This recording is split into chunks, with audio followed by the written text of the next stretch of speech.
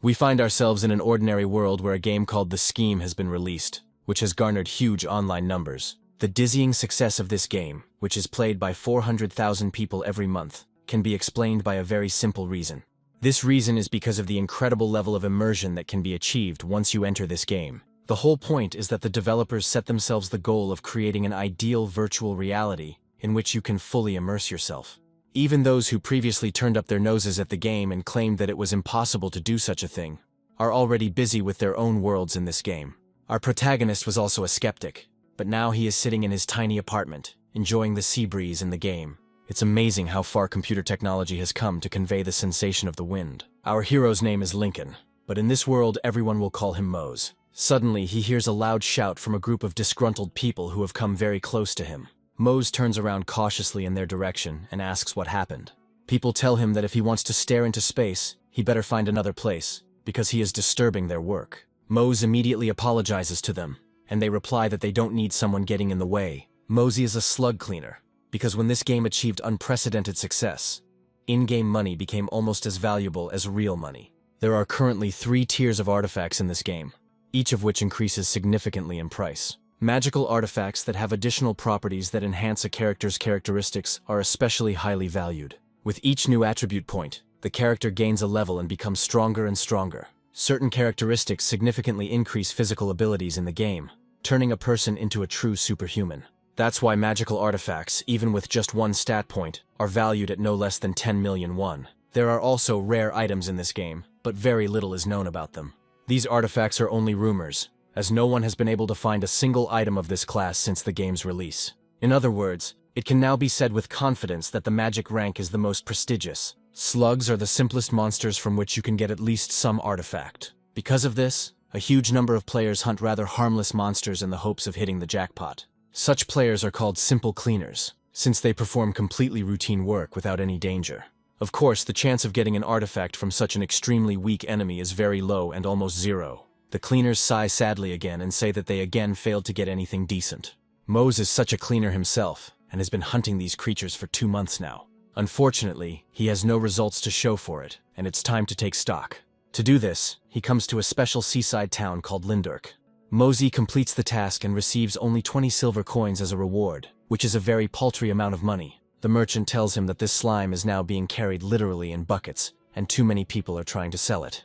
Mose says the price has been halved in just 1 day, and the merchant replies that that's all he can offer. Realizing that he has nothing left to do, he replies that he is ready to sell her even for that kind of money, just to get rid of this burden.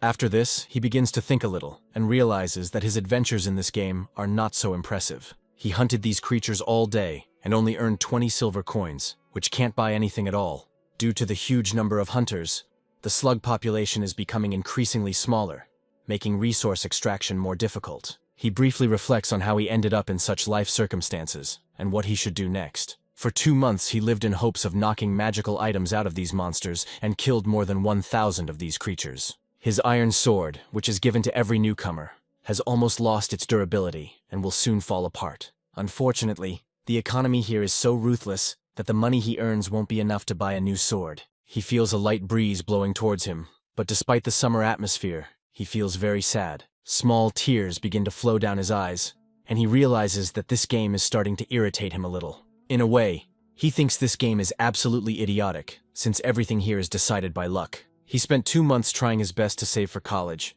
but it ultimately got him nowhere. He thinks that if he had known that everything would end like this, he would not have wasted time trying to knock out the artifact, and would have simply enjoyed the game. He suggests that he might even spend more time on his part-time job, since it could at least give him some money. He takes one last look at the surroundings and realizes that all of this is starting to bore him. Looking at the sky, he says with sadness in his voice that it is time to finish, because it is unlikely that he will come here again. However, first he decides to check his inventory to make sure he hasn't forgotten anything. After 2 months of hellish labor, he accumulated 5 gold coins, which could be converted into about 500,000 won. Despite this, he would be very upset to simply exchange them for this money, since it would be too pathetic an act. He understands that if he's going to quit the game anyway, it's better to do something before leaving so he doesn't regret it later. Suddenly he turns around cautiously, hearing some suspicious noise, which immediately attracts his attention. A few dozen meters away from him, some noisy event is taking place, and probably someone is gambling. The crowd surrounded the man and the strange merchant, telling him that he should try his luck. Some people smirk and say that this is already the 8th attempt for this loser, but he still hasn't found anything. The man hopes that this time he will be able to get something interesting, and closes his eyes as his stone turns to smoke. However, as soon as the smoke clears, he receives a notification that he has discovered a fish with a human face. Everyone around starts laughing at it again and saying that it is just incredible nonsense. Mose realizes that this is all very much like a lottery, so he decides that it would be nice if he could participate in it. The merchant said that if this guy had played a couple more times, he would have definitely won something, but he decided to give up. After this, he asks if there are any other people here who want to win, adding that for 5 gold coins you can win a real treasure. Mose muses that such a high price tag for one attempt is a complete ripoff for idiots. Suddenly the merchant turns his attention to him and says that he can't wait to try it, and it shows in his eyes. He points at him and asks if he would like to try his luck in trying to find something worthwhile. Mose immediately starts saying that he ended up here completely by accident and did not plan to take part in this. The merchant tells him that there is no need to be afraid, because he has a sense for special people, and Mose is definitely one of them. His face suddenly changes and he says that he sees in it a hidden source of luck. Mose stares at the merchant for a moment, surprised, trying to understand why he is showing such interest in him. The merchant, meanwhile, declares that he has been waiting for such a person for a very long time, and that this day has finally come. Mose looks at this man in surprise, and tries to understand whether he really is some kind of chosen one. After some time, people standing nearby say that he has repeated these words countless times. Mose realizes that this is another marketing ploy designed to lure in naive buyers. However, he understands that he has nothing much to risk, since he plans to quit this game anyway. He agrees to participate in this lottery, and the merchant immediately becomes very happy. After some time, Mose returns to his apartment to figure out what he needs to do next. He peers cautiously out the window to take one last look at the street, which is teeming with people. He realizes that he is glad that he was able to get out of the crowd that constantly bullied him and called him a loser. He spent the rest of his money on this thing, and he is both sad and happy that the end is near. He sadly realizes that if he looks back, he has nothing to remember, because all this time he did nothing but catch slugs. This has a completely demoralizing effect on him, as he has not been able to achieve even minimal success. After this, he tells himself that he needs to check the contents and exit the game, and decides to open this magic stone. However, after he gives the command to this stone to open, it suddenly flies into the air and is enveloped in a purple glow. Mose is extremely surprised, because he never expected that luck would smile on him even once in this life. He asks himself if he is imagining all this, and if he is dreaming what is happening, since he could not imagine that he would get something really interesting. He recalls his words about how now, during the unprecedented success of this game, play money has become more valuable than real money. Any magical item is truly capable of bringing a person a fortune of at least several million. Mose looks at the glowing stone with fear and awe, noting that this has never happened before. Several rays of light pierce this stone, dividing it into several small pieces. Mose covers her eyes to avoid being blinded by the bright flash. This light is so bright that it can be seen from windows even in normal sunlight. People passing by turn their heads in surprise and try to understand what is happening in this apartment. Meanwhile, Mose falls to the ground, unable to withstand the incredible energy of the opened artifact. An energetic singularity forms in front of him, which is very similar to a hole in space. Mose still doesn't understand what all this means, when suddenly a strange necklace appears from this portal. Mose instinctively reaches out to grab the treasure and examine it properly. He receives a rare artifact that gives him a huge number of bonuses to a wide variety of stats. Mose looks at this thing in surprise, and the system tells him that this is a rare artifact, and therefore incredibly valuable. After a while, a news blogger named Ji-hyun, who is the second most popular streamer in Korea, begins her broadcast. This girl says that today's topic will be a new item among the artifacts that players have found. Mose decides to watch this episode to keep up with all the latest news. Ji-hyun talks about Inas's ring, which was auctioned off for 72 million won despite only having one stat bonus. The girl also emphasizes that, according to rumors, this ring dropped from the boss of the northern region and gives a bonus to regeneration. This effect is considered one of the rarest features among all magical items here. It is precisely because of this that this artifact is currently one of the most valuable that can be found on the market. Usually people who watch these broadcasts on the big screen wonder why it costs so much. Meanwhile, Ji-hyun states that if you pay attention to the second item, it has a top effect. She reveals a special relay that has magical properties and increases the strength indicator by 3. Mose reflects that he always believed that a world of such prices was extremely far from him, and that he would never get closer to it. However, This was his world until yesterday, and now everything had turned upside down. Mosey received a rare necklace that provides much more significant bonuses to characteristics than other items. In other games, such artifacts are considered something like trash, because there are much more powerful items. However, in the recently released game, everything is completely the opposite, and so far no one has been able to find an item of this status. The most valuable items at auction still only have a magic rank, which is much worse than rare. Mose realizes that he has become the owner of the world's first rare artifact, which automatically changes absolutely everything. He still can't quite believe how lucky he is, because such an item is incredibly expensive. He starts to rejoice, laugh, and says that he has hit the real jackpot and will now provide for himself. Tears appear on his face, but not from despair, but from true joy for his own financial situation. He quickly runs out of words to describe his joy at this. After this, he falls on his knees to give thanks to the god of fortune who smiled upon him. He also thanks the stars that came to him in his hour of true despair and need. After a while, he stops his happy thoughts and thinks about the question that has been tormenting him all this time. He asks himself how much this item would actually be worth if he tried to put it up for auction. The thing is that the value of the effects of the Florin Star is much higher than that of any of the magical items. After briefly calculating all the possible changes in price, he realizes that this could bring him 10 or even 20 billion won. He happily reflects on the fact that he will never have to worry about paying for college again.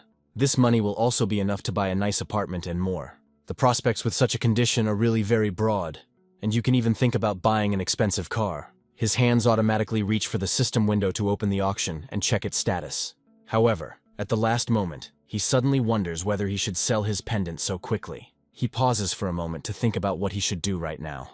Looking at this magnificent artifact, he realizes that it would be very foolish to refuse the opportunity to test it. Rumor has it that even 3 extra strength stat points can take a player's character to a whole new level. He realizes that before he couldn't even deal normal damage to normal enemies near him. However, by using this pendant, he can immediately become a high-level player on par with the leaders. He remembers again what he had to go through to have this pendant. It becomes absolutely logical that in his place any other person would have simply sold this thing to get rich. He decides that it would be logical to pamper himself for a couple of months, since such a chance comes once in a lifetime. He looks at his stats and realizes they look pretty pathetic, so he decides to try the pendant on.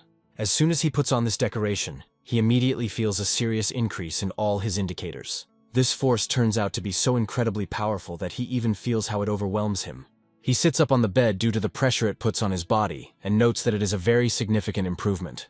Gradually, the pain increases at an incredible rate, and it becomes increasingly difficult for him to hold on. After this, he falls back, no longer able to maintain his balance, and tries to catch his breath. He understands that when you jump forward 18 levels at once, you feel incredible pain as a kind of price to pay. Mose also understands that when he has to remove the suspension, it will definitely not make things any easier for him, so it is better to get used to it. Immediately after this, he opens his inventory to check how much his strength has increased. He is surprised at how easy it is for him to do things like bend coins, which were previously impossible for him.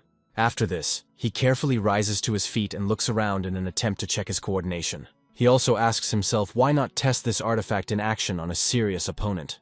The unique feature of this game is that from the center of the continent, you can easily reach any region. Finding allies to play with here is easy, as the most popular city is located in the center. This city is called Asparaton, and it contains absolutely everything that a medieval resident could wish for. It's a bustling place, and the streets are filled with a wide variety of players looking for squads. Mosey looks around and realizes that, as he expected, everyone here is a well-equipped fighter. He also asks himself if he has thought too much of himself for deciding to come here. He realizes that, to be honest, he has nothing but the pendant and nothing but an old sword. He wonders if he should look for some solo quests, unaware that he is being watched. Suddenly a figure approaches him and asks if he is currently busy with something important. Mose immediately turns around in fear, trying to understand who decided to approach him in such a rich city. Looking around, he sees a rather simply dressed girl with a quiver of arrows and a bow on her back. The girl says that, if she understood him correctly, he was looking for a team all this time. Mose starts to get nervous, as he is quite a shy person, but confirms that this is indeed the case. After this, she comes closer to him and takes his hands in hers to win him over. She happily announces that there is just one free spot in their squad, and asks if he would like to join.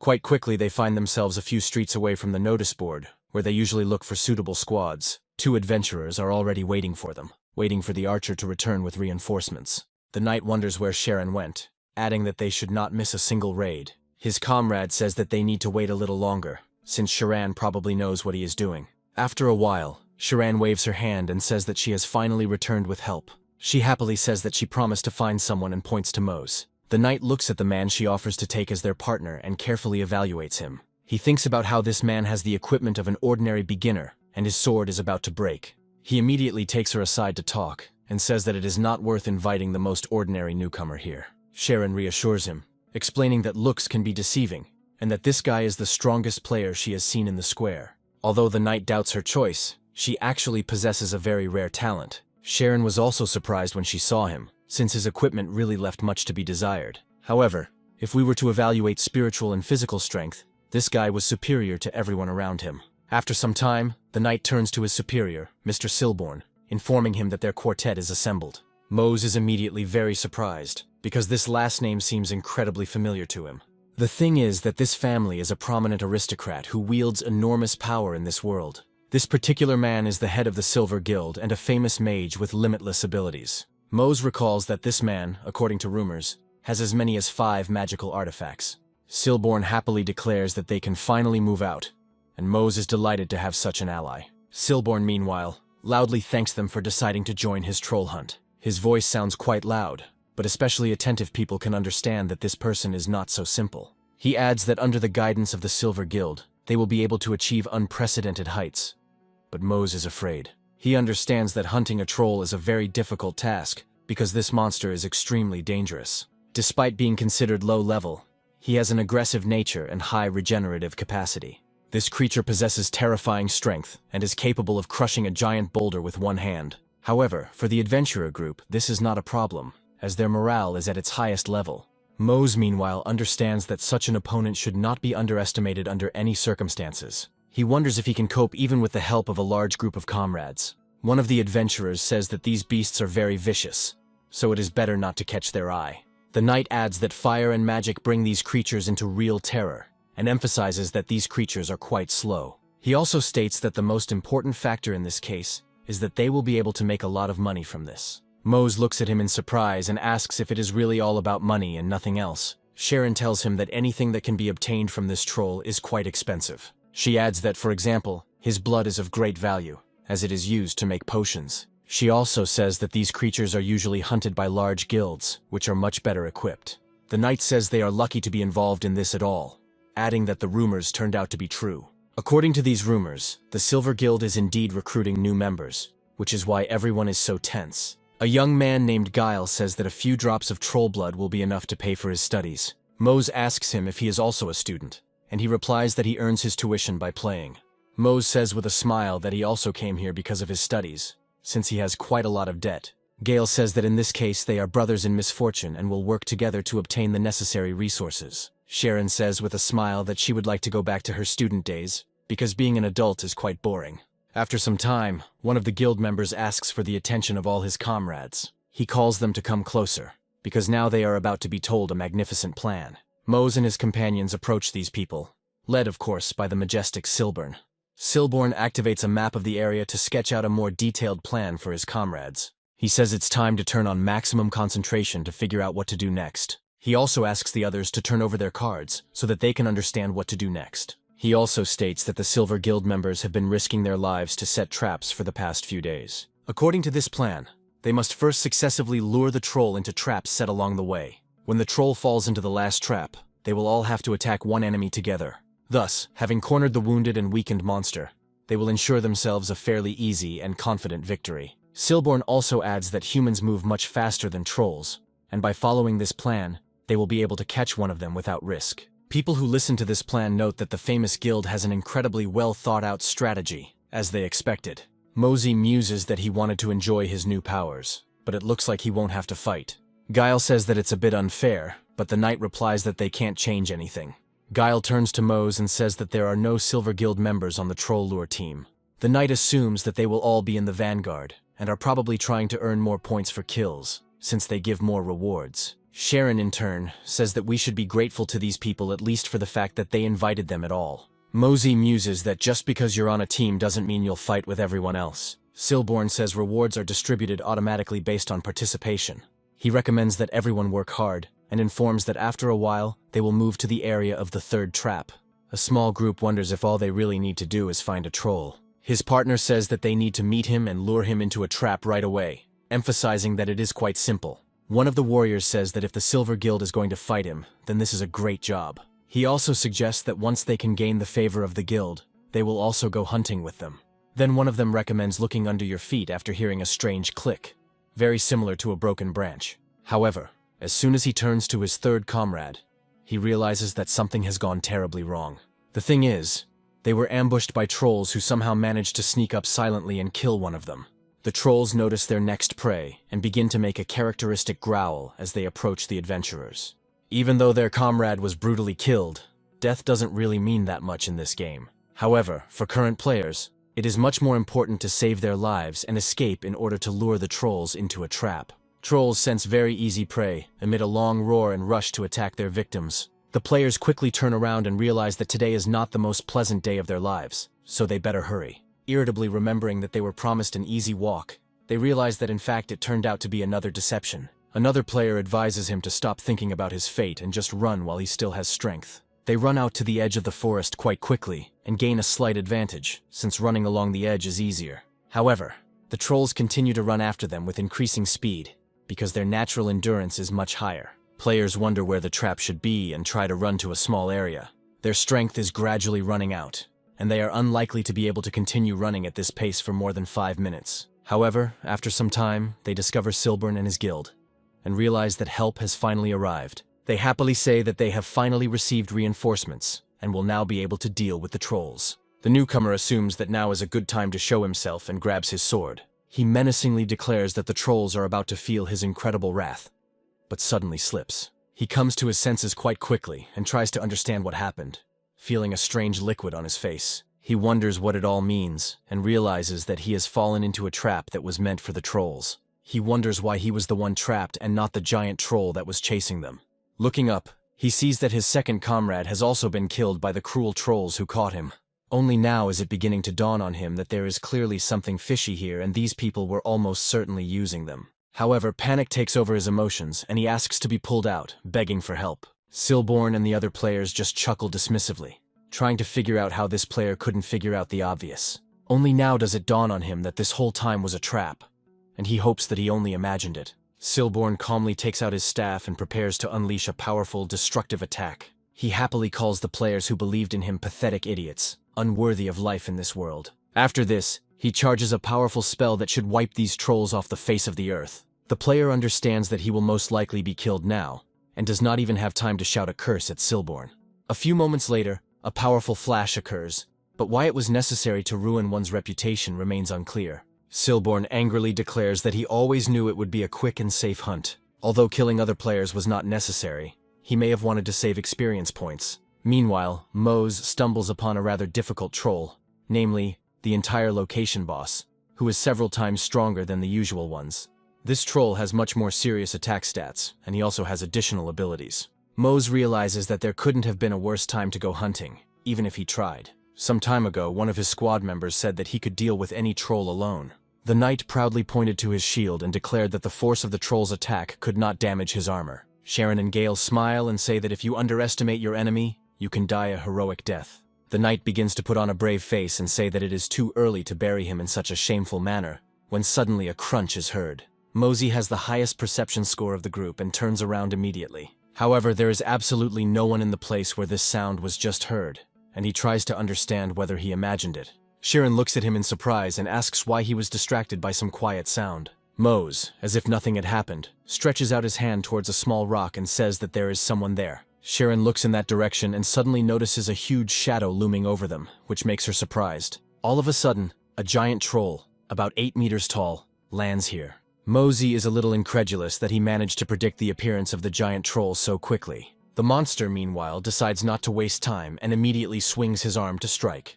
The noble knight manages to react to this attack in time and immediately rushes forward with his shield. However, this blow turns out to be quite powerful, and he immediately realizes that he was being too brave. He loses his balance almost instantly from just one blow from this giant troll and falls backwards. Guile screams in fear to his comrade, hoping that he will be able to recover from such a serious injury. Mosey is still trying to come to his senses, realizing that he really did encounter a giant troll. Meanwhile, the terrifying monster turns its head towards the protagonist, considering him as a new victim. Mosey reflects on the fact that this troll is actually completely different from the ones he has heard about before. His insides turned cold, as a low-level player like him didn't stand a chance against such monsters. Meanwhile, the monster decides to use the Bloodlust skill to further increase its stats. Mose realizes that this is probably the end for him, when suddenly several arrows fly past his body. These arrows immediately hit the troll straight, causing him to try to shield himself from them with his hands. This turns out to be an unnecessary precaution, as his hide is too thick for arrows to pierce. However, it becomes clear that the brave archer has now become his new target, which must be destroyed immediately. Sharon does not fully understand the danger of the situation she finds herself in, and tries to shout to the knight. He immediately gets to his feet and rushes forward to distract the monster and give her even more space. He was able to recover quite quickly, since a tank-class warrior has increased endurance. Taking aim, he delivers a powerful blow with his shield to further confuse the enemy with a blunt blow. Before delivering this crushing blow, he further strengthens his stance. Besides a simple blow, it also creates a powerful energy blast. This flash shoots forward to further knock the target back and deal minor damage. The force of the blow is great enough to send even a giant troll flying. However, despite the fact that this troll is very large, it is quite agile and manages to stay on its feet. Clinging to the trees and skidding to a stop on the ground, he takes a moment to catch his breath before rushing into the attack again. Such actions only provoke additional aggression, which makes his eyes glow even more intensely. The knight looks at this in surprise and understands that in front of them is definitely not a simple troll, but someone more serious. Sharon asks his uncle if he is okay, hoping that he feels normal.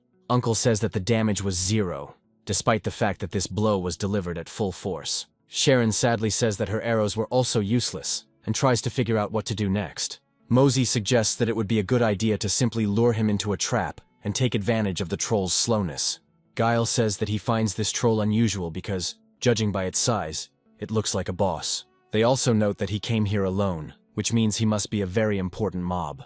Mosey wonders in surprise if they would even be able to kill him in that case, since they are too weak. Guile says that even if he reduces this monster's regeneration, its strength and defense will still be very high. Uncle says that in this case they have no choice but to resort to extreme measures. He states that they need to hold off this troll until the Silver Guild can come to their aid. Thus, their battle begins to drag on, since they certainly do not have enough strength to win on their own. However, each member of this squad gives their best to show their best side. They, of course, don't have much success in piercing the beast's thick skin, but it still takes some damage. Sharon begins to become genuinely irritated that all her efforts are in vain, and she still cannot kill this troll. The knight tries to command his squad, saying that they need to change positions in time to avoid being attacked. Mose also tries to act within the general scheme of these orders, so as not to let his new squad down. However, he asks himself what he is doing here at all, since he did not plan to go this far. He understands that this team has been playing together for a long time and works well together, and these are the kind of people who are called a real team.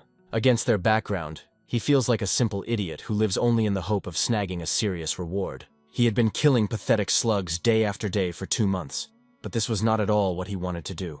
It finally dawns on him that somewhere deep down, he actually wanted to have a real adventure.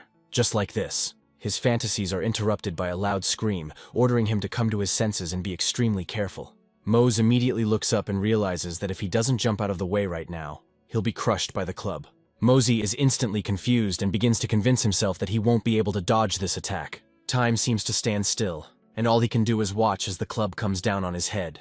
However, when hope is almost lost, a knight comes to the rescue, crashing his body into the troll's body. This blow is enough to break the momentum of the attack, although it greatly harms the overall tactics. The knight loudly addresses the protagonist and asks him to pull himself together, since a lot depends on it. Mose asks himself if a person like him can change, even if he starts acting later than others. He grits his teeth and realizes that he has had enough, and that he should no longer constantly hide in the shadows. He rushes into the attack, declaring that he will now do what he has been wearing this pendant for all this time. He unleashes all his might on the troll's arm to instantly cut it off. However, the sword turns out to be too fragile and is quickly destroyed by just one blow. Mosey is very surprised by this sad outcome of events, and even the giant troll is surprised by this. The system notifies him very promptly that the weapon's durability has reached a critical point. The sound of a split blade carries for many meters in this forest, but now we need to think of something urgently. Mose is knocked aside by a powerful blow from the troll, who is a little scared at the risk of losing his arm. Mose feels incredible pain inside his body, but due to his increased parameters, he still remains alive. However, he is thrown to the side several tens of meters, and now he needs to somehow break. He falls to the ground and bounces a few more times before coming to a complete stop. His health drops below 20%, and all his leather equipment loses its durability to 0. Sharon says that this troll is heading towards Mose, so we need to urgently stop it from finishing him off. Guile lunges forward to distract the troll, but also takes a powerful blow to the body. Sharon says that this troll can take out any of them with one blow if they are not careful enough. After this, she recommends slowly backing away so as not to provoke his aggression. The knight hears this command perfectly well, and says that he knows how to ensure the safe retreat of the group. After this, he quickly approaches the giant troll, which continues to growl. Gradually, he gets tired of messing around with these pathetic little people, and he decides to resort to a more effective weapon. With his gigantic hands, he quickly grabs the tree and squeezes it with such force that he tears off a huge piece. Despite such a swift attack, the knight manages to react in time and dive down, avoiding damage. Immediately after this, he has a small window of opportunity to deliver a brutal blow to the leg. He puts in maximum force to give it his all and stun the troll, at least for a short time. The boss starts screaming very loudly because the blow broke several of his toes. However, despite such painful damage, this still proves insufficient to disable the troll. Guile yells at his comrade to be careful as the boss is still fighting. The knight understands perfectly well that he needs to focus on his defense if he wants to survive this attack. Moments later, a powerful explosion is heard, causing a shockwave that throws the others back. Mose loses his footing and falls to the ground, having received a fair amount of damage, but is still alive. Gradually, he opens his eyes, feeling that, surprisingly, his strength is still not at its limit. The only thing that accompanied this was a slight headache, but overall it can be said that he was not injured. Looking at his hands, he receives a notification that his stamina has been fully restored. He notices the pendant, which gradually begins to glow, activating the regeneration effect. Mose realizes that he feels fresher with every second, as if he had drunk a powerful healing potion. Now he finally understands what the regeneration effect that everyone dreams of looks like. Although the battle is still very far from over. The knight also survived this blow, but the troll began to hit him with all his might with a giant tree, trying to break the shield. Mose hopes that a serious tragedy can be avoided, and shouts at his uncle to dodge. However, this is easier said than done, since the knight found himself in a very difficult situation from which it was almost impossible to escape.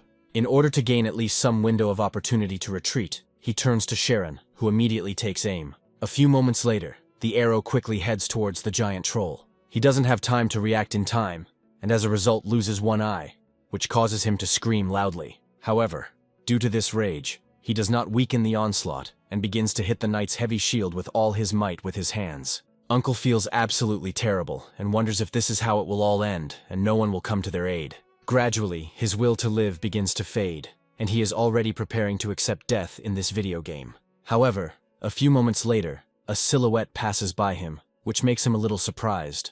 Mose accelerates to incredible speed, hoping to save his new comrade in time. Gathering a good amount of speed, he slams into the giant troll, using his strength to knock him down. This reckless impulse, oddly enough, bears fruit, and saves the knight from a rather inglorious death in battle. At first, Mose himself doesn't believe that he managed to move such a gigantic creature as this troll. Guile wonders what just happened, trying to figure out how a small boy could knock down a troll. Mose lands successfully on his feet, and sees that his opponent has fallen to the ground and is temporarily unable to move. Mose reflects that he had no idea that such a colossus could be brought down with just one push. Mose immediately asks Guile if he's okay, and he replies that their comrade is seriously injured. However, after some time, he begins to feel a strange aura that envelops him in a soft light. Guile realizes that this is a healing aura, which makes him wonder where this light could have come from and who decided to cast the spell. Mose guesses that it's all about the effect of his item, which increases the health regeneration of allies. After some time, this aura reaches the knight's head, and his vital signs rapidly rise. He comes to his senses quite quickly and wonders what happened here and why he is still alive. He immediately finds that his life bar is full again, and that he is healed incredibly quickly, as if there was a healer there. Sharon also discovers the effect of restoring health to allies, and tries to figure out who is the source of it. The knight looks closely at the protagonist, and now understands perfectly well that this guy definitely does not look like a newbie. Meanwhile, Mose hears the slowly growing roar of a giant troll behind him. Turning around, they see that the monster is still alive and is gradually coming to its senses. recovering from its wounds. Sharon prepares to fire another arrow at him, saying that this time she will aim for the back of his head. The knight throws his sword to the protagonist and says that he is the one who must finish this fight. Mosey quickly snatches up the offered two-handed steel sword and finds that it fits into his hands like a native. After this, he carefully analyzes his opponent and realizes that one blow is enough to cut off his head. Within moments, he is at his victim's side and unleashes the full force of his weapon upon them. Meanwhile, Silburn is happy that there is not a single free slot left in his inventory due to valuables. He understands that if things continue like this, they will be able to earn more than 100 million in just 10 minutes. Smiling, he realizes that his plan was simply brilliant, and that he was able to bypass the limitations created by the game.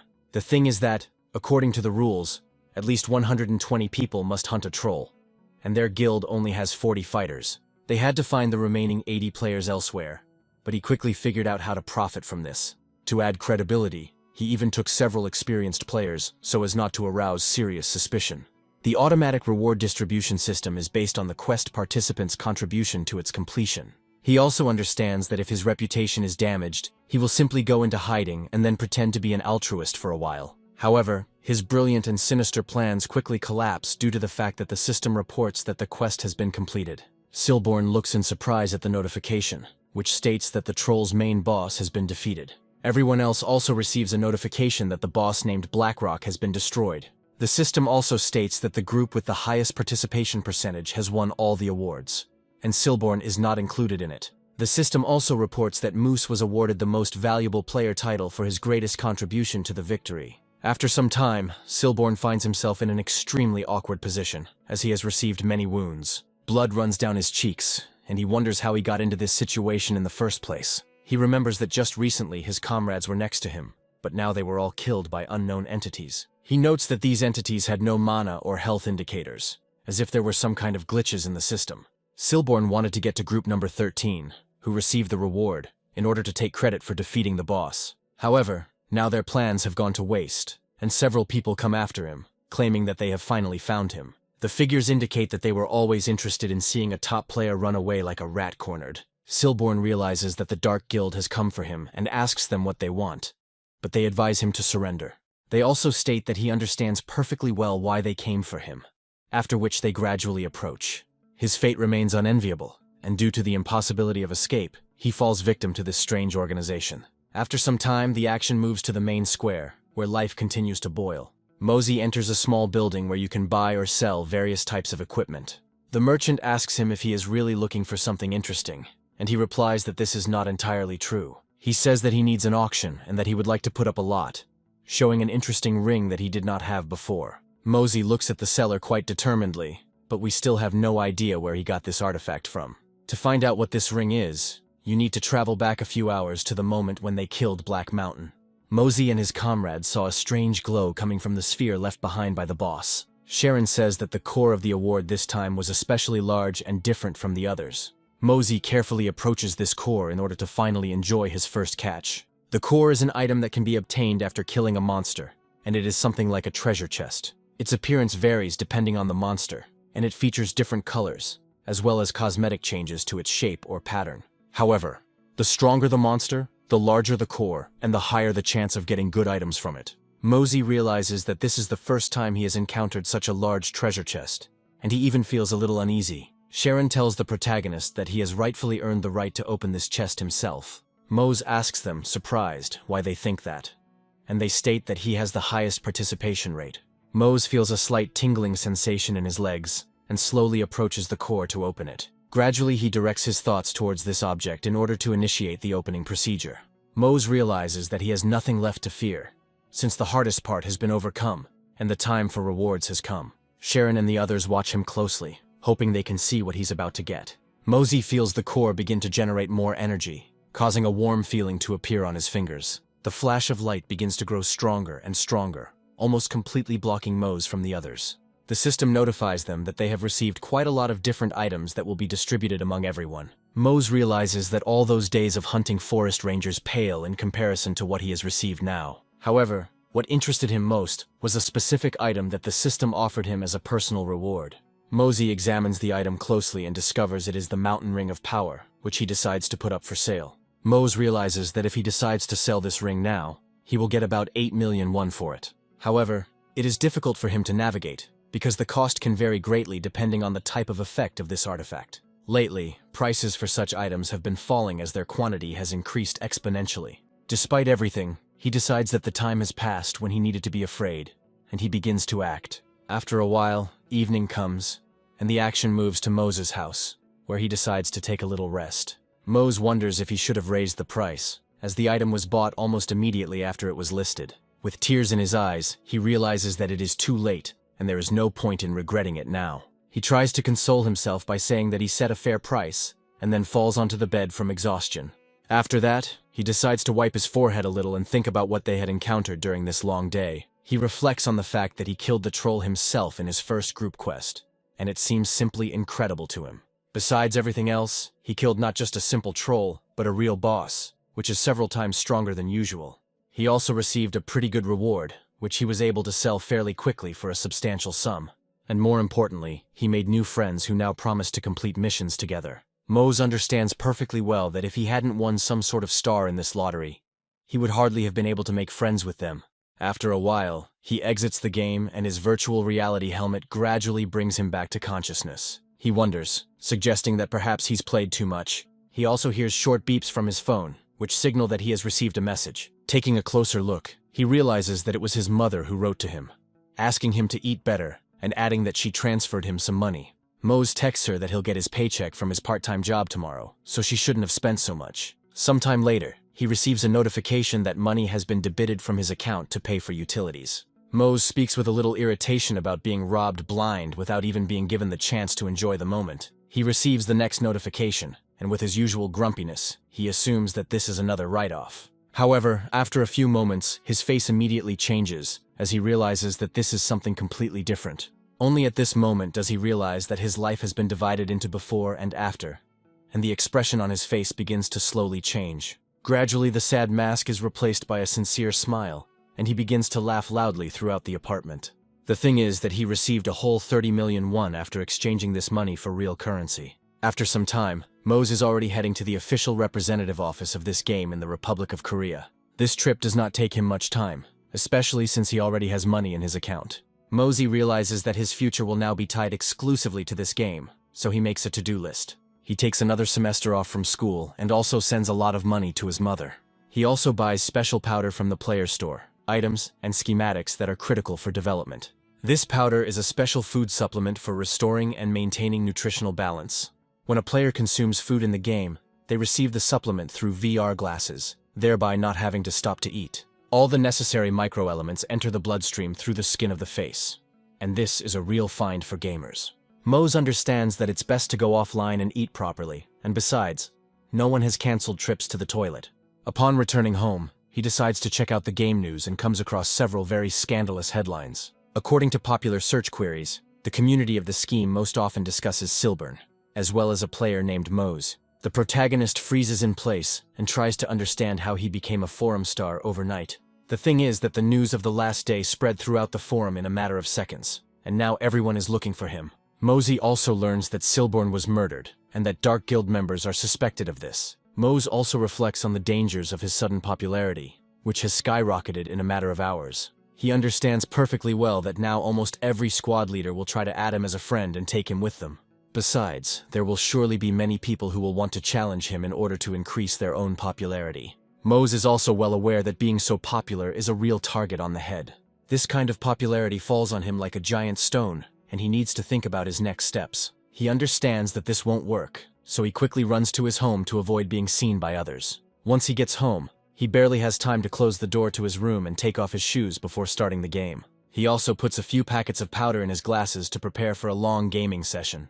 Mose realizes that if he doesn't take action, his freedom and future in this game are at risk. That's why he decides that the time has come to heroically escape from this city and disappear for a while. After he goes through the authorization process, he finds himself on a giant rock near the city. Mose realizes that he's been given $1 million chance, and he can't let it go under any circumstances. He decides to move away from everyone to avoid unnecessary public attention.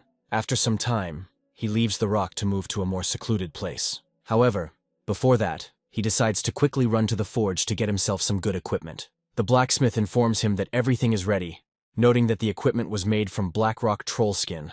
Mosey looks at his armor and realizes that he looks incredibly cool now, since everyone loves black armor.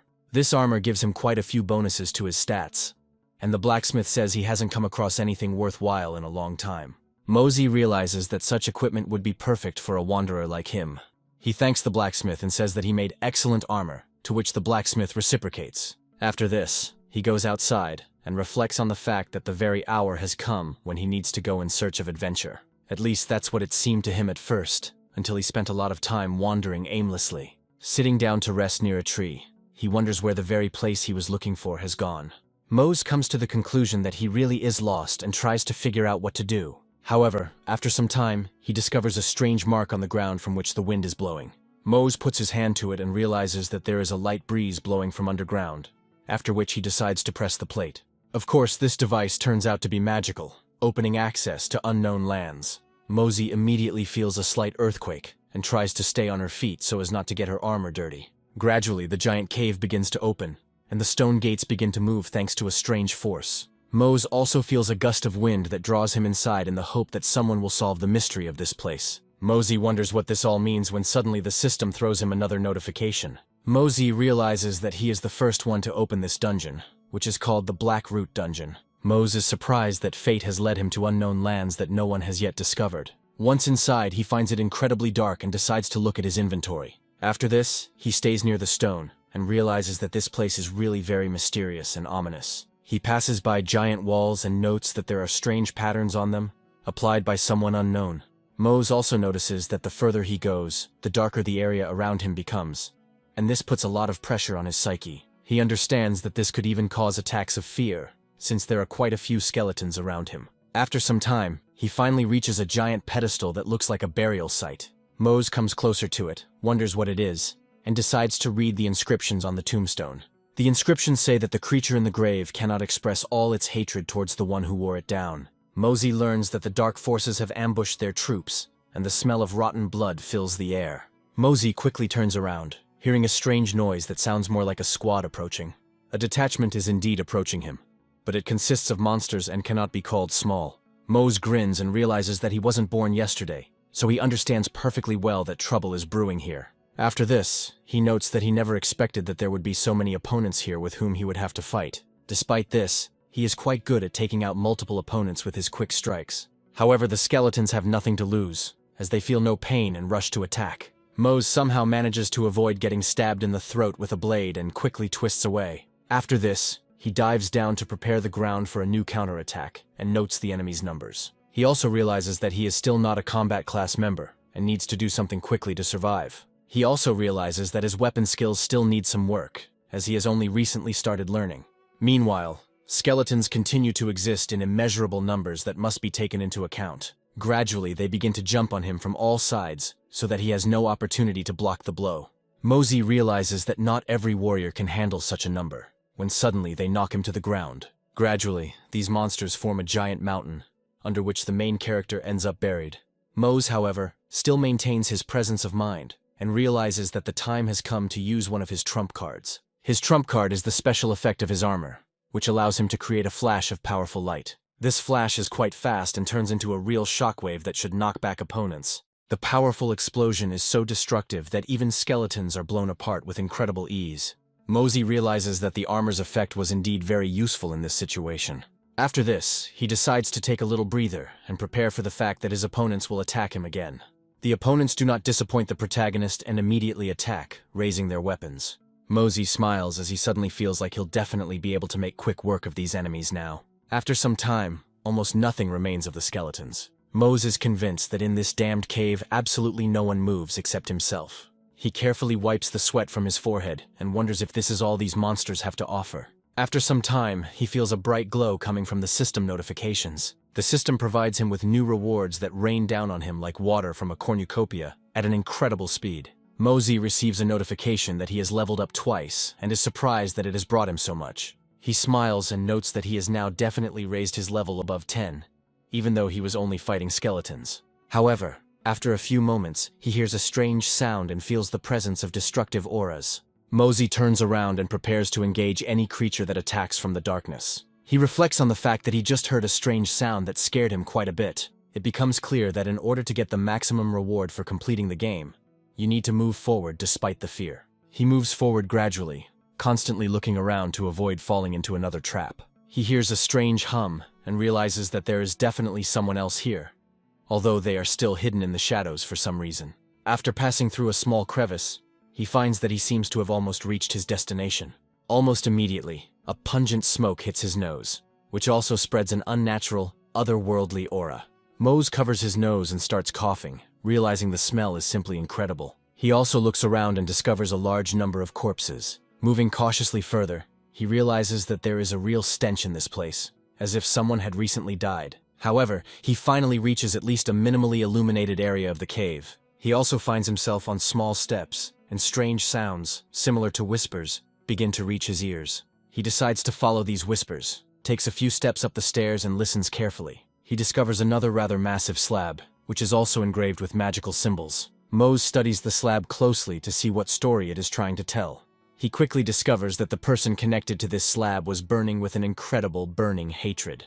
This man claimed to hate the Imperial army that burned down their village using their own resources. He also forever remembered that the army mercilessly killed his entire family for their own amusement. The creature believed that they were all scoundrels who hid their faces and who had attacked the village silently, like ghosts. The shaman who lived in this village put a curse on them so that they would never leave this place. Mose carefully reads the text of the curse, which states that they will wander forever in torment and suffering. He also notes that the writings here are significantly different from the previous ones he read. Mose learns that the Imperial army has plundered the village, killed the inhabitants, and burned all the houses to the ground. He understands that these scoundrels deserve such an unenviable fate, because it is impossible to behave so badly. After a while, a giant system notification appears behind him, distracting his attention. The system issues a task to eliminate the leader and deserters of Giratina. Mose also receives the information that the curse words must be spoken to awaken the boss, and repeats them exactly. Immediately after this, he begins to feel a strong earthquake that prevents him from staying on his feet. Strange clots of energy appear in front of the tombstone, collecting in parts of the organs and bones. Mose tries to dodge the bones flying at him, realizing that they are gathering together, awakening the boss. He watches this terrifying sight and tries to figure out how to defeat the boss.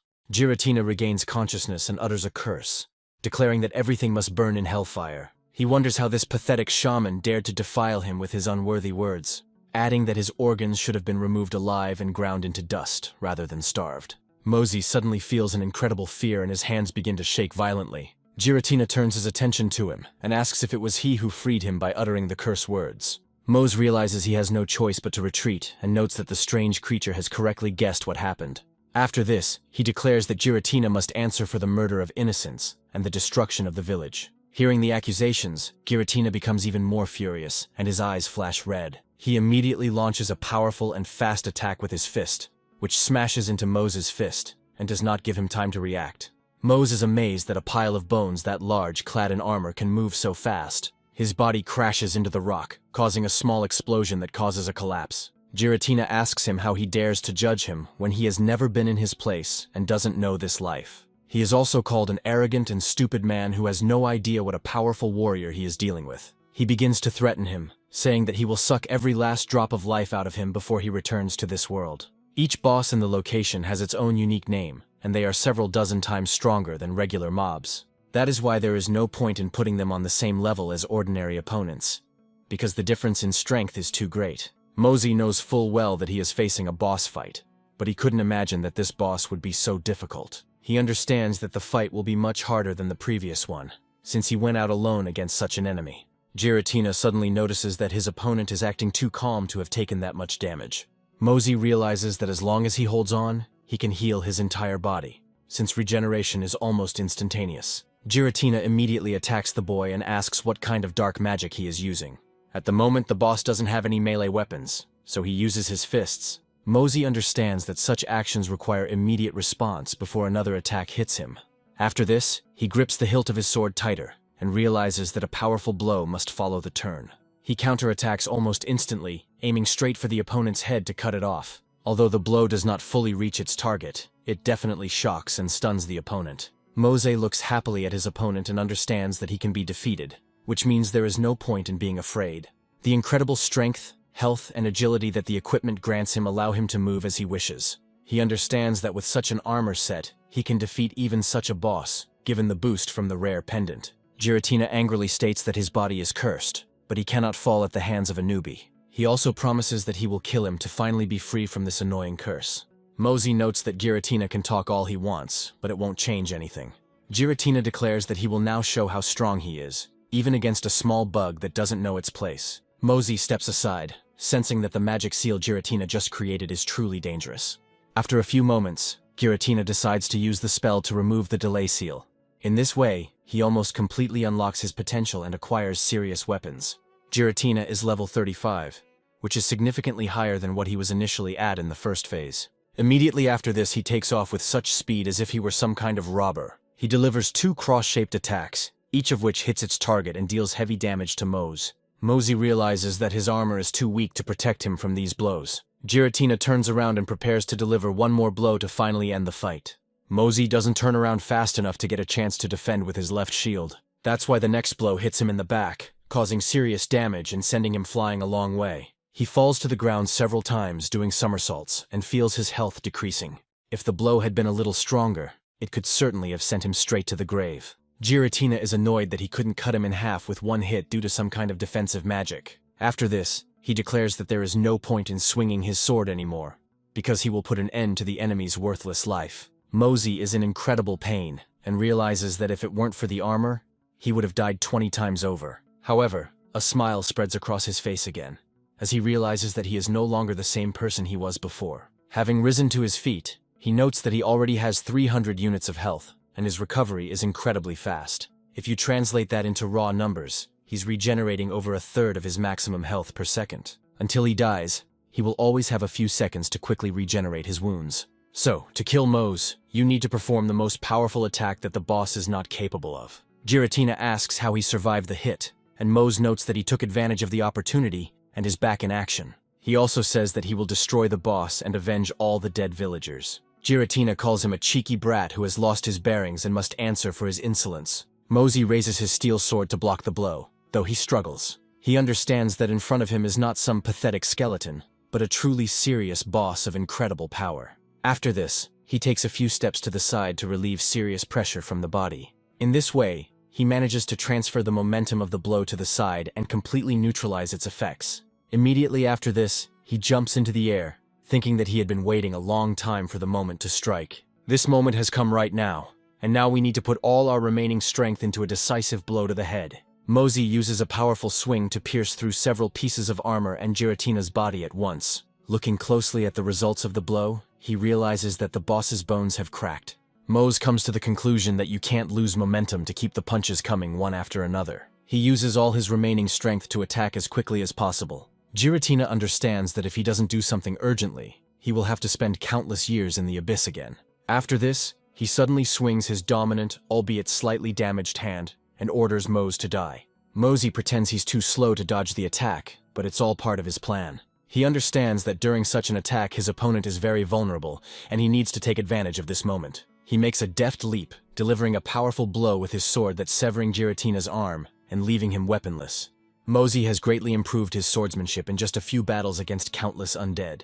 Now his determination pushes him forward to reach new limits of his incredible strength. Giratina doesn't even have time to react to these attacks in time, since now he has absolutely nothing to defend himself with. After one of his legs is severed, he falls to the ground, no longer able to maintain his balance. Mosey quickly climbs on top of his opponent and brings his sword to his skull, hinting that he is defeated. He looks at his opponent with a defiant expression and takes a moment to catch his breath to finish him off. He also decides to finally note that this is where his endless atrocities end.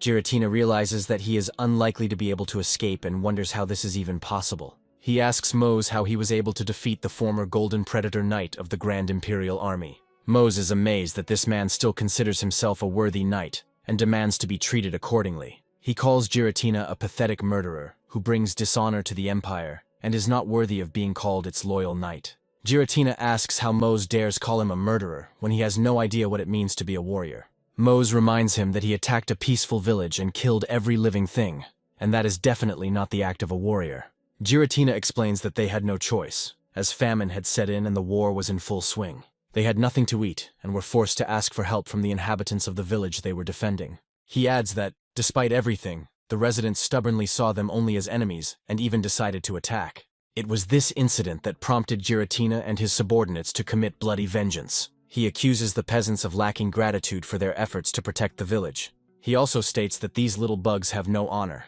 since they tried to fight the Imperial army after everything that happened. Mosey asks if that's why they killed everyone, and Giratina states that he doesn't see a problem with it. He adds that one pathetic worm would not have survived if not for the shaman's curse, and that would have been a glorious memory. Mose understands that he is dealing with a real scoundrel who cannot be treated with ceremony, and he must pay for it. He claims to know what it means to be a warrior much more than someone like Giratina. He adds that he served for 2 years and took a soldier's oath when he joined the service. He raises his sword and says that they swore in front of the people and the nation to protect the people. He then performs a powerful jumping attack, declaring that he represents the Republic of Korea army. Immediately after, he delivers a powerful blow to the surprised Giratina, who understands nothing about Korea. However, it doesn't matter, as Giratina's lifespan ends almost instantly and he crumbles to dust. Mosey turns around with a pompous look and steps aside, not looking back at the enemy's body. After this, the hair is gently swayed by the wind that appeared after the death of the final boss. He begins to feel ashamed of the strange, slightly stupid phrase he decided to say in front of his boss.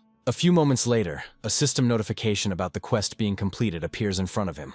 Mosey gains several levels for defeating the boss, and now he is much stronger. He is surprised that he jumped 6 levels at once just for a short, albeit difficult fight with the boss. He receives a corresponding achievement, which adds 2 more points to all characteristics. Mosey hears strange sounds and turns around sharply, trying to figure out what decided to sneak up on him. However, it turns out that the sound belongs to the sphere, which cracked a little after falling out of the boss. He approaches the sphere closer and notes that this core is noticeably different from all that he has seen before. He carefully brings his hands to the sphere, which immediately begins to open, preparing to release the rewards. Mosey watches the core closely, trying to figure out what he will get for this battle. A mountain of various artifacts falls on him, as well as a huge amount of gold, which belongs entirely to him. He happily thinks that he needs to quickly take all of this into his inventory. However, his attention is immediately drawn to a strange glow emanating from an object behind him. It turns out that the glow belongs to the very sword that Giratina was trying to use. There are special runes on the sword that indicate its great power. Mosey remembers that this weapon will surely be valuable and decides to learn how to use it. After some time, the system notifies him about the properties of this weapon. He understands that the sword provides fantastic increases in strength and dexterity, and has the status of being unique. He notes with horror that among the ranks he is rare, and the unique artifact is even more valuable. He is surprised that there is an item of higher quality, because he has never heard of such a thing even in legends. He notes that if the sword is unique, it is unlikely that anything similar will be found in the future. He is amazed that he was the first in the game to receive a rare artifact, not suspecting that he would become the owner of a unique one. However, after a few moments, the sword suddenly begins to dissolve, and Mose becomes seriously scared. He wonders where the sword went when he suddenly notices the mist it had turned into heading towards him. Mose is surprised that the sword has dissolved, but for some reason it decides to return to his hand. The system notifies him that he has received the skill to summon an engraved sword, which is permanently assigned to him. The skill has a cooldown of 1.5 seconds, but while the player holds the sword, mana is consumed. Mose notes that this is a very interesting skill and, moreover, it is the first skill that he finally got. He decides to heroically summon the sword right now to test this skill. Immediately after this, a special magical seal appears above him, and the air around him begins to tremble. Mose experiences an incredible sensation and notes that he has never felt so exciting. Slowly, a sword appears from the seal, and he is surprised that it actually works. He immediately takes the sword in his hand and tries to test how comfortable it is to hold it and perform combat techniques. He notes that the blade fits comfortably in his hand, and its weight is ideal for his fighting style. Smiling, he decides to try this weapon in a real battle with other opponents. After this, he hears strange crunching sounds and wonders if he has stepped on something. Looking at his leg, he realizes that there was a gold ornament underneath it and decides to pick it up. The decoration turns out to be the seal of the defeated knight, which has a unique rarity rank and grants a quest.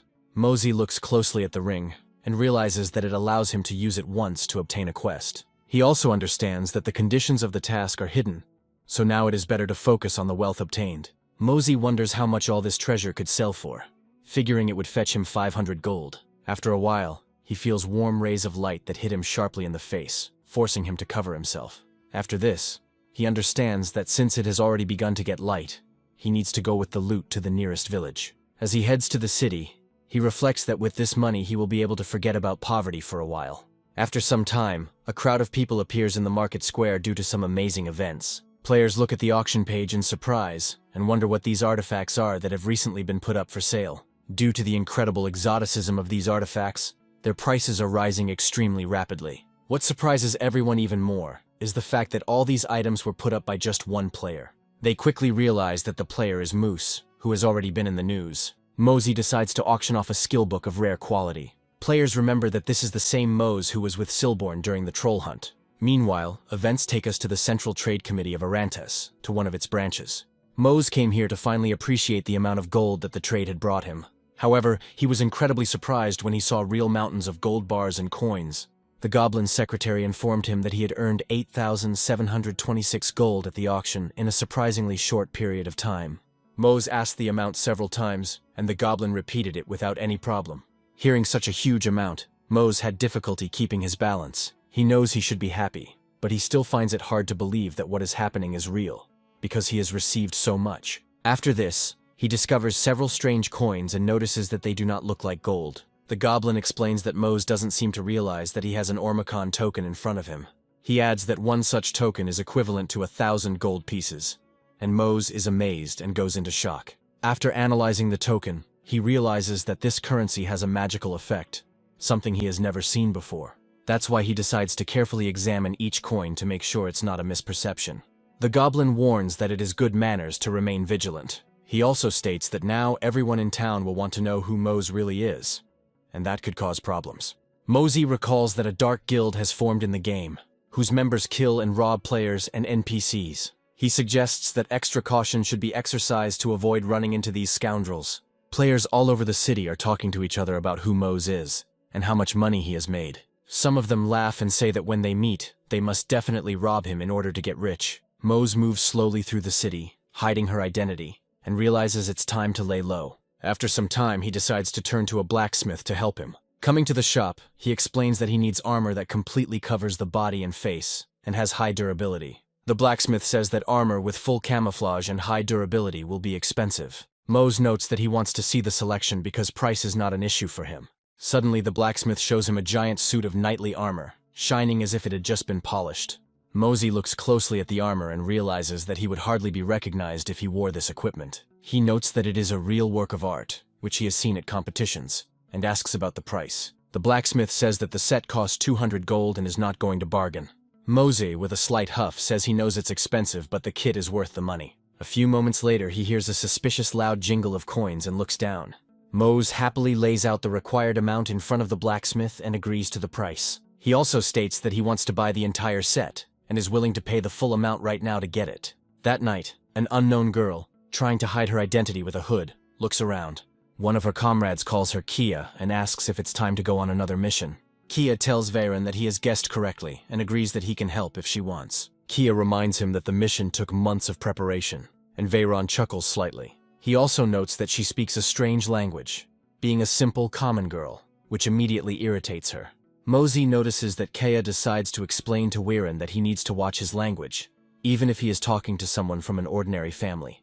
Veyron immediately decides to surrender, noting that it is not worth killing colleagues on duty, and admits that he was just joking, albeit unsuccessfully. Kia looks at him sternly and doesn't say a word, hinting that she could kill him at any moment. After this, she advises Veyron to watch his weapons and be especially careful with his tongue. Immediately after this, she carefully takes a small stone and says that it should take her to the city of Astana. She throws a pebble on the ground, after which it soon dissolves into thin air in a few moments. After this, a small portal is formed, which allows her to quickly move between different cities. Kia jumps into the portal and disappears, leaving behind characteristic energy bursts and sparks.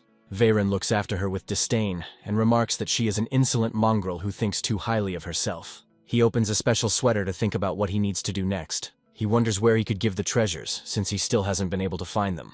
He is looking for the very same Flora star that Mose received as a reward for buying a lottery ticket. Meanwhile, events take us to another place, when the sun has already risen over the continent. A simple peasant carries the chained knight Vlad and tells him that he is his savior. Mose says there's no need to thank him, since he agreed to let him down, and so they're even. The merchant states that he thought the monster would have already eaten him, so he is very grateful to Mose. He also asks if Mose is a student, and he replies that he wants to earn money for his education. The driver remarks that Muzu's parents must be proud of him and asks how he got into this game. He says he was fired from his company, after which he opened a restaurant, but it soon went bankrupt. After this, he adds that he decided to work here as a delivery man, and this allows him to stay afloat for now. The driver says that he is ready to take Musa to the ends of the earth, but he declares that he would not like to impose himself. Uncle notes with a smile that Mose can be calm, because for him he is a reliable bodyguard. After he reaches the city, he thanks the driver and says that he will meet him later in the center. The system immediately warns that the armor needs to be repaired, as it has been severely damaged. Mosey is surprised that the armor requires maintenance so often, and realizes he has no choice. In order to quickly repair his armor, he heads to the forge to take a little rest. While the blacksmith works on his armor, Mose reflects on the ring he received after defeating Giratina. He realizes that he still hasn't been able to fulfill the conditions to start the hidden quest, because he doesn't know them. He also realizes that the longer he thinks about it, the more he realizes that he is at a dead end, and this irritates him. After some time, he leaves the forge, thinking that he needs to meet the cab driver and only then think about the future. After this, he notices that there is too much crowd gathered near the forge, and tries to understand what happened. An aristocrat surrounded by bodyguards beats up an unfortunate cab driver, claiming that he is late. People cannot believe such cruelty, and note that the man was only slightly late with the delivery. The arrogant boy grabs the cab driver and says that he will be buried today for such an offense. However, at the last moment, when he was about to hit the cab driver, his hand was intercepted. The nobleman turns around irritably and asks what is going on, when he suddenly notices a knight nearby. Mose explains that unexpected events can happen on the road, which is why he was late. The aristocrat jumps aside and asks the knight if he understands who is standing in front of him. He adds that everyone in the valley is obliged to obey him, and if the mood is spoiled, he uses force. Mose asks if such a small thing is enough to hit a person, and receives an affirmative answer. In a burst of self-confidence, the aristocrat rushes forward, assuming that he can strike the knight with his bare hands. Mose dodges the blow, noting that if he had stood still, the nobleman would have broken his arm. After this, he notes that he will not be held responsible for further actions, since this is self-defense. Immediately after this, he delivers a mirror punch, and the aristocrat is sent flying. The boy gains such speed that he crashes into the wall, creating a powerful explosion and breaking the baskets. The blow makes the aristocrat think hard about whether he is doing everything right. The other residents who were watching this were shocked, since no one had ever allowed themselves to do something like this before. The cab driver slowly rises to his feet and looks gratefully at Mose, noting that he did not expect his help. Other people begin to worry about the fate of the stranger, because he hit the heir of the clan. Mose tries to help the cab driver up when suddenly an irritated old voice calls him a pathetic scumbag. A nobleman named Morik claims to be in charge of the place, and Mose dares to hit his son. After this, he turns to a guard named Python and orders that the scoundrel be punished for his misdeed. Python throws away the scabbard of his sword and announces that the freak will pay for attacking the master's son. After this, he rushes into the attack, swearing on his name that he will deal with him. Mosey realizes that there is no need to be afraid, and immediately summons the sword he received recently. In a few moments, the blade that previously belonged to the boss appears in his hands, and he manages to block the blow. Python looks at his opponent in surprise and wonders how he managed to react so quickly. Moose realizes this is a good time to keep the pressure on his opponent and land a punch. The blow is powerful enough to disarm the opponent and throw him aside. The python hits the aristocrat's son, who is just beginning to recover from the previous blow. This way, Mose takes out two opponents at once and makes it clear to everyone else that he is not so simple. Morik watches in horror as his best bodyguard is taken down with just one blow and doesn't know what to do. Morik orders him to get up immediately and asks if he really considers himself his knight after such a defeat. Mosey, meanwhile, points his sword at Morik and notes that now is the time to answer for his actions. People gradually get closer to Mose and wonder if he is the hero they think he is. Suddenly, they all unanimously name him as a member of the Order of the 14 Knights, and Mose is very surprised by this. The crowd begins to chant loudly, rejoicing that the hero has come and defeated the enemies. They also demand that Morik answer for his words and actions, recalling that he has already executed several people. Mosey realizes that Morik has no idea who the 14 Knights are, but now is not the time for explanations. Suddenly, Mose turns to Morik and asks if everything the good citizens said was true. Morik begins to justify himself, saying that this is not entirely true, and that perhaps they are partially right, although he is to blame. Mose wonders if he should visit Morik's house to make sure he's cleared of the law. Morik falls to his knees and begs for forgiveness, admitting that he committed a terrible crime and begging for mercy. Mose looks at him carefully and says that she accepts his apology. He also states that if Morik admits to his crimes, then he must now compensate the victims in order not to lose his life. Morik swears that he will fulfill these demands in full, and the crowd begins to rejoice. Mosey's fame level increases significantly, and he also receives notifications for completing several quests. These tasks were hidden in nature, and now he receives a hint on how to obtain a very rare artifact. The system tells him to head to Phallop, which is located on the edge of the continent. Meanwhile, two hooded figures belonging to the Order of the 14 Knights are watching the events. One of them says that there is no need to name this imposter, since according to the prophecy, everything should be as it should be. One of the knights notes that thanks to this guy they have a lot less work, and that's good. One of them wonders who this man is, and his comrade assumes that it is the same Mose. They realize that they are probably looking at a famous person and decide to continue observing him. They come to the conclusion that they need to establish surveillance to find out more about him and his affairs. Meanwhile, Mose looks at the maps and realizes that the next place he will go is the city of Phallop. The city turns out to be very beautiful, and also holds many secrets thanks to its rich history and geographical location. This city also serves as the border of the continent, giving it special importance in this universe. Events take us to the city employment office to follow Mose and his new adventures. Mose falls to the ground and remarks that he doesn't understand anything at all, and this begins to anger him. He looks angrily at the sky, and wonders how many days this has been going on, and how much longer it will last. The thing is that he has a secret class that is significantly different from all the other players. These classes are so rare that they are virtually unknown in the community, and this can be a problem. Unfortunately, the bureau employee was unable to help him because he could not determine who he was. Mosey wonders irritably if he'll actually have to search the city for the new quest. After a while, something unusual catches his attention, and he freezes for a while. Looking closer, he notices a pair of elves he has never seen before. Mosey is lost in thought about how the city is full of surprises, as elves are a real rarity here. After a while, a robber runs past him and pushes him aside, despite the fact that he is wearing armor. Mose angrily calls him an idiot and orders him to watch where he's going so as not to crash into people. He accuses the robber of impudence, noting that he crashed into him and even shouted for no reason.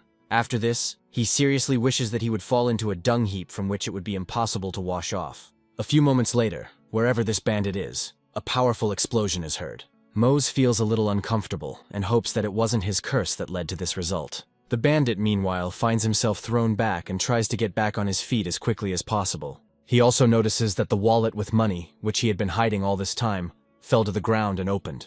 After some time, a majestic figure in a cloak approaches him and calls the bandit a dirty swindler. Weirin suddenly accuses him of trying to deceive him and of hoping to escape after that. Mosey realizes that this man is quite strong and perhaps a much more experienced fighter than he appears. He is surprised to discover that the man is wearing a familiar ring on his finger. The bandit realizes that he has no choice but to desperately rush into attack. He suddenly takes out his knife, hoping to catch his opponent off guard. A spark from a blade flashes in the air, and it becomes clear that only one will emerge from this battle alive. Weirin quickly strikes twice with his swords and gets behind his opponent, killing him. The robber doesn't even have time to understand what happened, and now his soul dissolves into nothingness. Nearby residents become frightened and try to run away to avoid becoming the next victim. Weirin irritably hides the swords behind his cloak and realizes that he wasted his time. Mosey admires Weirin's fighting prowess, noting that his movements were so fast that he didn't notice them.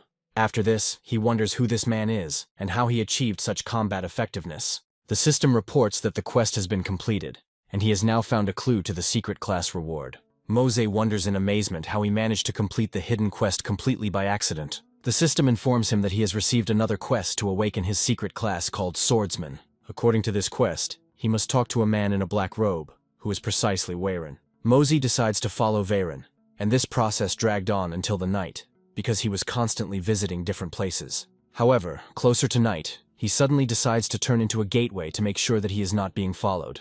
Mose tiptoes after him, not caring that his heavy metal armor might give away his presence. He reflects that he had simply assumed back then that their rings were similar. But now, there can be no doubt. Mosey also recalls that Giratina said that he himself was a swordsman when he was still in flesh and blood. He notes that he could not have imagined that this would lead him into such a strange and dangerous situation. However, suddenly, during another attempt to spy on Weirin, Mose discovers that his target has disappeared somewhere. He carefully asks himself where the man went, when suddenly Weirin appears right behind him. Before Mose can react, Weirin grabs him with his arms, preventing him from moving. Any attempts by Mose to somehow escape from the tenacious clutches of Weirin prove to be absolutely futile and fruitless. After some time, Weirin finally lets him go to interrogate him, since he had noticed that he was being followed for a long time. He immediately thrusts his sword forward to make it clear to Mose that if he moves, he will not survive. Weirin calls him a pathetic little rat and asks why he decided to follow him for so long. However, he suddenly notices something that makes him pause for a moment and look at Mose in surprise. Having caught the pendant with the blade of his sword, he asks where he got this valuable artifact that he had been looking for so long. Weirin demands an immediate answer, adding that someone more worthy than Mose deserves this artifact. Mose calmly explains that he won the pendant in a lottery, hinting that he did not steal it. Weirin immediately delivers a powerful blow to bring the enemy to his senses, leaving them with less than 5% health. He asks irritably if he really thought of joking in such an important situation. Mose explains that he seriously bought it from an old man in one of the cities who sold stone runes. Weirin decides to interrogate his opponent more seriously and grabs him, pulling him towards himself. After this, he asks what the man looked like, and Mose gives the most detailed description possible. Weirin listens carefully to every word and understands that this is exactly the person he was looking for. After this, he irritably lets go of Mose, who falls backwards due to inertia, unable to cope with the weight of the armor. Weirin smiles slyly and explains why this man hid for so long. Mose is fully restored to health and asks who this man is that Weirin has been looking for so long. Weirin replies that in the criminal world this man is known as a high-class criminal. He adds that he is called the gambler Lyro, and he is much more powerful than he appears. Mose remembers that same merchant and wonders if this man was really a criminal. Weirin states that he needed to track him down because he knows about the disappearance of the Langarus cavalcade. Mose asks what this means, and Weirin is surprised by the knight's low knowledge of history. Weirin states that the cavalcade was considered the greatest fighting force on the continent, but one day it disappeared. Mose guesses that this pendant may serve as a clue to the location of these people. Weirin confirms that this is true, and adds that the pendant belonged to Florin, the commander of the cavalcade. Mose looks at the pendant and reflects that he was mistaken in thinking it was just a magnificent artifact. Weirin carefully pays attention to the enemy's health, and realizes that he has already managed to heal. He adds that the star is indeed real, as Mose already feels like new. Smiling, Weirin quickly takes out 2 swords and says that it is time to end this stupid conversation. Immediately after this, he rushes forward, hoping to instantly finish off Mose, but he dodges. Mose senses damage to the armor and asks why Weirin chose to strike in such a way. Weirin explains that since Florin is gone, they can simply kill him and take the pendant for personal use. He smirks and notes that Mose must be obedient and not resist his disposal. Mose accuses him of treachery, claiming that Weirin had intended to kill him from the start, and he confirms this. He says that he has already learned enough information, and there is no point in leaving him alive. After this, Weirin rushes forward, claiming that dead men tell no tales, and it will be better for everyone. Mose reflects that it now becomes clear to him why he simply gave away all the information. Weirin moves incredibly fast, despite Mose's limited mobility and armor. Mose doesn't have time to react and receives several powerful blows that almost kill him. Weirin happily declares that now the pendant will belong to him, and he will become even stronger. However, after a few moments, he looks at his opponent in surprise, realizing that he is still standing on his feet. Weirin asks how Mose even survived the blow, while he is fully recovered. Suddenly he comes to the conclusion that in front of him is one of the immortals about whom they talk a lot. He quickly begins to circle around Mose, remembering that such immortals are called players. After this, Weirin attacks the back, noting that even if the enemy remains dead, he will look for him again. Mose realizes that he only needs to wait a couple of seconds to stabilize again. Weirin immediately rushes into the attack again and wonders if he was expecting a break. After this, he delivers several more powerful blows, and Mose's health drops below 3%, leaving him on the verge of death. Mose is horrified to realize that his consciousness is slowly fading due to the massive amount of damage he has received. He wonders how and where it will all end, because he will probably be robbed after the murder. However, someone suddenly blocks the attack and announces that swordsmen keep all the truth in the sword and dedicate themselves to it. After this, the young man explains that he should have reminded Weirin more often that this was a top-secret mission. Mose watches the 2 swordsmen fight and wonders what is going on. Weirin's boss says that he not only spilled all the immortals' secrets, but also succumbed to temptation. After this, he calls him a traitor and states that because of this, he must be immediately destroyed. Weirin calls his superior Master Robin and assures him that everything is not as he thought. He asks him to forgive him and give him another chance to atone for his guilt, but it is too late. A huge amount of blood spills onto the walls and stone floor of the gateway, foreshadowing the end of Veyron. Master Robin turns away from the traitor and explains that his apology will only be accepted in hell at the trial. Mosey watches in amazement as he tries to understand how this man could kill Veyron so quickly. Master Robin meanwhile turns to Mose and says that his fate will be similar, no matter what. He adds that now he knows too much, and he himself understands what this is fraught with. Mosey realizes that his first fight with these swordsmen had scared him a lot, and he even thought about giving up. However, Master Robin seems to him to be a real monster, on another level that is not yet attainable. He wonders if things will end as usual, but his fortitude will prevail again. He reflects that he told himself that he would be different, and now he is ready to put all his strength into this game. Master Robin nods approvingly, saying that he didn't expect such a sharp rise in morale. He looks at Mose and asks if he doesn't want to give up, even though he's completed the quest. Mose understands that even if he dies and has to pay a fine, he must not retreat, because he must find out about the ring. Master Robin asks if he realizes the difference in their skills, surprised that he still challenges him. Mosey explains that if he dies and comes back from the dead, his enemies will still be after him, so he has no choice. Master Robin mentally marvels at his resilience and understands that this boy is shaking, but his will to live is strong. He also notes that even among swordsmen such a person is rare. Suddenly his attention is drawn to the gloves. It is a knight, and he notices that there is a strange ring there. Master Robin is genuinely surprised, but he doesn't dare rush into battle and still tries to make sure. Taking a closer look at the ring, he comes to the final conclusion that it is the swordsman's seal that is in front of him. Master Robin immediately grabs Mose by the throat, preventing him from fighting, and asks where he got the ring from. Mosey is unable to move and honestly admits that he received the ring after defeating Giratina. Master Robin asks again if he just said he got it after killing Giratina.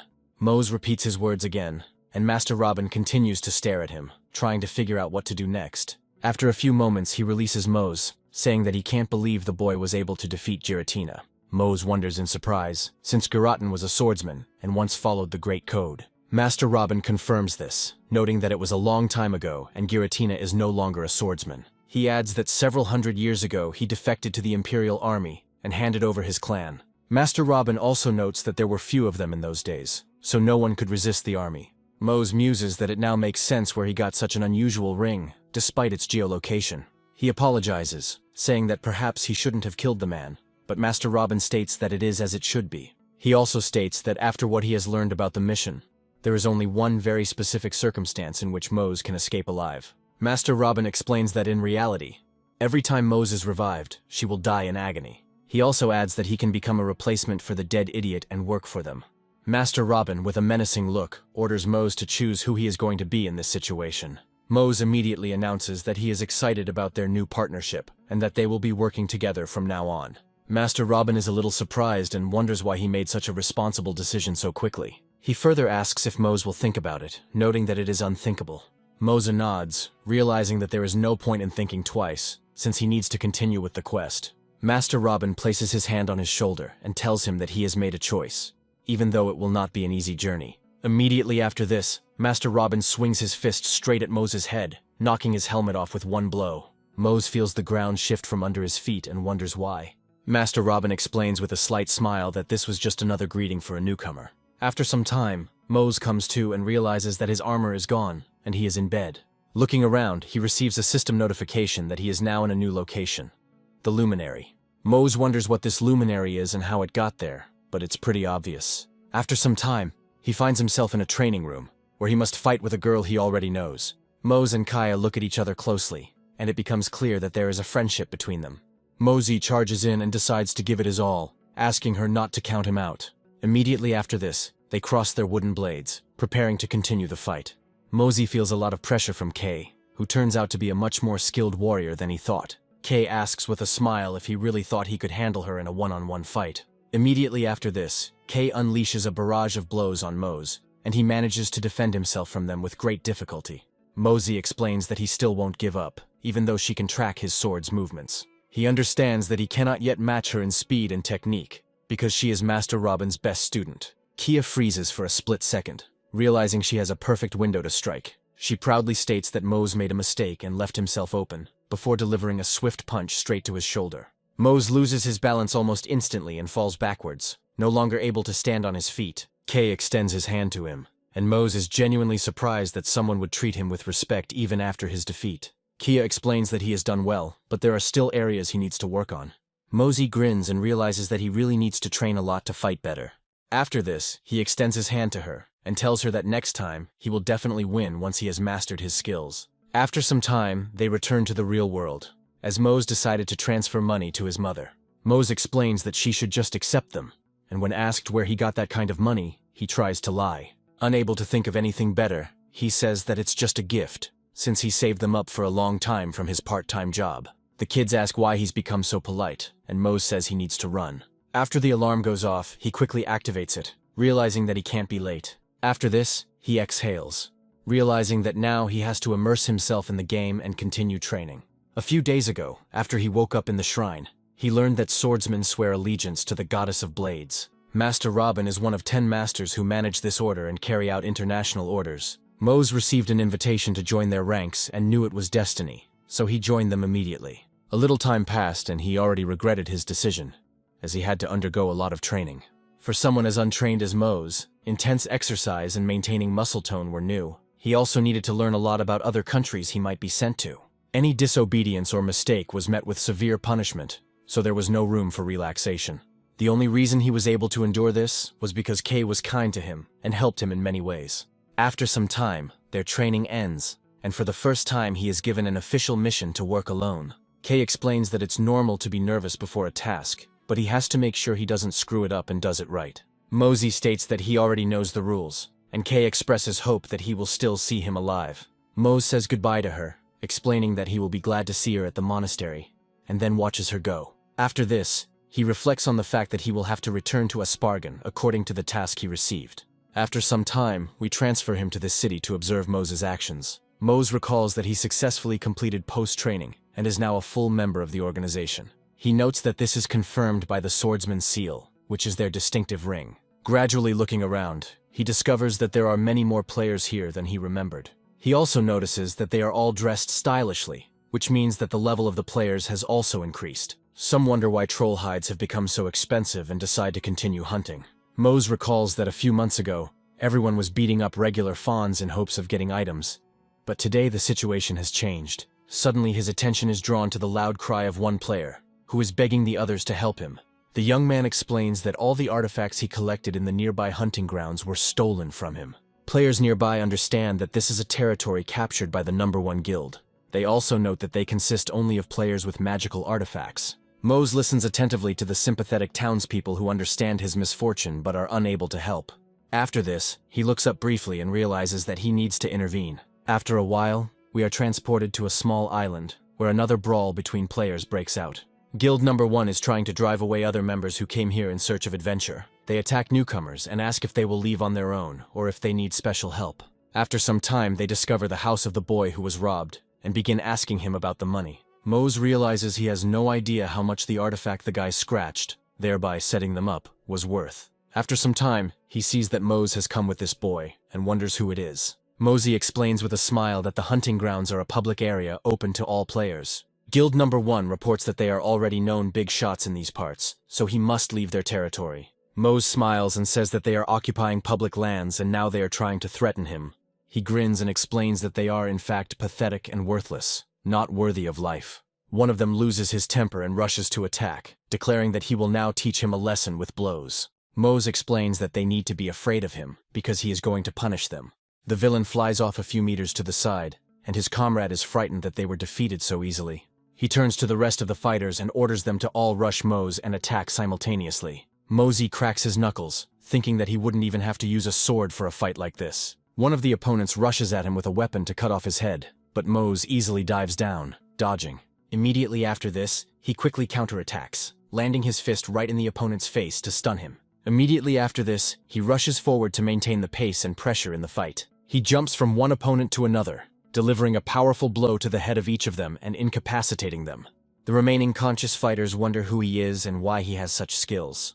Mose grabs another villain and lifts him into the air, then asks if they don't know him. After this, he explains that he is an ordinary player who decided to hunt in these lands and stood up to protect the weak. The fighters wonder if they will continue to stand and watch, but doubts paralyze their movements. After a while, a powerful silhouette appears behind them and asks them why they are screaming. This man belongs to the guild's leader and chief thug, nicknamed Saksa, who wields a large sword. His henchmen explain that Mose is now dead, as there is a powerful rancor in front of him. One of them points at him and says that he was impressed by one small detail. This detail is that Saksa has a bronze rank, which is only achieved by players in the top 9,000.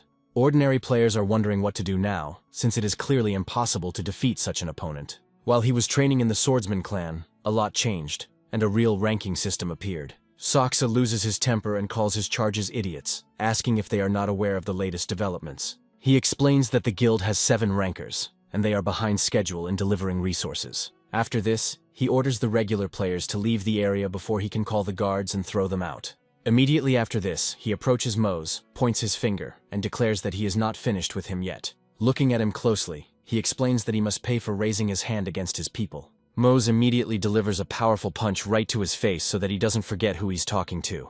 After this, he decides to call upon all his allies, explaining that he must gather everyone who is here. With a characteristic gesture, he says that he would like to meet the security that should be here from the very beginning.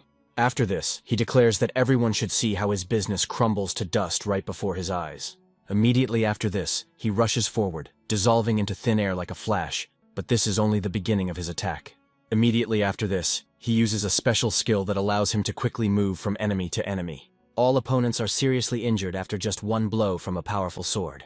Mose continues to incapacitate his opponents, hoping that he can take them all out. The surviving fighters wonder what they are doing there at all, realizing that it would be better for them to retreat. Mose decides not to waste his energy holding them back and allows them to escape so they can tell the others that such tactics won't work. After this, he puts the sword back into his necrotic space, declaring that his work is finished. He receives a notification that the airship he has booked will be arriving in 10 minutes, and knows he needs to hurry. Immediately after this, he decides to run off to do his business, while the joyful players continue to praise him. After some time, he finds himself on an airship called the Velis Dawn, and is amazed by the beautiful view. He notes that he has never seen anything so beautiful, despite having visited many places. After some time, one of the soldiers approaches him and addresses him to attract his attention. The soldier asks if he's here to complete the mission, and Mose realizes it's his information. An additional signal that this is one of our own is a special ring that this person wears. Mose makes a small bow, declaring that he is one of them and obeys the rules. The man responds with mirror words, after which he also bows briefly, spreading his aura. Mose tries to figure out what this strange aura is about a man who looks atypical for such a warrior. After this, he decides to use the ability of insight, which allows him to see the name and level of another player. Taking a closer look, he realizes that the person in front of him is a level 91st person. However, despite this incredible level of strength, this man remains calm and friendly. Mose immediately assesses its power and realizes that it is unlikely to harm him. He also notes that he could not imagine that he would meet another swordsman who would help him with the task. He reveals that the man's name is Kalawar and that he is a swordsman based in the city of Luswan. He adds that, apparently, something serious has happened in the north and thinks for a moment. To emphasize his guesses, he notes that 5 important people gathered on one airship. Mose tries to figure out what he meant, while Kalawar states that he is going to see them. Mose smiles, admitting that he is curious too, and his companion agrees with his feelings. After this, he opens the doors and invites Mose to follow him. Stepping inside, Mose is surprised to see the incredibly ornate corridors, as if it were a palace. Mose admires the architecture for a moment, noting that it looks absolutely gorgeous. After a while, Kalawar pulls him back a little, explaining that everyone is already gathered. He adds that some of the strongest people on the continent are at this table. Mose immediately tenses up, realizing that he is about to meet very influential people. One of them is the level 201 mercenary Aurora, who asks if they came here for a mission. Level 217 merchant Ivan states that they don't look like experienced fighters, and will likely fail. The members of the Order of the 14 Knights note that they do not make a serious impression, but one of them is immortal. Mose looks at the man who said this in surprise, carefully analyzing him with his eyes. He wonders in his mind if this man actually knows him, and has somehow figured out that he is a player. Suddenly, one of them stands up and explains that he heard about a wanderer who managed to become a swordsman. A level 244 man named Gon extends his hand to Mose and explains that it appears to be him. Mose is incredibly shocked by the man's high aura and realizes that he is facing a true god. He realizes that in front of him is the highest level of swordsman called Grandmaster of the Sword. Mose kneels before the King of Swords and reveals that he belongs to the shrine of Aspargan. Kalawar does the same, explaining that he has come here from the Luswan Sanctuary to assist with the task. Gon gives them a stern, assessing look, but Mose and Callowar stand firm. Immediately after this, he allows himself to relax a little, and a semblance of a smile spreads across his face. He laughs sincerely and notes that the young fighters do not cower before the Grandmaster, which means they will succeed. Mosey receives a secret achievement that increases his strength by a full 2 units. He is shocked to find that he received several stat points just for meeting such a legendary person. Looking at all these people, he wonders how strong these creatures are. He notes that it now becomes clear to him why he was entrusted with the S-Class mission, given the composition of the team. After a while, the radio on the airship begins to jitter annoyingly, attracting the attention of everyone present. A tired voice introduces itself as the airship's captain, McGroffin, and announces that they will arrive soon. The captain also explains that the journey is coming to an end, but he is sure that for them it is just beginning. Gon states that they need to move out, and they will discuss all the details at their temporary deployment location. Mosey takes a few steps forward, agreeing with this, when suddenly a system notification appears. He looks at the quest level and realizes that its difficulty has now doubled. After a while, we are transported to a fortress with soft walls, which will serve as a temporary base for the heroes. Aurora explains that the quest level has recently increased, which has surprised him greatly. Gon states that if this continues, the mission will most likely have to be cancelled immediately. Aurora initially grumbles, but comes to the conclusion that this might be the best solution in this situation. Looking at the 2 newcomers, he notes that they clearly won't be able to withstand such an onslaught of difficulty. Ivona wonders why the difficulty has suddenly increased and tries to figure out what to answer. He reads the notes carefully and notes that there is some information in the document. He claims that this happened due to some supernatural activity. Mosey looks at him in surprise and mentally tries to figure out what kind of source it is that has doubled the difficulty. Sir reports that numerous red lightning bolts have appeared on the eastern continent, causing damage to all living things. Aurora explains that red lightning is a specific sign that does not bode well. Gon agrees with him and states that the cause of the red lightning is most likely a creature named Garnus. The sire emphasizes that they do not know how exactly this creature got here. The thing is that the Elder Dragon still made it to the continent, being a disaster-class monster. At first, it might seem like this information should scare all players, but it doesn't. Mosey is watching the reactions of the continent's strongest people closely, when he suddenly hears Aurora's voice. The warrior wonders with interest what the reward will be for destroying this monster. The Sir happily announces that as a reward, he will give 50 Ormacons, each of which is equal to 1,000 gold. Ivona notes with a smile that she expected nothing less from 14 knights, but she needs something more than just money. Sir explains that this gives her the right to trade food in Aspargan, and she agrees. After this, he turns his gaze to Gon, noting that this fighter is very special. He points out that Gon is so powerful that he doesn't know what to offer him as a reward. Gon suddenly states that it doesn't matter, as he doesn't really care what he gets. Smiling, he explains that he's in if the 2 people join the quest on his terms. Immediately after this, he sends them an invitation to join the team, and Mose cannot believe what is happening. After some time, we move to another part of the garrison, which holds the defense in the mountains. Our heroes head to the hotel located here, which is called the Dragon in the Snow. A caravan member named Cyrus greets the heroes, explaining that they are saviors. Gon notes that they don't deserve such high praise, while the others are surprised that this man arrived here so early. Cyrus, who is level 177, explains why he behaves atypically compared to others. After some time, he gathers his friends around a large table to outline a plan of attack on the monster. Aurora watches Cyru closely and asks how things are going in these parts. He explains that there is no red lightning currently being observed, but this does not mean that we should relax. Gon agrees, noting that now is a lull, which means it's the best time to act. Aurora declares that she will go to the vanguard, showing her shield, and take the full brunt of the attack. Gon says that this plan suits him, and adds that he will take care of the swordsman in the rear himself. Mosey realizes that this means they will have to attack from behind and wait for the right moment. Ivona states that her power should immobilize the enemy, after which the others assign their combat roles for the operation. Cyrus notes that he is now using a special spell that will bring the heroes closer to the enemy. Gon gradually warms up the muscles and says that they should act as quickly and efficiently as possible. After some time, Sire uses a spell to move the heroes closer to the mountains. Mose walks with difficulty along with his comrades, noting that he can hardly see anything due to a strong blizzard and large snow. For a moment, Mose raises his head to look at his comrades in front of him, but sees nothing. A few moments later, a red bolt of lightning strikes the ground directly behind him.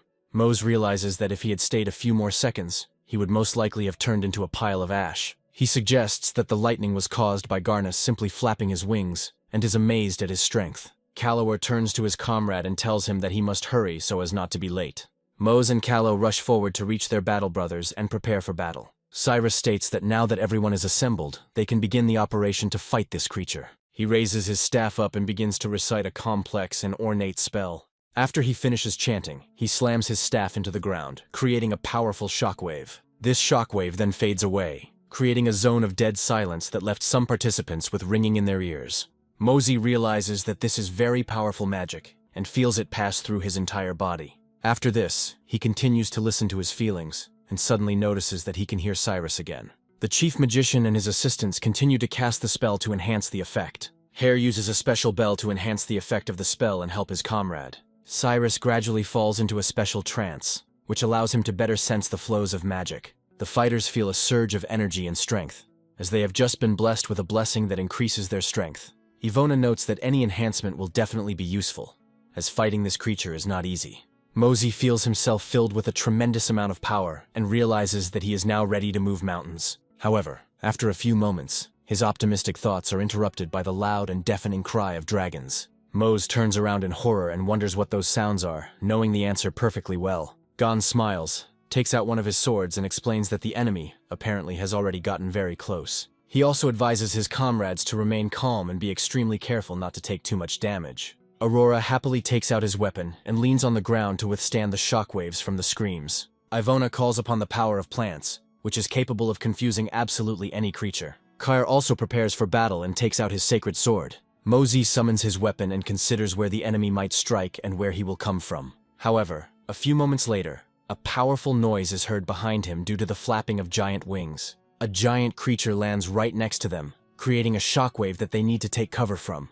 Mose realizes this too late, and slowly begins to turn around, trying to figure out if he imagined hot breath. Unfortunately for him, his fears prove correct, and the dragon they are hunting lands nearby. Mosey asks his comrades in horror if he is seeing a giant dragon. Without waiting for an answer, the dragon opens its giant mouth and begins to scream loudly. However, behind this cry lies not just an attempt at intimidation, but preparation for a powerful attack. Mose is so shocked that he can't react in time and falls to the ground from the powerful sound wave. This wave turns out to be incredibly strong, which is why he simply cannot resist, even if his resilience was higher.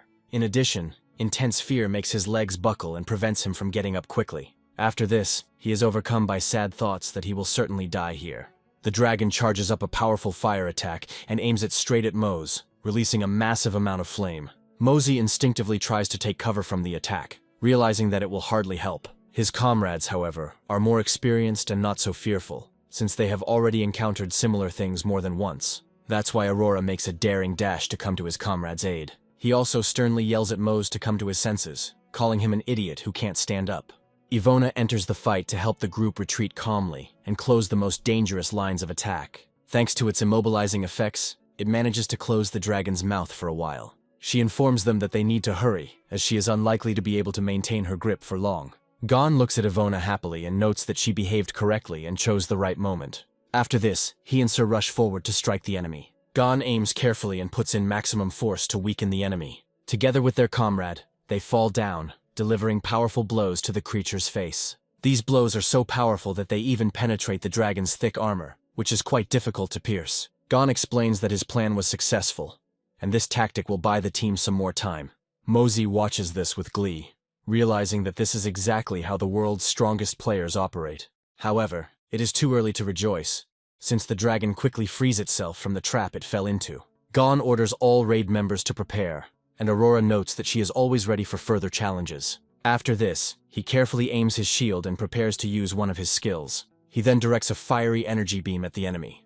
Garnus tries to attack with magic, but their streams cross and neither gains the upper hand. Aurora's position gradually worsens, since the dragon has much more stamina reserves. Aurora understands that her strength will soon run out, so she needs to come up with something as quickly as possible. Kyre and Sire create a special dome to keep the fighters relatively safe while they support their friends. Kyre prays to one of the deities that reside in this world to use the buff on his friends. After this, he informs his comrades that they need to send a blessing to their worst enemy. Garnus rises up and discovers a giant seal above him, which is striking in its appearance. Under the influence of the enemy's characteristics, his strength is significantly reduced, and this gives Aurora some advantage in battle. His red magic gradually takes over and approaches the giant dragon's face ever closer.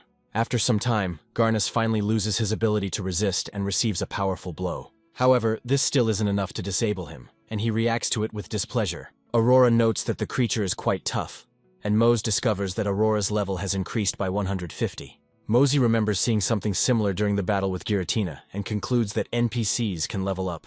Meanwhile, the giant dragon spreads its wings to gain more attack power. Aurora wonders if the dragon is about to attack them from the sky, and Ivona confidently states that this cannot be allowed.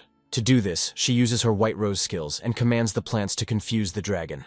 The dragon doesn't have time to suddenly rise into the air to close the distance, and begins to feel irritated. Ivona significantly increases her influence level for a short time, but understands that this will not hold the dragon for long.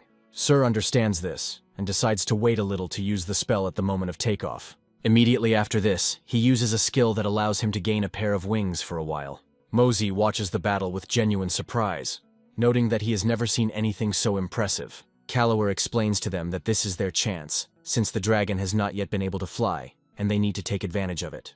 Mose agrees with him, and together they cover a great distance in just a few moments. However, once they get close to their target, it becomes clear that they haven't thought everything through. Mosey realizes that the dragon has noticed them, so he is now using any opportunity to get rid of them. The next moment, the dragon sharply moves its head, trying to knock its opponents off their feet.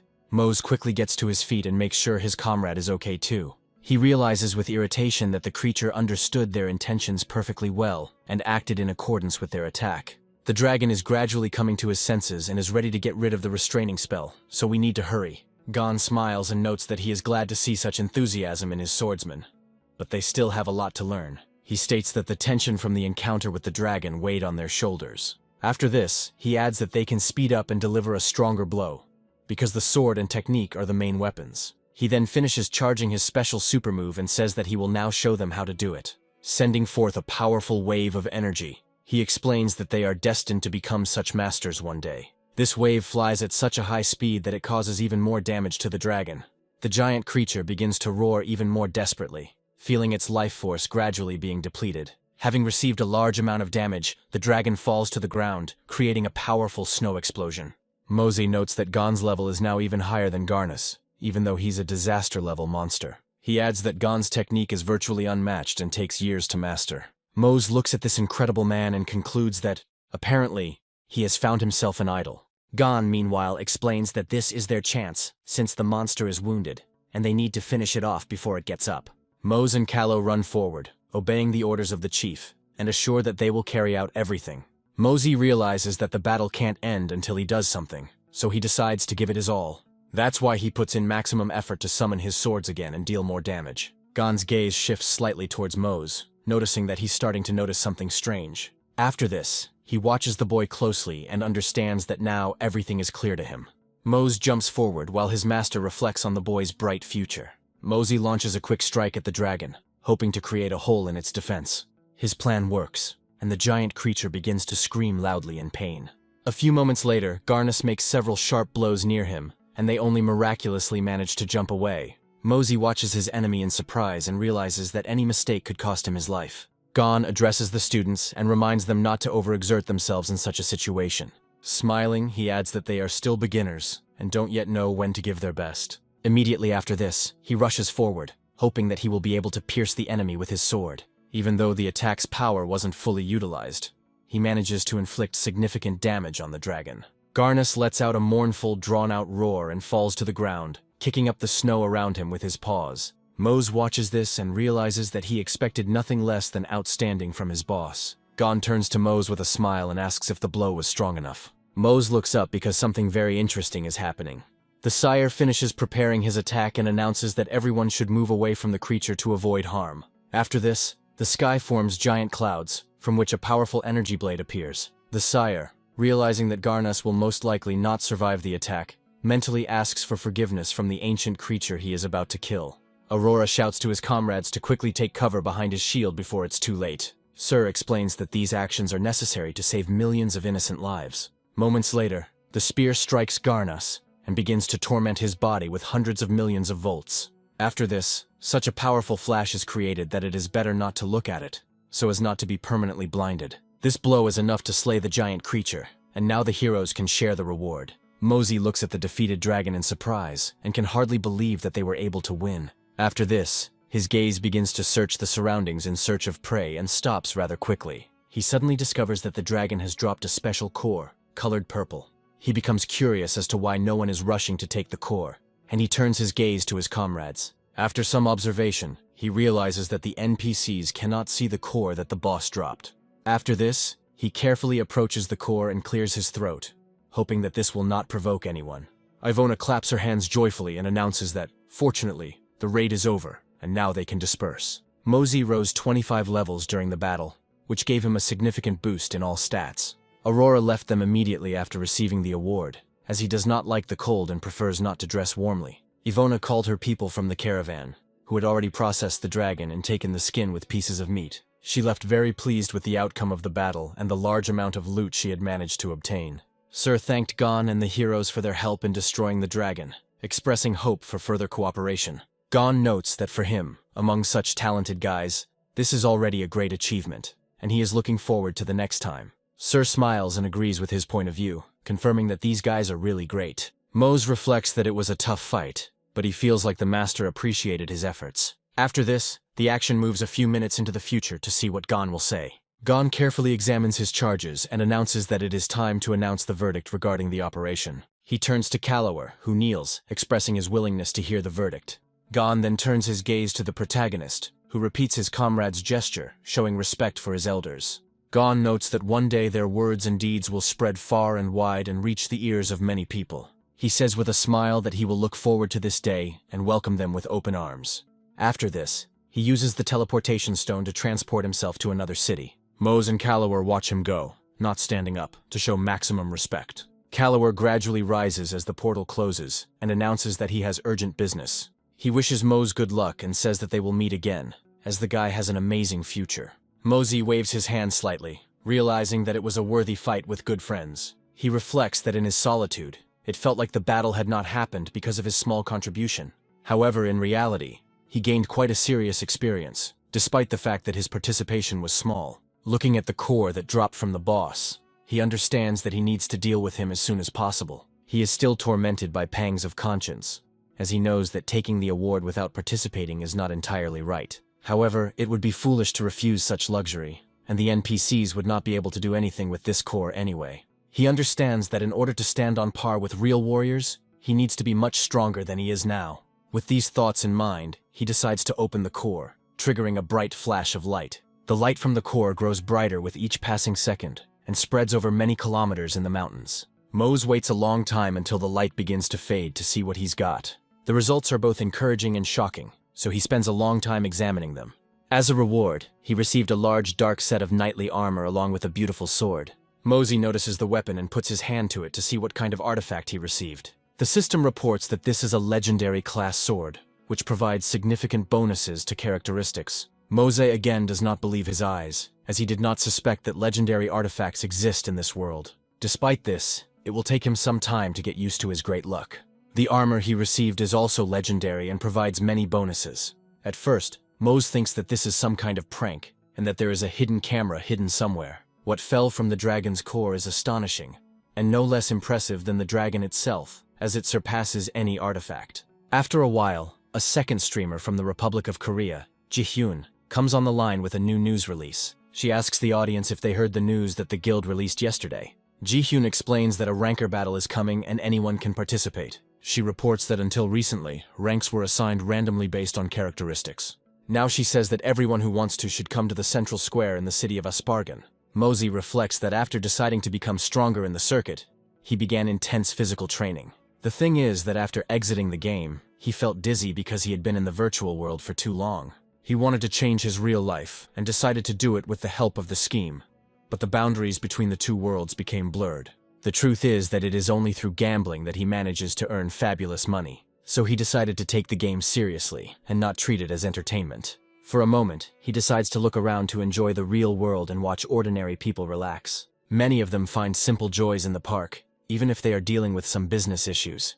What can we say about matters of the heart, which are also part of simple human communication? Mosey wonders if he would have had a chance at a normal life if he hadn't played this game for so long.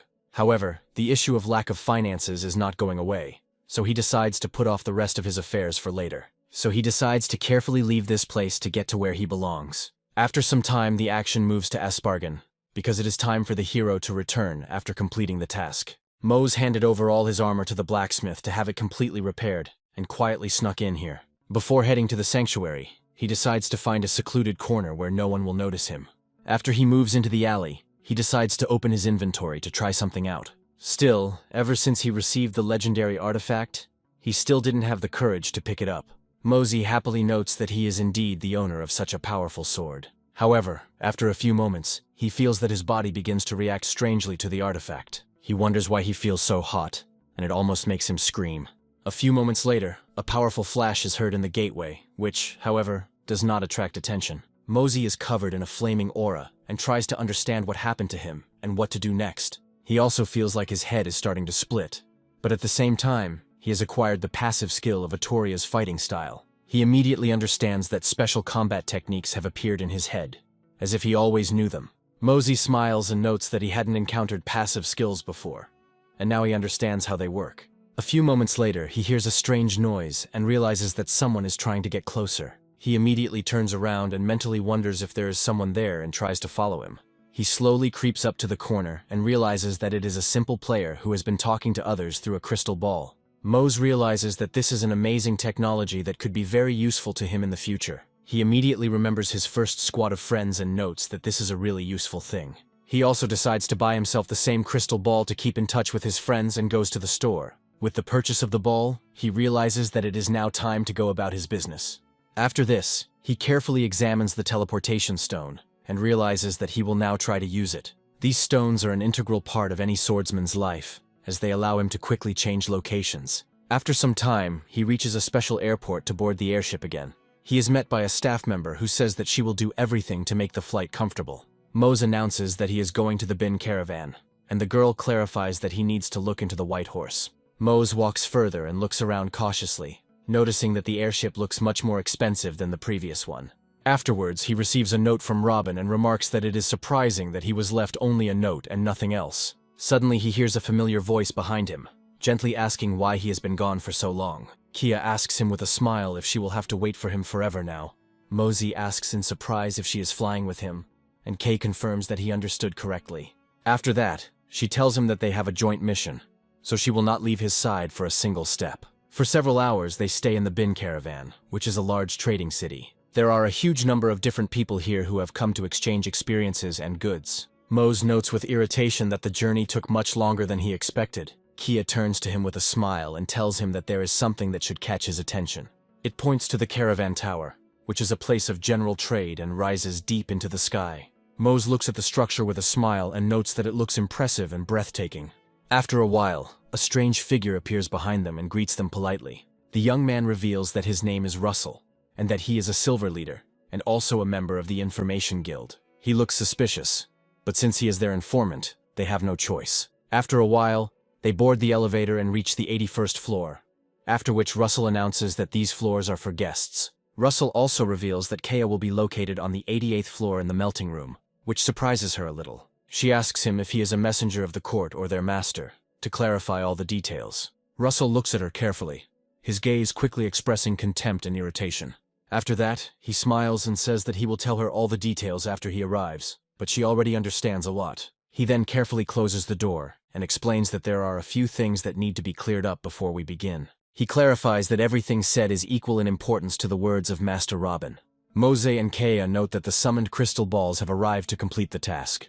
Russell quickly takes out a small envelope and studies it carefully to figure out what to say. After this, he announces that the two of them have been chosen to carry out the organization's assigned mission. He says that recently, artifacts were illegally brought into this city that should not fall into the wrong hands. He specifies that these artifacts are called the Rhapsody of Julicinea, and that the 7th through 14th Rhapsodies inclusive are located here. He also informs that they will soon be put up for auction on the top floor, and that they must be carefully bought. He adds that even the guild itself cannot officially intervene, so they have to act secretly. According to the plan, Kaya will participate in the auction under the guise of aristocrat Ariane Marie, and Mose will be her bodyguard. After some time, the official preparations for the operation are completed, and Kaya approaches the auction.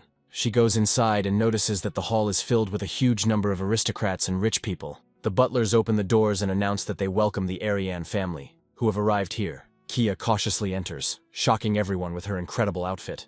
But it remains unknown what exactly she looks like. However, it is obvious that she looks amazing as everyone's eyes immediately turn to her. This is especially true for male aristocrats who see such an incredible beauty for the first time. Kia has worked hard on her image, and Mose, willy-nilly, is also beginning to succumb to her charm. To participate in this auction, he had to go out in public, so he decided to wear armor that covered his face. Kia walks calmly forward, when suddenly several very noble ladies with difficult characters appear in her path. The girl introduces herself as Remy, and asks her if she would like to join their table if that would be convenient. Kia, in accordance with the rules of etiquette, greets her interlocutor and says that she will be happy to join her. Immediately after this, they slowly follow the girl, trying to understand what her motives are. Suddenly, the other aristocrats watching the scene begin to chuckle discreetly, showing their disdain. Mose immediately notices the strange change in people's mood, and tries to understand why they are laughing. After some time, they finally reach a very rich painted table, at which other aristocrats are sitting. Remy politely introduces Kay to the others, but deliberately mispronounces her last name to make it look funny. The other sisters begin to laugh at her, noting that it is not right to behave so impolitely. Mosey takes a few steps forward, but Kay quickly raises his hand to stop him. Remy wipes away tears of laughter and says that she apologizes because she expressed her respect using dialect. She also asks if her family has vineyards, and Kaya states that their homeland is famous for such structures. The other girls immediately start laughing and point out that Kia earned her title through farming and hard work. She also claims that he should find something better to do, since she has elven blood, and elves in this world are slaves. One of the girls is surprised, as she is not used to such rude communication. The rude girl asks why Kay is wearing her necklace backwards, suggesting that it looks stupid. Remy turns to his knight, Orf, and tells him that he must be kind and adjust the lady's jewelry. Orf immediately approaches Kaya and confirms that he will obey any order of his mistress. He then extends his hand towards her, clarifying that he hopes she will not blame him for these actions. He adds gloomily that he is simply following his mistress's orders, and could not resist, even if he wanted to. Mose helps him stop messing around by quickly grabbing his hand and squeezing it hard.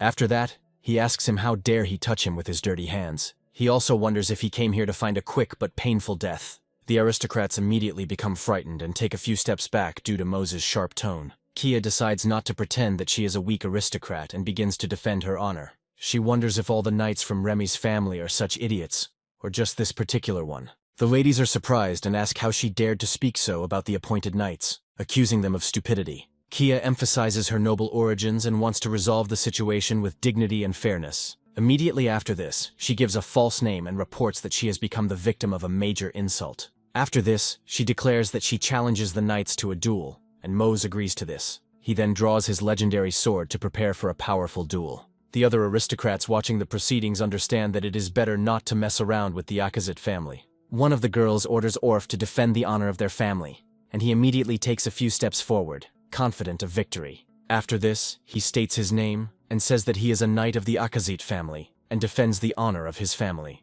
Mosey carefully assesses the level of his opponent and notes that he is not that big and dangerous. A few moments later, Orf literally leaps from his seat to catch up with his opponent. He launches a sharp attack, but Mose manages to quickly dodge it despite his heavy armor. However, the movement was too slow for him, so he prepares to attack. With one powerful thrust of his sword, even while on his knees, Mose knocks his opponent off his feet and incapacitates him. Orf didn't even have time to understand what had happened and almost immediately lost consciousness. Immediately after this, he falls to the ground, and part of his armor is destroyed by a powerful blow. The aristocrats watching the duel look at Mose and Kay in horror, which doesn't surprise them. Remy begins to get angry, and this feeling is fueled by the other aristocrats who note Mose's strength. She turns to her loyal knight, Launchel, and tells him that he must deal with the enemy. Launchel immediately jumps out of the crowd, clarifying that he is a knight of the wind and immediately carries out her order. He looks haughtily at the protagonist and emphasizes that the order from Lady Akazit must be carried out in any case. A few moments later, thanks to his speed, he finds himself behind Mose, intending to attack him. However, in order to confuse Mose, he makes several feints, after which he attacks repeatedly. Mosey manages to track all the enemy's behavior patterns and already anticipates his intentions. After this, he moves his arms with incredible speed, blocking blows from all sides.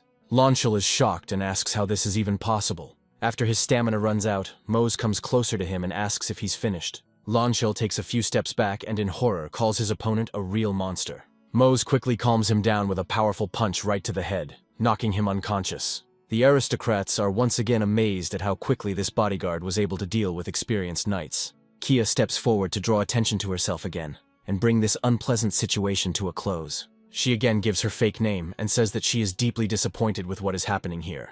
She accuses Remy and her sisters of deciding to laugh at those who came here from distant lands. She expresses hope that in the future their events will welcome guests from afar much more warmly. She also asks them to remember that this city is a place where all the world's cultures meet and interact. Kaya's impressive speech makes the aristocrats who still retain a sense of dignity clap their hands. Gradually, other aristocrats joined in, realizing that it would be inappropriate to behave differently in public. Kia is a little surprised that her words caused such a strong reaction, and is glad that everything worked out. After this, an unknown man begins to watch them, who says that he has been waiting for this moment for a very long time.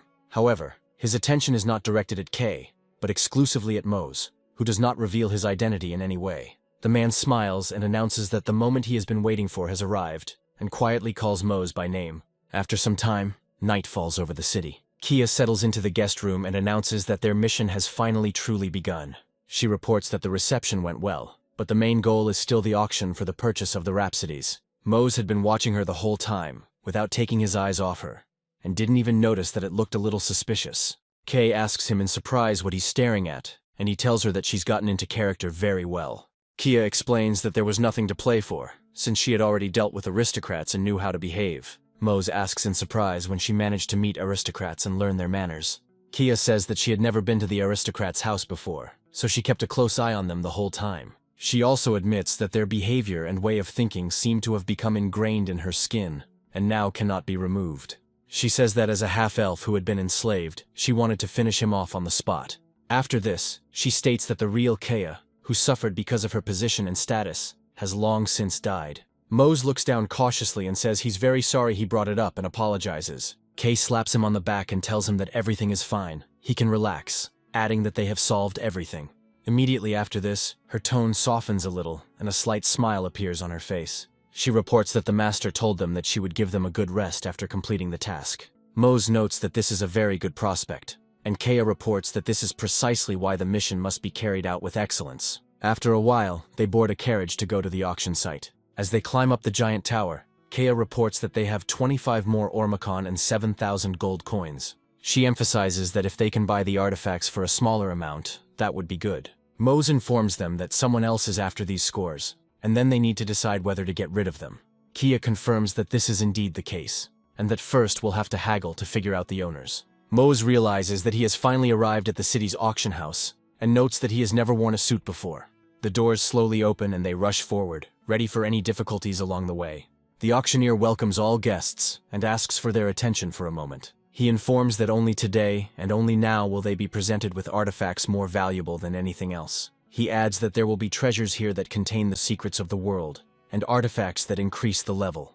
After this, the lights in the hall suddenly turn on, and he announces that it is time to begin this amazing event. Almost immediately after this, an auction employee emerges from a special room and carries an unknown artifact. The stand on wheels moves slowly towards the leading auction and stops a few meters away. He approaches her cautiously and informs her that it is time to show the first lot that is on display today. Mose and Kay closely monitor his movements so as not to miss the announcement of an important artifact. The presenter announces that the first artifact will be a nail from the index finger of the last Princess Ezrindel. Mose and Kay watch tensely and report that they have already thought that there will be something really worthwhile here. However, Mose is immediately notified that this item contains a hidden quest. The host announces that the starting price for the artifact is a whopping 3 Ormacons, in order to whet the participants' interest. Kia hears the aristocrats behind her suddenly spring to their feet, ready to raise the stakes.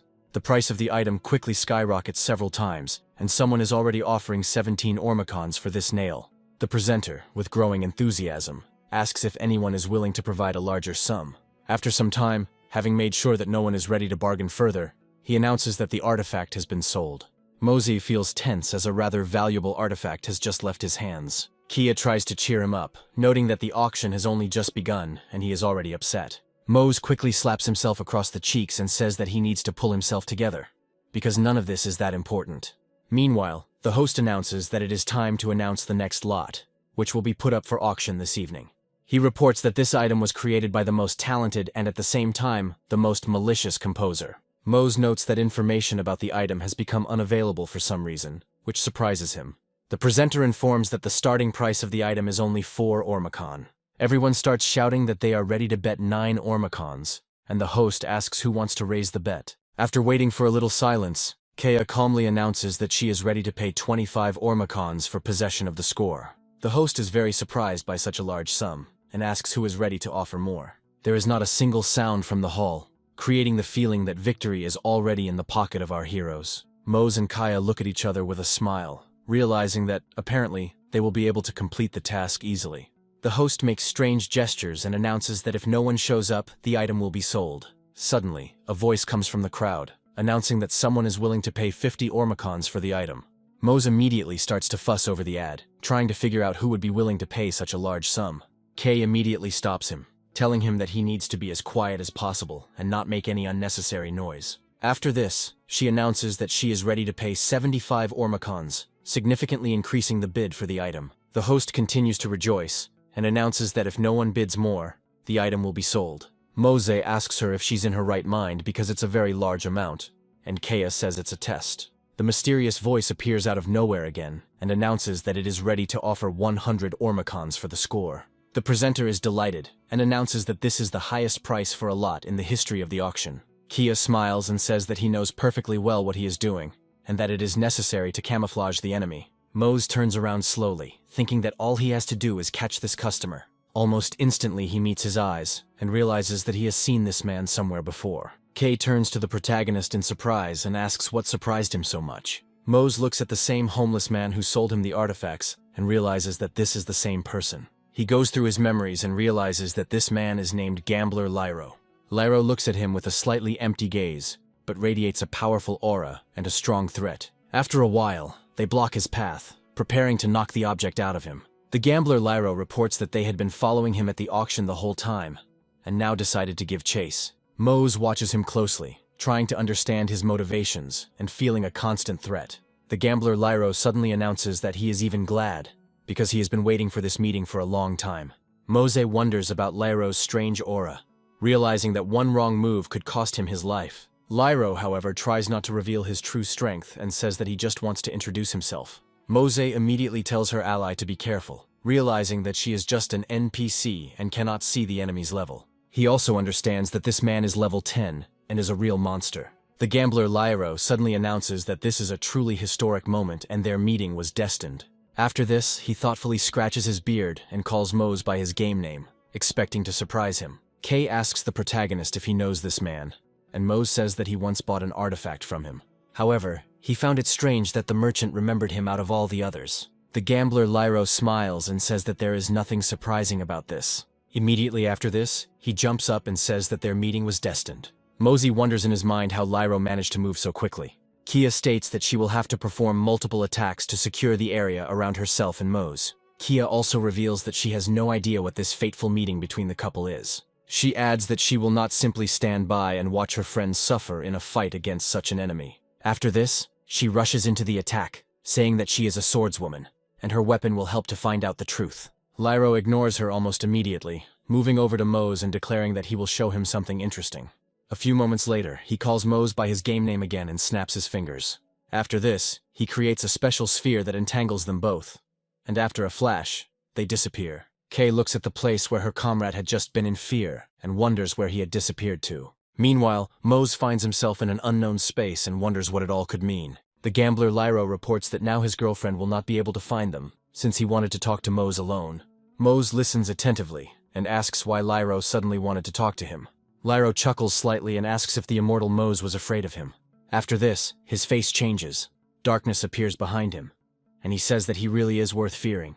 Mose looks at Lyro in surprise, trying to understand what kind of creature it is and whether it is even human. However, after some time, Lyro's demonic fervor gradually subsides, and he decides to talk normally. He reports that during this lottery he selected over 1,000 immortals to distribute artifacts to. However, for some reason, they all rushed to sell them as soon as they received them, without even properly trying them out. Smiling, he says that Mose turned out to be different from everyone else, and so he came up with a cunning plan. He proudly points his finger at it and says that he thought of everything especially for it. The gambler Lairo recommends remembering what happened before he became a swordsman, hinting that all the events were not accidental. He states that the meeting with Giratina was not at all accidental, as were the other events that led him here. Mose quickly makes the connections in his head and wonders if this is really true. The gambler Lairo says that he thought he was lucky, but in reality, it was all just his cunning plan. Mose has a hard time believing what he just heard and wonders why it had to be done. A chilling feeling makes him wonder if this whole time everything was happening according to Lairo's plan, and not just by luck. The realization of this fact does not make him fall to his knees, but he wonders what is going on here. The gambler Lairo says that the answer is simple. He simply wants to conquer this world with the hands of the immortals. He suggests that Mose unleash his anger and unleash it on the Empire, emphasizing that he has the power to do so. He also reveals that he can rule the world, and at the same time avenge the Lairo family, who were killed by the Imperials. Mose quickly comes to his senses and asks if revenge for his family is really behind all this. The gambler Lairo calmly places his hand on his shoulder and announces that he intends to kill everyone who wears a golden crown and take revenge. Lairo claims that everything will be in his hands, and he will be able to rule this world as his own. He emphasizes Mose's importance, adding that he chose him for this plan because of his exceptional qualities. Mose listens to all the stories with a cool head and realizes that Lairo used to be human. This man hated the world that destroyed his family, became angry at everyone, and now thirsts for bloody revenge. Mose wonders if meeting Kay is part of this plan, or if it happened by chance. After a few moments, he realizes that it was his choice, and the time has come to take his life into his own hands once and for all. He slowly rises to his feet and announces that he will not be a pawn in someone else's game, and that he makes the decision only himself. He also emphasizes that he made the decision to become a swordsman and train for this purpose on his own. However, he decides to thank Lairo for the pendant he gave him, as this artifact gave him a future. However, at the same time he raises his sword, saying that this does not mean that he is now obligated to Lairo for the rest of his life. Mose proudly declares that he now makes choices according to his desires, and nothing can influence him. The gambler Lairo cannot believe the audacity he hears and asks Mose what he said.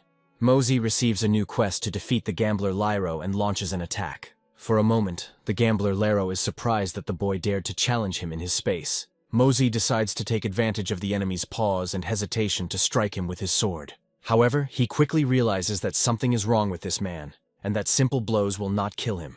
Lairo begins to wheeze quietly in pain and curses Mose, promising to make him pay for this. Mose notices that a strange dark liquid is starting to leak from the wounds he made with his sword. He immediately jumps to the side, realizing that the liquid could be material and capable of killing him. Watching his enemy closely, he discovers that a black haze has appeared around him. The gambler Lairo smiles and asks Mose if he is scared, adding that this is his new power. He also states that the power is limitless and he can share it if he wants, but time is running out. Lairo emphasizes that Mose has one last chance. If he doesn't join, he will die. Looking resolutely at Mose, Lairo orders him to make a choice that will determine his future destiny. Mose realizes that the situation is stacked against him and that he cannot act in the usual way. Having calmed his mind and body, he announces that in this situation, he will have absolutely no choice. The gambler Lairo is a little surprised and asks why Mose made such a decision.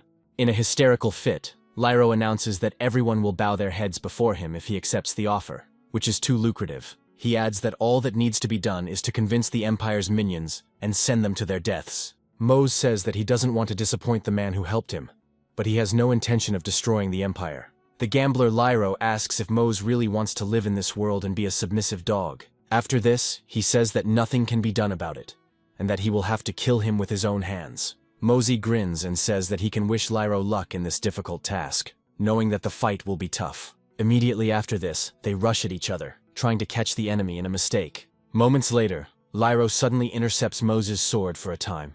He says that he knows very well how immortals differ from him, and see what is inaccessible to him.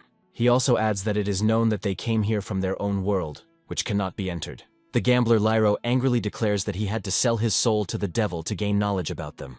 Mose throws the enemy back a few meters and continues to try to block the claw attacks. Lairo asks if he came here to have fun and find the meaning of existence. He adds that he gave Mose everything, because without him he would be nothing. Lairo emphasizes once again that without him, Mose would never have received his new power, and would not have been able to evolve. He also claims to have given Mose dreams and meaning, which allows him to return here as often as he wants. Mose continues to listen to him, observing the enemy's actions, and realizes that Lyro is indeed right. The gambler Lyro asks why Mose refuses to fulfill a small request, and waits for an answer. He begins to get angry and says that in his world, immortals only seek fun and pleasure, but that is all they are capable of. He adds that in fact he doesn't give a damn about what's going on around him. Mose honestly says that he came here for money, like most immortals. After this, he thanks Lyro, adding that thanks to him he gained incredible power and a career start. He says that he has traveled around the continent, visited many places, and now understands well how many good things there are here. After this, he names the cities he has visited since he first entered the game. Mose reports that his heart beat with joy every time he found himself in a new place in this world. He states that his gratitude knows no bounds, and he understands perfectly well how the card player Lyro feels. After this, he apologizes and says that he cannot fulfill Lyro's wish and will not destroy the world. Mose justifies this by saying that he knows him too little and assumes that Lyro himself does not want to destroy everything. He adds that he decided to take the pain upon himself and bear this heavy burden on his own. The gambler Lyro begins to laugh, covering his face with his hand, showing that he considers Mose a boy who does not understand anything. Mose patiently waits for his opponent's fit of evil laughter to pass, and does not move from the spot. Lyro asks if Mose really thought that he, Lyro, who had suffered for years, did not dream of revenge. He charges at Mose, saying he didn't expect him to spout such nonsense. He also states that if Mose doesn't want to listen to him, he will simply kill him and find a new ward.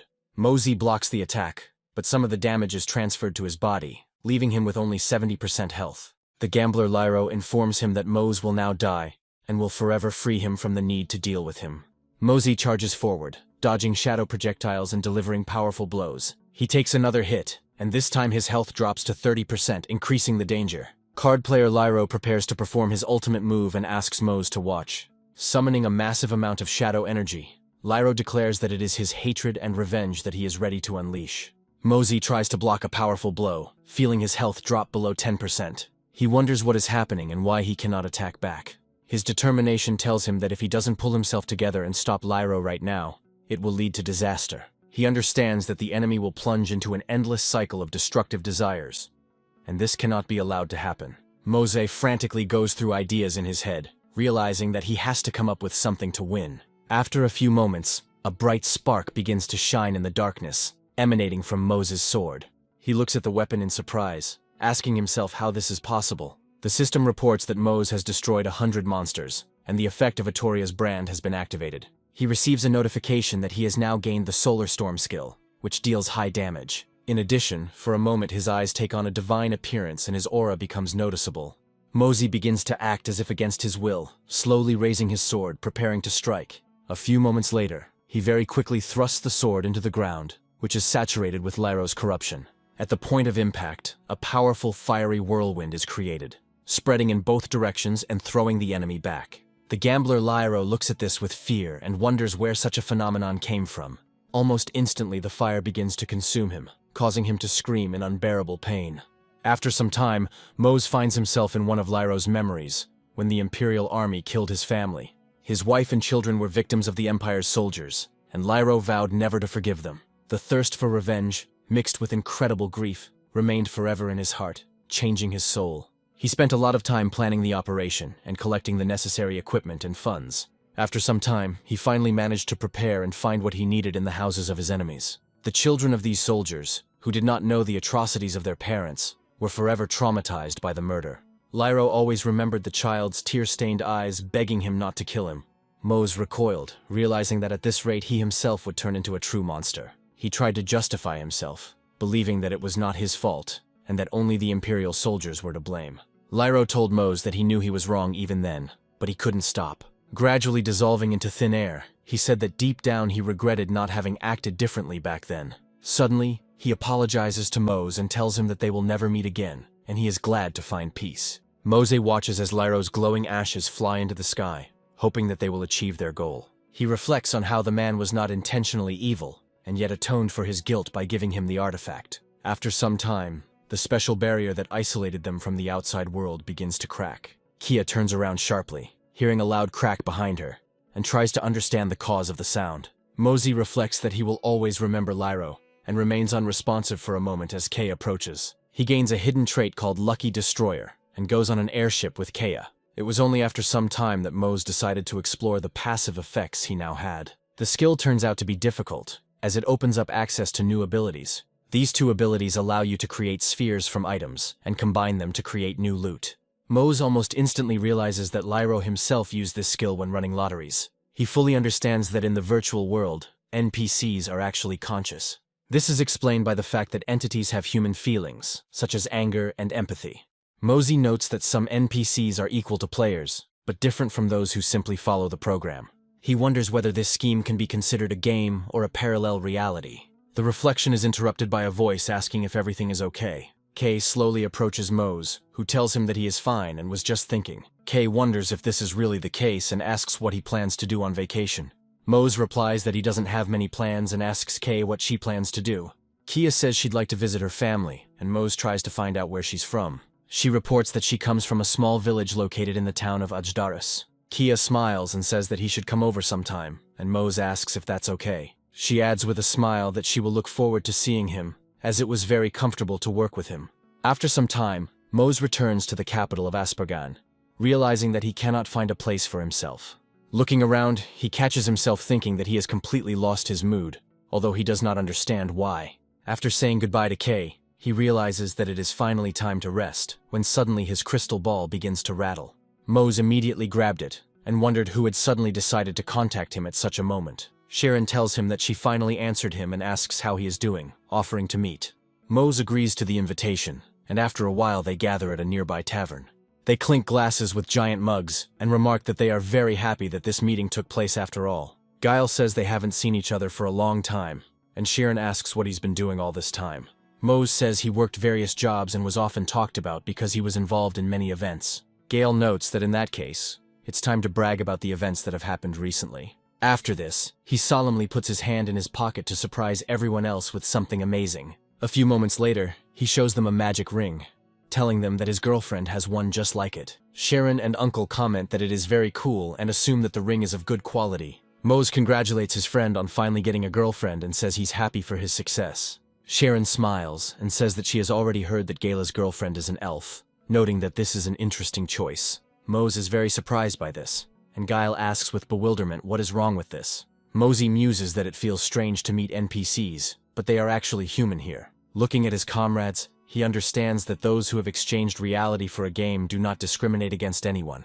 Especially considering that most NPCs behave like living people, it can be easy to get confused. However, Mose still sees that some people, like himself, are surprised by Guile's words. He reflects that he personally finds it quite difficult to decide how to perceive such revelations. His thoughts are interrupted by Guile's approach, who says he would like to speak with him. Smiling, he states that the issue is delicate and he doesn't know how to approach it. Afterwards, he thanks Mose for his help, noting that he didn't do anything special in that battle, but was able to pay for his studies. He also reports that he had difficulties with money both in the game and in real life, but now things are better.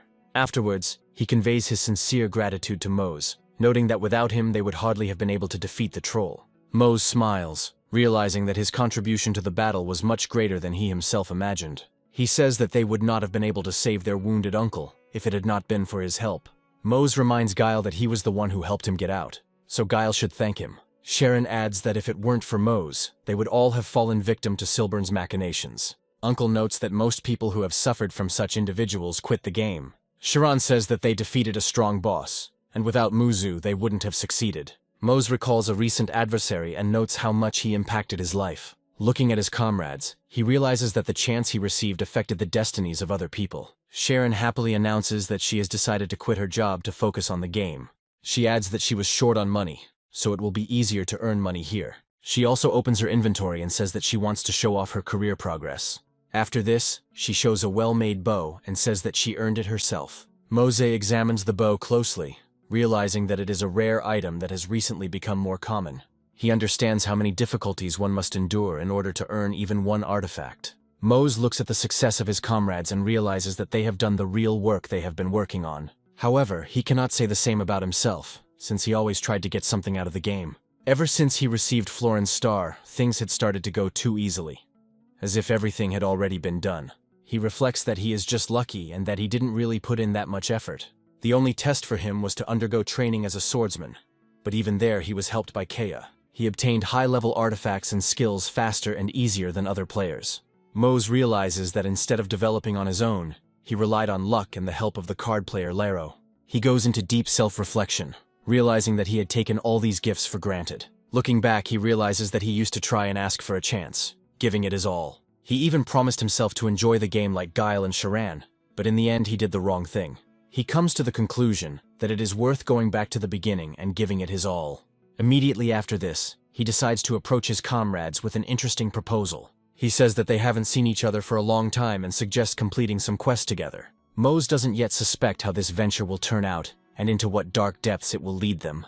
After some time, he decides to put on the legendary armor in order to somehow survive. Guile and his comrades watch him in fear, noting that they didn't expect things to go so badly. They try to retreat from the superior enemy, but quickly run into a cliff. The enemies are a large number of anthropomorphic lizards, each of which is extremely dangerous. However, to understand how everything went wrong, you need to go back a few hours, to the very beginning of the quest. According to the quest, it is necessary to destroy a colony of monsters that are monitor lizards. Mosey asks his companions if they know anything about these creatures, and Guile shows him the book. He states that these monsters belong to a family of deep-sea monsters that live in schools. He also says that there can be hundreds of individuals in a single flock, and this immediately increases the difficulty of the task. Sharon notes that if the quest has the same difficulty level as the Wyvern, then there are at least 500 of them there.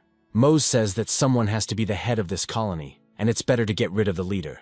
Uncle agrees with Mose and emphasizes that usually the leader is in the rear and watches. He also says that in order to lure out these creatures, it is necessary to take control of key areas for the colony. Guile says that roles need to be determined and sends Sharan to the top of the mountain to scout. He adds that since they have magic, she can help Mose in battle, and Uncle covers him. Mose looks at them in surprise and wonders why they are so worried. Sharon explains that he is the backbone of their team, which is why he is so valuable. Guile says it may not be easy for him, but with this plan, their chances of winning are higher. They also say that they are counting on him a lot, after which each of them looks at each other and nods. Guile and Uncle become more serious as they want to show their best side in this quest. Mose still can't believe what he sees, trying to understand the reason for such a good attitude. However, after a while he decides that there is no point in trying to think about it, and he just needs to enjoy it. Smiling, he says that he agrees with this arrangement and promises to give it his all. After some time, they enter a cave and decide to use a special stone that lights the way. Sharon advises them to watch their step, and someone asks how much longer they have to go to complete this journey. Sharon suddenly stops because she hears a very strange sound that immediately alarms her. She signals to her other comrades to stop and not make any sudden movements so as not to disturb her. She quietly says that there are suspicious sounds coming from below, similar to the sounds of monsters. Uncle prepares to take out his shield and notes that they have certainly arrived at the place. Guile tries to take things more slowly and says that everything needs to be thought through carefully. After they get down, they find that the road ends here and there is only a cliff ahead. Uncle comes closer to the edge and realizes that this is indeed the case, which means that something is clearly wrong here. Guile loudly tells his comrades to be careful and not fall down, as the fall will be very long. He doesn't even notice that a pair of red eyes suddenly light up behind him. The comrades quickly detect a strange sound and order caution, but the monsters are already attacking. Sharon desperately screams to his comrade, but realizes that he won't have time to shoot the creature to save it. Mosey reacts quickly and gets next to his teammate to block Varan's attacks. He understands that he can't act slowly in this situation, so he delivers 2 quick attacks to push the enemy back. Uncle asks Guile if he is okay, to which he replies that only his pride was hurt, and he got off with a fright. However, due to the noise after this brawl, even more red eyes appear from the darkness. Within seconds, it becomes clear that this may be the center of this colony. Mose says there are too many of them and tries to call the system to determine their exact number. To his utter horror, the system tells him that he needs to destroy 1,568 monsters and 1 boss. Sharon understands that there is no point in panicking and says that they need to act according to plan. Guile jumps to the side and somehow miraculously dodges the powerful attacks from the monitor lizards. Uncle immediately rushes forward, hoping to protect his comrade and push back the opponents. He additionally activates his class skill, which allows him to knock back enemies even further. These monsters do not have enhanced intelligence, so they continue to attack him like a battering ram. Even though he manages to partially push them back, their number only increases with each passing second. Mose says they are in a bad position because they won't be able to line up the way they originally planned. Gale suddenly turns her attention to her battle comrade and tries to figure out how to help her. Sharon, being an archer, is standing a few meters away from her comrades. and now she is surrounded and cut off from her enemies. Mose knows that if she gets blocked, it will be difficult to save her, so she needs to act now. He shouts at her to jump over the heads of her opponents and get next to them.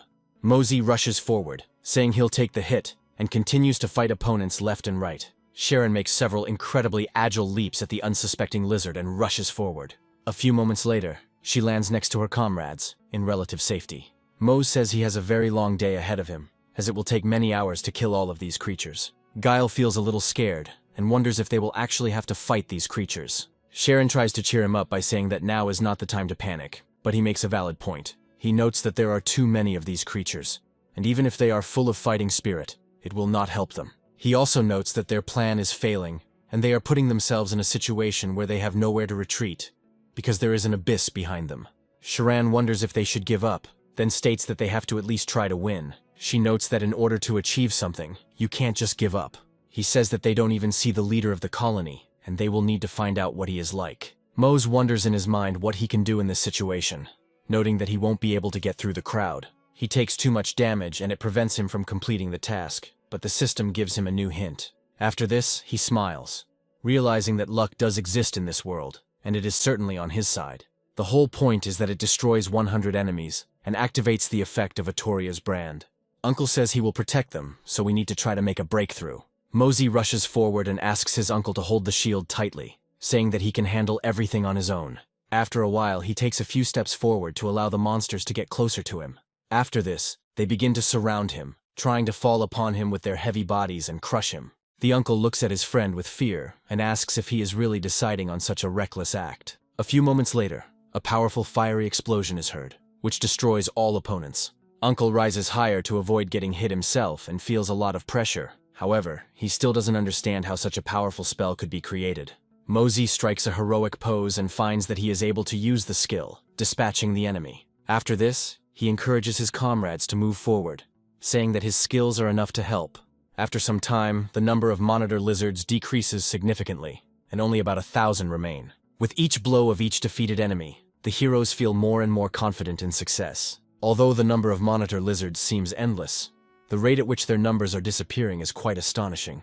Mose continues to improve his fighting skills along the way, relentlessly fighting his opponents as they close in.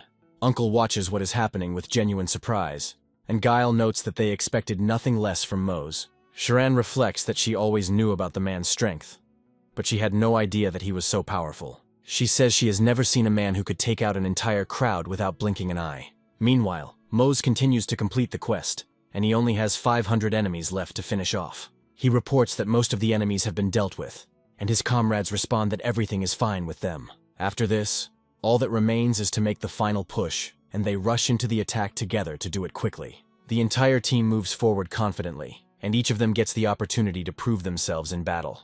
Guile constantly strengthens his comrades and gives them various opportunities for new maneuvers. Mosey continues to act as the vanguard, and together they manage to stop the attack of these bloodthirsty monitor lizards. During the fight, he even finds a few seconds to remember the past and enjoy nostalgia. Within moments, everyone receives system notifications with an unknown task. Smart players almost immediately realize that they are talking about destroying the leader of these creatures. Guile and Uncle wonder where he might be, but Sharon recommends looking deeper into the enemy lines.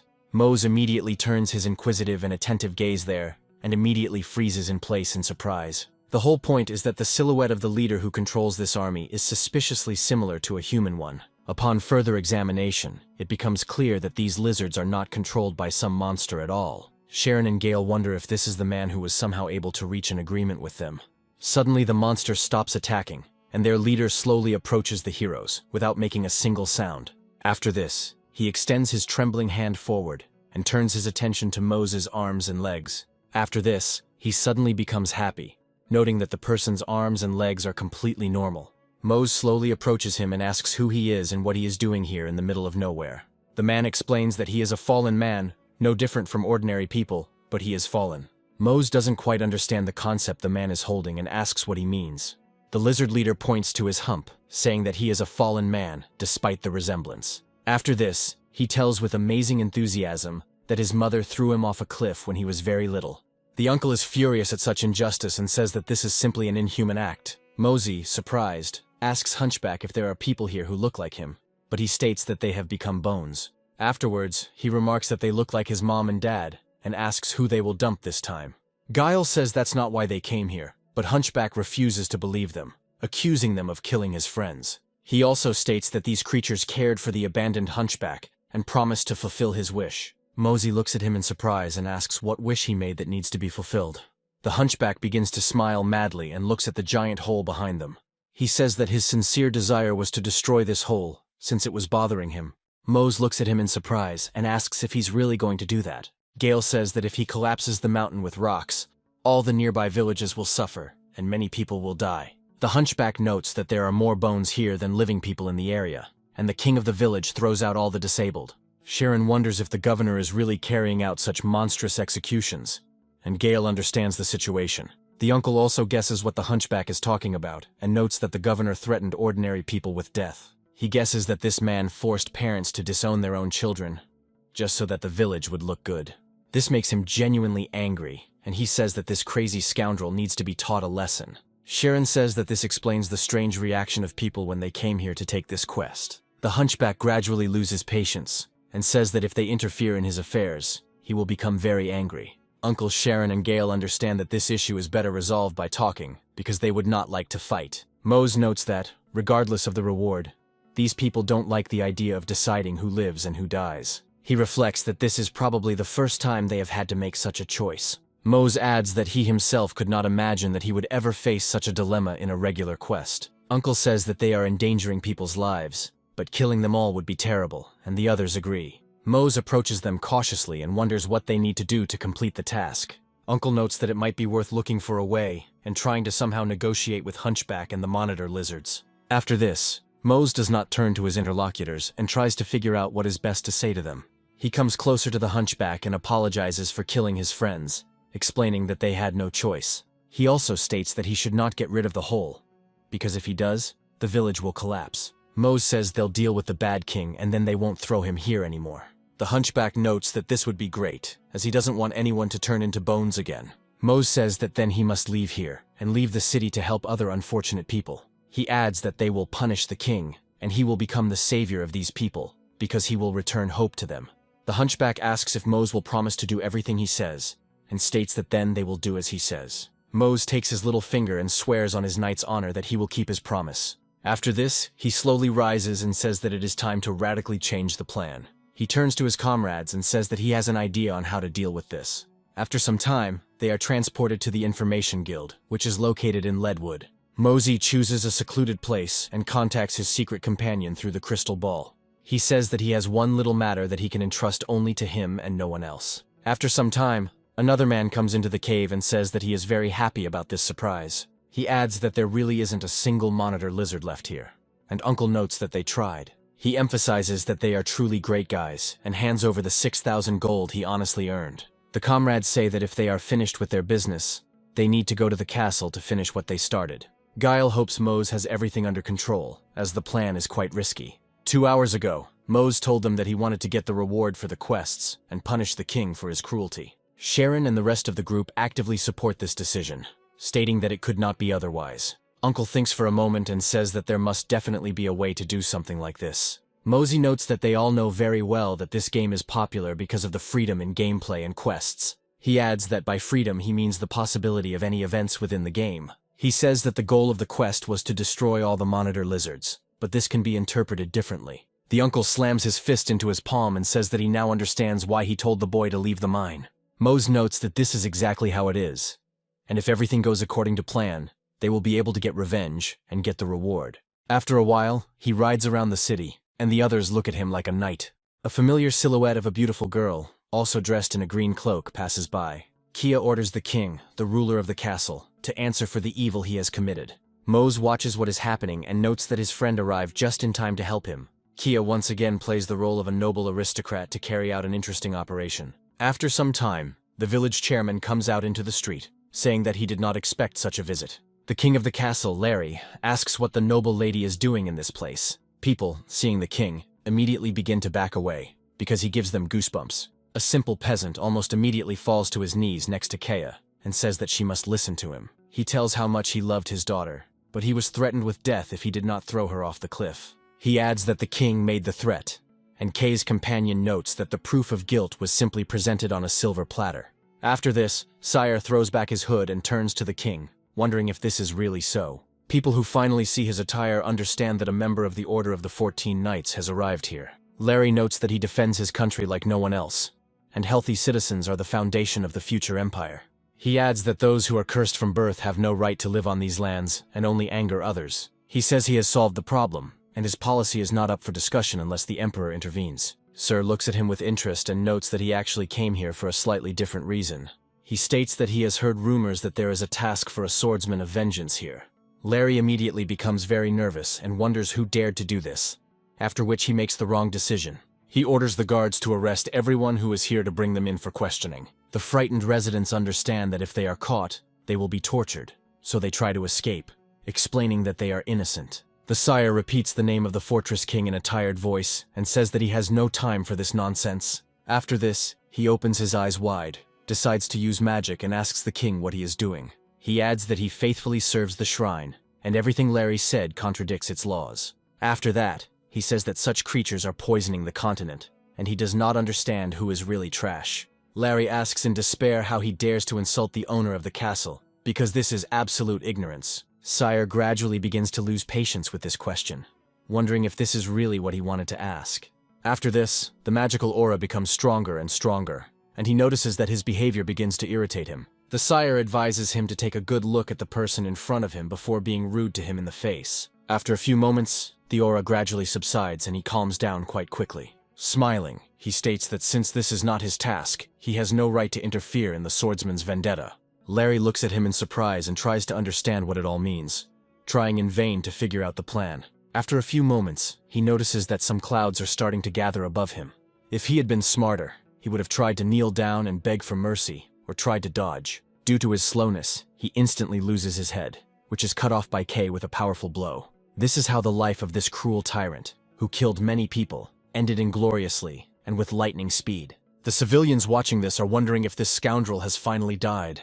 After this, they begin to cry with happiness and say that the glorious knight has freed them from such oppression and incredible grief. The system notes that the boss of this quest has been destroyed, and Uncle and Guile praise Mose for his quick thinking. After a while, Sharon comes up to him and tells him that he has to look at something very interesting. She hands him an envelope, saying that she found it in the mine and that it probably belongs to the hunchback. Mose opens the envelope and quickly realizes that it contains a very sincere letter. The letter says that Hunchback and his friends left according to the map. Mose wonders why there is a ship on the map and why he needs to go there. A few moments later, he hears Kay's disgruntled voice asking if he knows how long it took her to get here. She looks at him carefully and asks if his conscience will allow him to ignore her appearance. Mose smiles and notes that he misses her very much, as they haven't seen each other for a long time. Kia blushes a little and confirms that this is indeed the case, and they haven't seen each other for a while. After a while, they all go to the tavern to discuss the details of the case in more detail. Kay asks with a smile if he needs help with this difficult task, and Mose quickly nods. Sharon suddenly turns to Key and asks her what her relationship is to Mose, trying to get to know her better.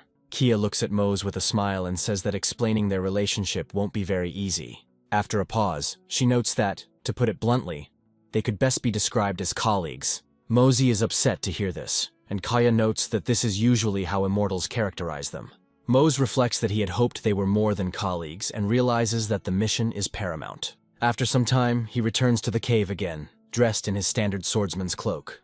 Descending to the sea, he reflects that it has become much quieter here due to the departure of the large monitor lizards. He wonders if the place mentioned in the letter is here, or if he went to the wrong place. He notes that the presence of any ships here is unlikely, as the water level is beginning to rise sharply. A few moments later, he discovers that a giant ship of unknown origin has appeared next to him.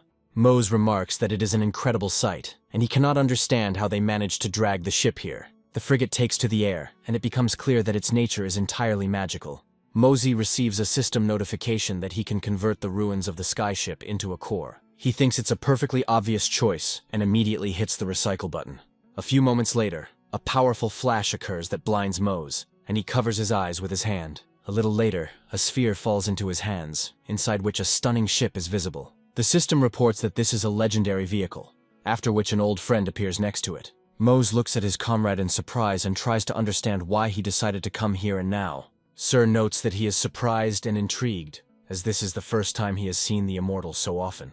Mose says he didn't expect to meet him here, and Sir adds that he wasn't particularly interested in the castle. Mosey asks if Sir is going to accuse Kay of killing the king, because it sounds logical. The sire says that there is no need for this, since there is a code of honor of the Order of the 14 Knights for this. Mose looks at him in surprise and notices that Kaya broke the law even according to the Order's interpretation. Sir agrees with this, but states that he needs to know that he is also human.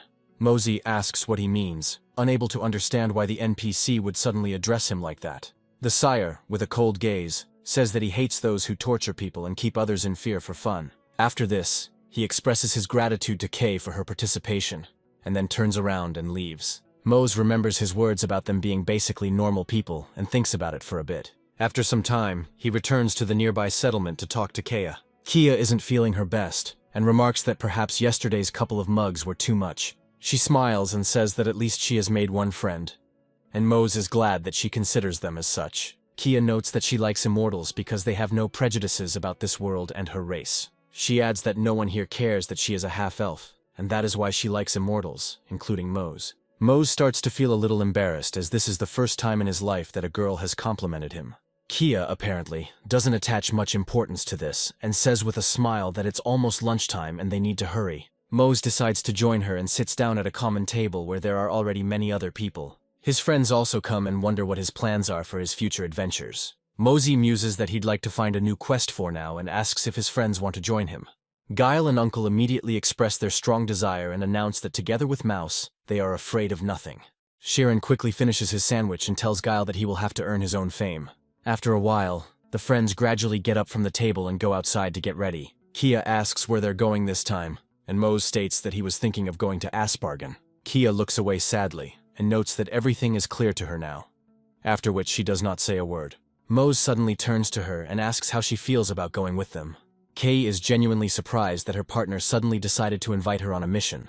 Afterwards, she smiles sincerely and says that she is glad to have the opportunity to go with them. After some time, Mose decides to activate his newly acquired vehicle to fly through the sky. Guile is incredibly surprised by the capabilities and artifacts that his older comrade possesses. Sharon and Uncle are also impressed by the curiosities that Mose has. Kay asks where he got this ship from, and Mose, scratching the back of his head, says that he no longer remembers. After this, she notices a strange entity and wonders who it is.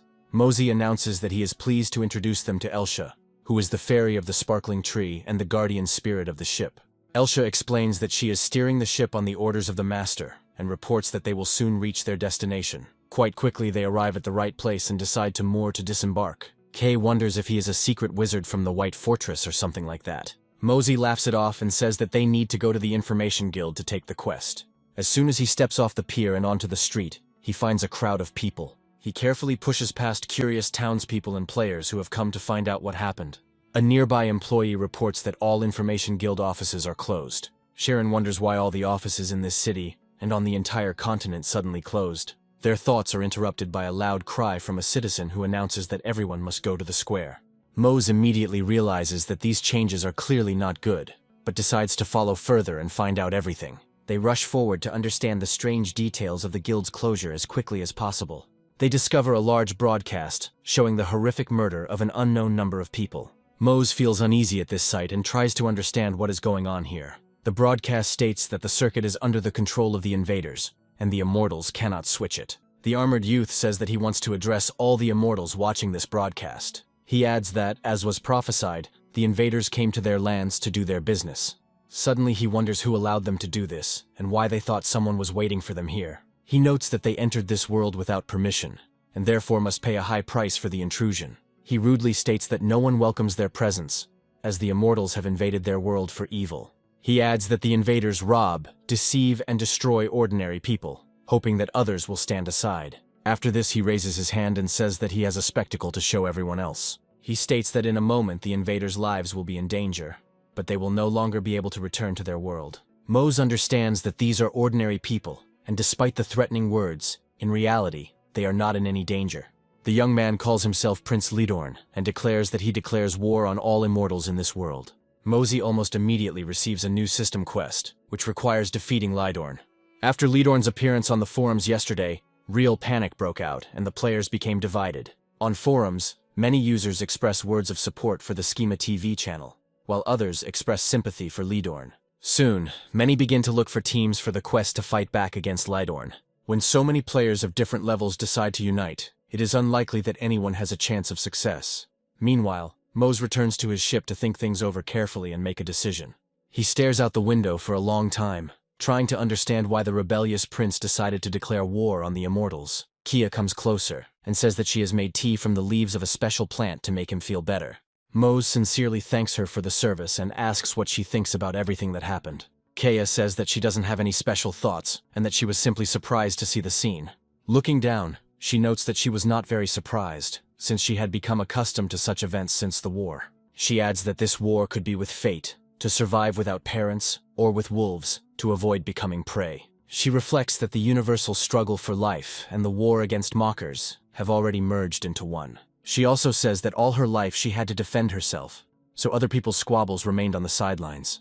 Mosey notes that he should apologize for this, and Kay states that everything is in the distant past. She also says that she once mentioned the instability of the world and the passages between dimensions. Kia adds that every time creatures from other dimensions come here, and elves are one of them. She notes that at first many people attacked and persecuted them, but now they seem safe. She adds that now there are immortals who are bright and brave individuals like Mose. She also says that sometimes they cause trouble, but that is part of human nature. Mosey asks her what she personally thinks about immortals and their actions in this world. Kia notes that she already said that she likes immortals because they don't call her a half-breed. After that, she turns her gaze to Mose and says that he is also one of those people that she likes. Mosey immediately looks away, and Kaya adds that the world would be a better place if everyone looked at it the way she does. Mosey speculates that some people simply don't understand or accept players, and they probably have their own motives. He notes that it is always difficult to watch someone else's grief, but the method he chose brings suffering to those who are not guilty. He notices that the problems are only getting bigger, and ultimately it doesn't matter what drives them, because it can't be that way. He is determined to put an end to this, as such tyranny must not last another day. Meanwhile, we are transported to an unknown battlefield, over which leaden clouds have descended and rain is pouring down. An entire guild came here to fight the cruel Prince Lidorn, but they are losing. One player notes that this is impossible, as an entire army of players and NPCs was wiped out in the blink of an eye. He wonders if it is possible to defeat this man who rides a griffin. Mosey receives another news report stating that the guild that declared war on Lidorn has been destroyed. Kaya reports that the situation is getting worse, and Mose notes that they need to join in and help others. Uncle asks if he plans to fight right now, and Mose states that he has to do something. He asks his comrades if they will go with him, emphasizing that he is not forcing anyone. After a while, everyone looks at each other, then nods and says they would like to join. Mose looks at them in surprise and asks if they really want to go with him. Uncle notes that he is obviously much stronger than each of them if he leads the team. Sharon agrees with his uncle, adding that their team needs a leader, and no one can handle it better than Mose. Mose muses that he's not really sure he's cut out for the role of commander. After that, he suddenly hears Kay coming up to him and quietly tapping on him with her hand several times. Looking at him, she nods quietly, making it clear that he should be more decisive. After all, he took an oath. Mose closes his eyes for a moment to gather his strength and prepare for what lies ahead. He informs his comrades that nevertheless, the situation is getting worse with every second. He delivers a fiery speech, and his comrades remark that it was said very well, after which they rush forward. Kia says that she promises to help him until the very end, and makes characteristic gestures of an oath. Mose thanks each of them and notes that he will always move forward and not give in to fear. After a while, we are transported to the battlefield, where another guild is fighting, challenging Lidorn. The soldiers talk to each other and note that they have only 10 combat-ready tanks left. One of them wonders how they can stop the cursed prince if he is so strong. One of the squads approaches him and reports that most of their warriors have been killed, asking about the situation. They answer him that they have almost the same situation, and they have no one left to continue the battle. The commander announces that they need to join forces and notes that their detachment is located on the riverbank near the plain. The fighter confirms that he has understood everything, after which they report on the advance. Suddenly, the comrades notice that the enemy is approaching them again, and fear can be heard in their voices. The riders on the black griffins continue to attack their targets, constantly descending from the sky and taking off again. The frightened soldiers note that they need to flee or unite with other units. Of course, panic is the worst ally in war, but the soldiers are no longer able to change their behavior. One of them decides to show heroism and tries to buy some time so that the others can escape. However, the Griffin Rider is too quickly at his side and swings his spear to kill him. The player realizes that the opponent is too fast, and that he won't even be able to block the attack. A few moments later, a powerful spell is cast, causing a bright flash that knocks back enemies. The magician comes to the rescue and says that everyone else must leave this place as quickly as possible. The watching players realize that this is the same guy who first entered the White Tower. His name is Kellyan, and he is ranked 3rd in the official ranking of all mages on the server. After a while, we are transported to a small military camp built by players from another guild. The commander irritably hits the sketches and wonders if everything really turned out as he feared. He asks the counselors how nearly 1,100 users and NPCs were destroyed so quickly. Kellyan notes that it wasn't just an enemy NPC army, and they were lucky to get out alive. Some military leaders begin to argue with their comrades, claiming that their warriors died for nothing. Kellyan tries to prevent senseless conflicts, and says that it is necessary to build a camp and gain a foothold as quickly as possible. After a while, they hear a strange noise and run out of the rooms to understand what happened. Judging by the situation on the battlefield, the balance of power is not in the player's favor. The soldiers note that Prince Lidorn's army is advancing on them, and everyone must retreat to regroup.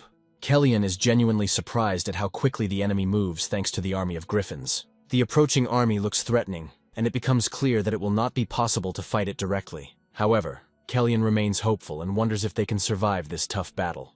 Each of the griffins looks very creepy, not to mention the riders, who have amazing skills. Lidorn asks for forgiveness from his loyal comrades and notes that they followed him, giving up everything. He adds that their loyalty is so great that even the light of the sun goddess cannot appreciate it. He draws his sword and remarks that he was a fool to entrust his soul to Lady Aina. After this, he calls upon all the knights to follow him, calling himself an angry prince who does good. He states that if he can take even a portion of the enemy's dishonor with him to hell, he will die 100 times. After finishing his rousing battle speech, he says it's time to go into battle. He orders the Black Griffins to spread their wings and rush to attack their opponents. Their attacks are incredibly fast, and even tank players don't have time to raise their shields in time. Confusion ensues as Lidorn's force is airborne infantry and attacks from all sides. Kellyan continues to fight, destroying one enemy after another, but his strength alone is not enough for them all. Also, we must not forget that he is a magician, and his powers will come to an end if they are not replenished. After some time, he receives a message that the player Elsha is asking him for 1,000 mana to help him. Kellyan notes that this means he has no idea who this player is or how strong he is, but that doesn't matter right now. After a few moments, the skies begin to gradually clear and a ship appears in the air. The players look up in surprise to see a giant floating vessel slowly approaching them through the air. A few moments later, the ship draws its firearms and takes aim. Elsha uses a lightline skill, hitting all possible targets almost instantly. Numerous energy blasts are heard and defeated griffins begin to fall from the sky. Players are wondering what is going on and who this guild is that has decided to come to their aid. The more daring fighters point out that now is not the time to ask these questions, and that it is time to rush into battle. They continue to fight while Mose prepares his team for the landing. They look at him carefully and he asks how ready they are, at which point they all nod. Mosey realizes it's time for a real fight and says that in that case, they need to jump. Meanwhile, the battle shows no sign of abating, and players are given a second chance to win this fight. However, suddenly the main squad with the heroes lands in the middle, ready to change the course of the battle. Mosey looks around carefully to choose the most suitable target. All his comrades also came here, understanding that the next battle will go down in the history of this game. Mose, in a proud, commanding tone, orders his comrades to rush into battle and show no mercy to their enemies. Kay almost instantly destroys an entire squad of knights on griffins who have lost their transport. Sharon supports the rest of his comrades with accurate shots from his upgraded bow. The duo of Guile and Uncle continue to fight, helping the common players push the enemy further away from the camp. Mose realizes that this is his chance to get to the leader of the army and finally fight him. Suddenly, an enemy appears behind him, having crept up unnoticed and was preparing to strike. However, just as he prepared to deliver a sneaky blow, the energy blade flew past. Kellyan thanks the protagonist, noting that thanks to him he escaped death, and introduces himself by name. Helping him up, he says that he didn't know there was a player with such a huge flying ship. Kia notes that there is absolutely no time for pleasantries now, as the enemy army is advancing on them. Mosey says his name, after which he says that they will discuss further acquaintance after the fight. Immediately after this, he takes off, swinging his sword to make up for lost time. He manages to defeat several soldiers at once who were careless enough to engage in hand-to-hand combat with him. However, one of them still manages to strike with a spear, and despite Mose's speed, he manages to dodge. Mose clenches his teeth in tension, and thinks that everything is not as simple as he initially thought. Looking at the enemies, he understands that they are very strong, and each one is equal in strength to a small detachment. He also understands that in such a situation, he must resort to extreme measures and activate the ability of Atoria's sword. After activating the item's legendary effect, he makes another dash and destroys all enemies. The surviving opponents gritted their teeth, realizing that they had come across a tough nut to crack, one that would not be easily defeated. Mose realizes that he made a serious tactical error and went too deep into the enemy line. The enemies try to surround him again, so he has to use new attacks to repel them. Gradually he moves back and comes face to face with his faithful comrade, who is in the thick of the battle. Mose quickly asks her if everything is okay, and she replies that there is no need to worry. He grips the sword tightly and says that there is no need to worry, as he will definitely protect her. The determination in his voice at these words makes everyone shudder briefly. Kea is also surprised by such selfless behavior, after which a slight smile appears on her face. She rushes forward and says that she will not allow defeat and will cope with all the problems on her own. She notes that he should be more careful about himself so as not to fall into a trap himself. Mose nods quickly, knowing he can't catch up to her in terms of speed anyway. After this, he reflects that there is something he can do to deal with his opponents. However, his plan for a massive attack is interrupted as he sees his main target. Lydorn slowly approaches his main enemy, realizing that he is the vanguard of reinforcements. Mosey grips the sword tightly and notes that they have finally met, and now everything will be decided. At level 144, Lydorn is an extremely formidable opponent to be reckoned with. Lydorn watches him from a low altitude and carefully analyzes all possible opening attacks. Within moments, they both rush at each other with incredible speed, hoping to finish it all off with one blow. Mose understands perfectly well that this is almost impossible in this situation, but notes that the prince still has some illusions. However, they quickly disperse when the two cross blades, and Mose manages to block. However, the pressure that Lydorn is exerting is unthinkable, so it will not be possible to maintain it for long. His plans are instantly called into question as Lydorn throws him aside with one sharp and swift movement. Upon falling to the ground, the protagonist experiences a powerful dizziness effect, making it difficult to orientate himself in space. Mosey scratches his head and realizes that everything is swimming before his eyes, but he needs to get to his feet quickly. Lydorn makes a lightning dash towards him and orders him to die immediately for the sake of this world. Mose reflects that in the past, such things would have scared him, but now he doesn't even think about going to the grave. Suddenly, his uncle appears next to him and thrusts his shield forward at great speed. This blow turns out to be quite serious, but the uncle is strong enough to withstand it. Lydorn looks at him calmly and notes that standing in his way was too presumptuous a decision. He decides that now is the time to tell why everyone calls him the White Wolf of Logis. He proudly declares that those who decide to oppose him always die by his wolf fangs. A few moments later, the uncle feels an unbearable pain that shoots into his shoulder. The thing is that Lydorn used a small portal to teleport the sword directly to an unprotected area. Mose looks at his comrade in horror, wondering how this could have happened. The uncle falls to the ground and says that he was knocked out with one blow, noting that it was quite painful. His body gradually relaxes and he says that he will be the first to leave the battlefield. Mose even feels a little afraid for his comrade, although in reality he is not in any danger. Lydorn remains determined and says that he will take Mose out of life next. Mose gets to his feet and remarks that the prince is a real bastard for allowing himself to do such a thing. After this, he looks at it carefully and prepares to activate the additional effect. The system reports that an armor set skill and a solar fury skill have been activated, increasing attack power. Immediately after this, he rushes into battle, preparing to unleash a hail of furious blows on the enemy. Lydorn parries a series of attacks, but hesitates to counterattack and goes on the defensive. Mosey continues to vent his unquenchable rage at his comrades joining the fight. Lydorn reflects on the fact that the enemy is getting stronger with every second, so it is impossible to continue as before. Mosey continues to absorb the enemy's health, and his strength and speed increase by 150 units. Having received a noticeable boost, he delivers a powerful sweeping blow that makes Lydorn lose his balance. Due to the loss of balance, Lydorn is sent into a fast and long flight, after which he crashes into a stone wall. Mosey takes a few steps towards his enemy, realizing that the battle is not over yet. He notes that even immortals experience the feeling of losing a comrade, and it affects them. Mosey orders himself to focus and activates additional stat boosts. After this, they cross swords once again, as Lydorn managed to regain his strength and stand up. He states that the deceased was also immortal, so there is no need to make a tragedy out of this, because he will be resurrected. Lydorn says he can imagine what it would be like for an opponent to be laid out forever. After this, he unleashes his undying rage on Mose, and now he is forced to go on the defensive. Mosey muses that this is almost impossible and notes a significant increase in the enemy's stats. Lidorn has significantly increased his level and is now level 235 with a corresponding rank. He calls all immortals murderers and proceeds to defeat the protagonist in a fencing duel. They cross blades again, and Lidorn notes that they have no right to walk this earth. After this, a wave of pathos washes over him, and he says that Mose is looking his death in the eye. He then summons the blade again to attack Mose from an unusual angle. Mosey doesn't have time to react to the attack from behind and receives a powerful blow right to the shoulder. The blow is powerful enough to knock him off balance and he falls to the ground. Lidorn says that they are not the masters of the world and cannot do whatever they want here. He asks who gave him the right to control the lives of people dear to him and demands an answer. After some time, Mose hears the voices of his comrades, who say that they have come to help. Guile and Sharan quickly reach him and notice that the fight is clearly not going according to plan. Lidorn notes that the immortal also has someone close, and Mose orders his comrades to run away as quickly as possible. However, Lidorn is unstoppable and plans to kill more immortals, although it will lead to nothing.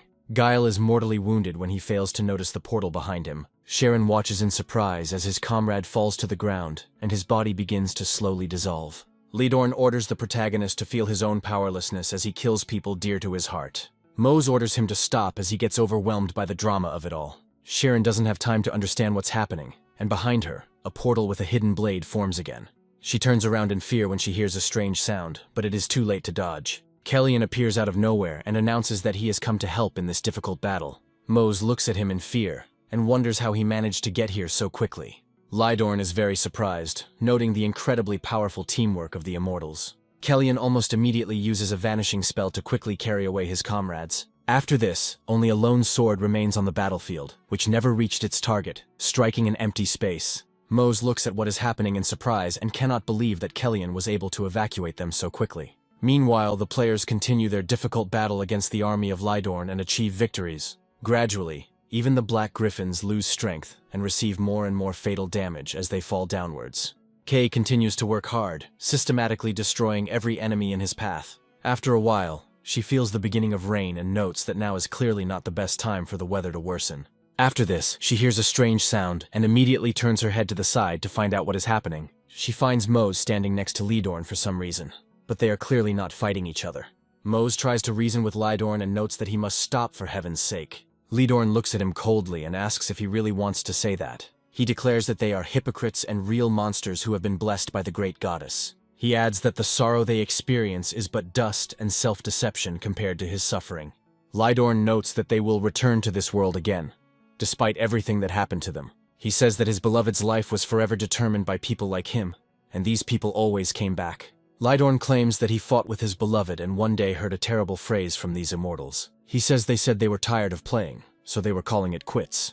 Lidorn emphasizes that for them, everything that happens here is just a game, and Mose takes a few steps back in fear. Mose recalls his own words and the words of others, noting how carelessly they treated the game. He loses the ability to fight for a few moments, and notes that he didn't want it to end this way. Lidorn says that not all immortals do evil, but those who do have forced him to launch a campaign against them. After this, he proudly declares that this is precisely why he decided to declare war on the unholy creatures and drive them out of here. Lidorn asks if Mose still thinks he has the right to stop him, implying that he doesn't have the strength to do so. Lidorn angrily asks what he can do to counter his righteous anger and grief. Mose thinks that there is nothing to argue about here, and Lidorn is, of course, right, but he can no longer retreat. He intends to continue the fight for those who are fighting for their future, hoping with all their might for the best. He also understands that he must fight for Kay, although the admission comes with difficulty. Mosey realizes that his Solar Fury skill isn't working, but that won't change his resolve to continue fighting with all his might. He decides that these atrocities must be put to an end at any cost right now. Immediately after this, he rushes into battle, and Lidorn responds in kind, hoping that the resistance will not last long. However, a serious fight begins between them again, which will determine the outcome. Mose notices that a weak spot has appeared in the enemy's defense, and decides to strike immediately. To do this, he maneuvers to avoid the attack and prepares to deliver a precise jab. Lidorn asks if he really thinks he has found a weak point, adding that it was intended. Mosey fails to dodge a powerful attack from behind, and receives a serious wound to the shoulder. His health drops below 20%, and he realizes that the man's attacks are causing colossal damage. Falling to the ground, he wonders if this is how it will all end, and he will simply die in this place. However, after a few moments, he hears Kay's voice and realizes that she has come to help. Kia comes closer to him and tells him to hold on tight as she is already on her way to help. Lydorn watches her for a while and realizes that she is not an immortal player. After this, he releases his cruel gaze towards Mose, hinting that he now has another goal. Mose turns around at him in surprise, hoping that Lydorn won't be incredibly mean. He immediately turns to his friend and tells her that she needs to leave now before it's too late. Lydorn suddenly turns to her and asks if she really knows this pathetic immortal. Kia continues to approach and calmly states that she does indeed know him and that they are friends. Lydorn asks her if she is really ready to sacrifice her only life for some player. Kia stops for a moment and stares at him with her emerald glowing eyes. Mosey tries to prevent the irreparable and says that she needs to leave and not engage in a duel with Lydorn. Kea takes up the blade again and says that she is ready to sacrifice her life, since this man is dear to her. She also states that it doesn't matter that he is immortal, because she can't let his eyes close even for a second. She adds that she is ready to die for this man, and she does not care that he belongs to a different type. Lydorn tries to find out why she made such a decision, but Kea states that the time for conversation has already passed. She prepares to duel him and declares that he can judge her as much as he wants, but it will not affect anything. Lydorn notes that she is powerless to resist if she decides to choose death over a normal life. Immediately after this, a sharp sword appears from the portal, rushing towards her. Mosey realizes that if he doesn't do anything, he will lose his friend, who, unlike his friends, will not be resurrected. That's why he increases his speed several times and throws his sword forward without fear of losing it. This maneuver proves to be timely, as he manages to block the powerful attack and protect Kay. Lydorn looks at this in surprise and wonders how he managed to suddenly find these powers within himself. Anger clouds his vision again, and he makes the mistake of assuming that the protagonist no longer has a weapon. He swings his sword at him and takes a few steps forward, unaware of how dangerously exposed he is. Mosey quickly puts his hand forward and summons the same sword that once belonged to Giratina. After a few moments, a very unpleasant sound is heard as the blade passes through the enemy's armor and body. Lydorn only now understands the scale of the mistake he made and feels his life melting away before his eyes. Mose's blade passes through him like a knife through warm butter without any difficulty. This is how the formidable career of this commander ends, who died because of his lack of restraint. Mosey looks at his fallen enemy and reflects on the fact that he has finally put an end to the pointless fight. Lydorn asks in a weakening voice if he really thinks this is the end, noting that he is just a spark. After this, he falls down and notes that his mission is finally complete, and others will take his place. Mosey and Kay look at their fallen enemy and realize that even if others take his place, the same fate awaits them. However, for Lydorn, his endless suffering over the loss of his friends is finally coming to an end. The quest ends, and Mose gains several levels at once, noting that they have finally overcome this problem. Kay carefully approaches him and asks if he is okay, noticing that his voice is starting to shake. He immediately grabs her by the shoulders and asks why she decided to risk herself so much. He muses that if she had died, he wouldn't have known what to do. But Kea states that Lydorn needed to be stopped. Mose hugs her and tells her that she should never behave like that again, and she agrees with him. After a short pause, she closes her eyes and notes that it would be nice to pray for him. Mose understands perfectly well why she has such respect for this man, and even sympathizes with him.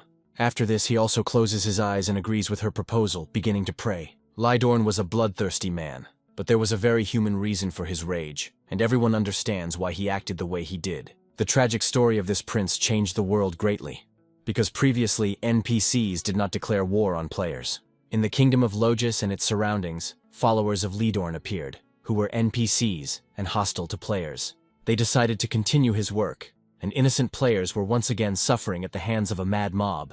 Soon the White Tower established a magical mark that made it possible to identify trolls among ordinary players. Guilds placed bounties on the heads of such individuals, and some players and NPCs began to hunt them. A real headhunt began, while Mose was dealing with much more important problems for himself. The thing is that he became the subject of serious controversy over the ship in the sky, because he was considered the ruler of heaven. However, this quickly devolved into arguments about whether the man was an NPC or a player, which bought him some time. Mose wonders who cares who he is, and in the end it doesn't really matter. Kea tries to calm him down after the battle with Lydorn, and suggests that he take a vacation and go to her homeland. They are now on their way to her hometown, and the system reports that preparations for training are complete. Mosey heads to a special section of the ship that has been reformatted to suit their needs. The system reports that the interior walls of the lower floor have been further strengthened with magic. Mosey carefully examines the walls and notices that a special reinforced magical grid has appeared on them. After this, he puts his hand forward to check and test his old skill. He summons a rune sword and tries to see how long he can wield it after upgrading it. He also makes his first attempt to combine fighting styles by taking another weapon in his right hand. The thing is that the battle with Lydorn was not in vain. As a reward, he receives another very powerful sword. Mosey speculates that this sword is named Karma and has unique skills he has never seen before. It has a legendary effect that allows it to learn the skill of 2 engraved swords at once. Mosey crosses them carefully so as not to cause a burst of energy that could be explosive. The thing is that Karma and Shara belong to the side of 11 swords, each of which strengthens the other. Mosey can now control swords remotely, as if she had telekinesis skills. However, this skill has one serious nuance that cannot be ignored in this situation. The thing is that the blades return to their owner, but are directed with the dangerous side. Mosey makes a sudden movement to catch the first blade, which was moving at a faster speed. Immediately after this, he realizes that he needs to quickly make one more move if he doesn't want to lose Karma. Somehow, he manages to grab the sword by the hilt and avoid serious consequences during training.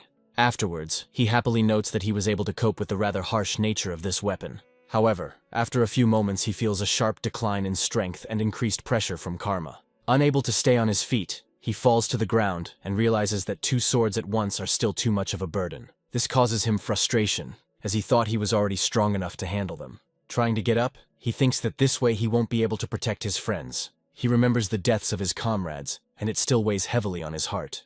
Even though they were players, and in real life they were in no danger, he still didn't want to let that happen. Mose clenches his fists and thinks that he needs to train more and not stop there. Having risen to his feet, he decides to continue trying until success, expressing incredible determination. After a while, the training ends and he carefully leaves the room, feeling very tired. Mose notes that he can barely handle 1 sword, and 2 at once is the next level of challenge. Mose suddenly stops and notices that his good friend has been following him this whole time. Kay holds his outerwear in his hands and asks him if he has finally finished his grueling workout. After this, she throws him some clothes, noting that he should look at himself and see that he is all dirty. Mose catches the clothes and looks at them carefully, trying to understand why she decided to give them to him. The system reports that the shirt is a rare artifact and, in addition to being beautiful, has useful bonuses. Kia explains that he should wear it once he gets cleaned up, and that the clothes are from her city. Mose thanks her and says that in that case he's heading to the bathroom right now. Mosey really appreciates this attention from her, and understands that he must become much stronger than he is now. He notes that he needs this in order to protect his loved ones and Kia, because she, unfortunately, is mortal. After some time, they are transported to an unknown room, where 2 people discuss various issues. One of them explains that he received a very important thing today, and brought it here as soon as he could. An unknown man in glasses receives the item and notes that it is a completely different matter, feeling a bright warmth. He smiles and notes that this is precisely why one cannot stop playing this game, thanks to its possibilities. Mose is on the scene and is amazed that someone could build such magnificent structures here. Azarus is a free city, and it has a developed infrastructure for a comfortable life throughout life. Mose remarks that the city is surprisingly big, and he expected much less, to which Kay only giggles. She explains that this is the White Tower of the alchemist Ruz, who is a secret servant of an empire with a rich history. She tells how this place was once turned into a lifeless void, so that it could be blessed by the wise guys. The elf sacrificed his soul to give this place a second chance, and that is how the city was born. Mose wonders why this city is constantly called free, and Kia explains that there is no ruler here. Mose is very surprised by this information and asks who deals with the criminals in this case. Kia says that power here belongs to a conglomerate, which includes a representative of each race. She also says that this is why you can hear a lot of different opinions from different races in the city. Mose is impressed by this idea of freedom and inclusivity, noting that it is through this that justice can be achieved. He adds that not long ago, this game was his chance to escape poverty, and he went through many difficulties. However, now the game begins to seem to him like something much bigger than he initially imagined. Much time later, he can boast that these months were not wasted. He even made new friends and completed his first team quest without joining the ranks of an elite organization. Despite the grueling training, it helped him meet some nice characters. Mose reflects on how fortunate he is to have built relationships with wonderful people. He understands that this is why he made an important decision for himself in the last battle with Lydorn. Mose firmly declares to himself that he is obliged to protect those dear to him at any cost, even at the cost of his own life. Suddenly his thoughts are interrupted by the ringing voice of Kay, who loudly calls him by name. Kia asks him what he's thinking about, and Mose becomes embarrassed, explaining that it's nothing. Kay immediately grabs his hand and remarks that this is just great, as she wants to show him a lot of things. Mose obediently follows her, at first surprised by the girl's incredible assertiveness. Looking at her smile, he swore that he would always protect her and would not be afraid of anything. After a while, they are transported to a tavern where they can relax and have a good time. Mose and Kay clink glasses with giant mugs filled with a specific drink. Mosey tries the treat and comments that it is incredibly delicious, to which Kaya smiles and nods. After a while, some dwarf comes up to them and says that he hasn't seen Kia for a long time and greets her. Kia greets a dwarf named Lorad cheerfully, and notes that they really haven't spoken for a long time. She immediately shows it to Mose and explains that it has the biggest ears in the whole city. After this, she compliments him, noting that he could become a singer thanks to his voice. Mose extends his hand and says it's nice to meet him, and Lorad notes that the feeling is mutual. After taking a closer look, Lorad notices with surprise that there is another swordsman in front of him. He asks him if he is one of those fighters and wonders what brought him to the city. Kia explains that they are not here for work, but simply on vacation, and Lorad immediately apologizes to them. Kia says that everything is fine, because many people think that the Eternals come only to stir up problems. Lorad explains that he thought they were there on business, and Kia asks what he means. Lorad lays out a piece of paper with a black ball lying on it, and the heroes ask what it is. Lorad explains that this thing is called Venetnik, and it is a prohibited substance that is absorbed through the skin. He adds that in this city, it has become too easy to get, and even children can find a small portion. Kia notes that the city elders had banned such things and could not allow them to spread. Lorad says they should know that many immortals have arrived in the city and have changed it significantly. According to him, new factories are being developed here, and everything was fine until a certain point. He notes that he doesn't know when it started, but Venetnik started being sold in every bar. Lorad also explains that those behind this are probably nearby when suddenly the doors open. Immediately after this, several people come inside who look like real bandits and don't hide it. Kay and Mose immediately notice how much their comrade's appearance has changed, trying to figure out the reason. Lorad quietly explains that these guys are the ones who are selling the poison he just showed them. He notes that they have their own guild and a large factory, and apparently they produce the drug in these factories. Mosey takes a closer look at these people and realizes that they are far from being NPCs who carry out evil orders. Almost instantly, he realizes that these are players taking advantage of their immortal status. Kia cautiously approaches Lorad with a question about the name of the guild these people belong to. Lorad reports that they call their guild the Pickup Artists, although it is a rather strange name. They move to the habitat of this guild, which is a large club. Despite the entertaining atmosphere, there are actually some dark things going on here. The employees approach the director of the enterprise and inform him that only 3 half-elves will be working today's shift. The director notes that this is unacceptable, since he ordered that at least 5 be obtained. One of his comrades comes inside and reports that today's guests, apparently, came from Valum. The villains ponder this information and note that 3 half-elves is still not bad. After this, he smiles nastily and says that this arrangement suits him perfectly. He adds that he will take them at night and order them to be brought here so that there is not a single scratch on them. Immediately after the boy runs out of the office, another thug enters and addresses the principal. He asks if the director has decided on the choice of guests, and the director asks what he wants to offer. The leader calmly explains that he saw something interesting in the bar yesterday and took some photos. He adds that the pictures showed a half-elf in the company of a strange player, and the director's eyes immediately light up with interest. The director demands a photograph, and as soon as the bandit takes it out, he immediately snatches it from his hands to examine it carefully. Afterwards, he's practically salivating with excitement and says that this is exactly what he's always wanted. He then orders his thugs to track down the girl and bring her here as quickly as possible, preferably by evening. These scoundrels don't yet know that they have chosen perhaps the most unfortunate target, which will become the cause of their death. After some time, they are transported to a small house belonging to Kay. She hands Mose a stew that increases all stats by 1 for a full hour when consumed. Mose remarks that this is incredible, and asks her if she really made such a dish herself. Kia confirms that it is,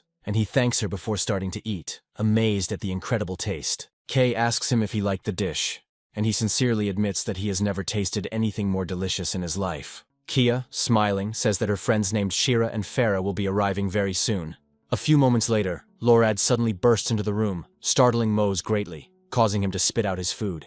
Kay is clearly not happy about this, and Mose asks what happened and why he came so quickly. Lorad explains that something terrible has happened, and suggests that they quickly get ready and follow him. After some time, they go to the hospital, the atmosphere of which becomes more and more gloomy with every second. Doctors perform emergency surgery, wondering what happened and suspecting food poisoning. Kia watches the picture with horror, and realizes that in front of her is her friend Shira, who was supposed to come here.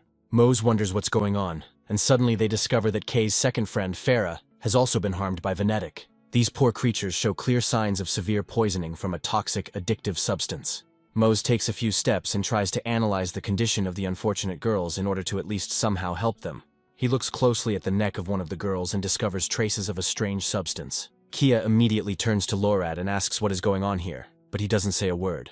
After a while, he sadly explains that those girls were forced to take drugs from those guys. Kia becomes even more gloomy, and Mose realizes that an operation to infiltrate the guild and destroy it is coming. It becomes clear that the main target is the guild called the Pickup Artists. His gloomy thoughts are interrupted by the desperate cry of an unfortunate girl asking for Venetique. Mose grits his teeth, realizing that these scoundrels are not only distributing drugs in the city, but have also hooked Kay's friends. He decides that there is no forgiveness for this, and immediately turns to his battle comrade, who is already in tears of hatred.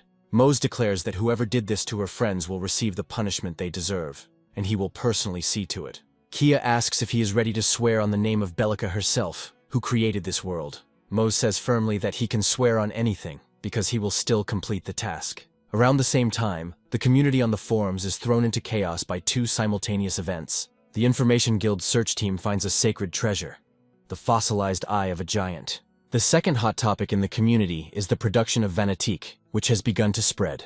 If the new drug is not introduced into the body within 24 hours, severe poisoning with seizures will begin. These powders can cause death, and there is no antidote to get rid of it yet. It is known that only high-level alchemists and mages can remove the effect, but it is very expensive. Finding a sufficiently experienced magician is always difficult, as they can be counted on the fingers of one hand, which creates a bleak picture. After a while, they are transported to the entrance to the main building of the guild, which is guarded by only 2 guards. Mose and Kay slowly climb the stairs, realizing that a real massacre is about to begin here. Mosey asks Kay if they've come to the place Lorad spoke of, and she nods. Lorad managed to tell Kia in the hospital that Shera and Farah received an invitation from the troll's henchmen.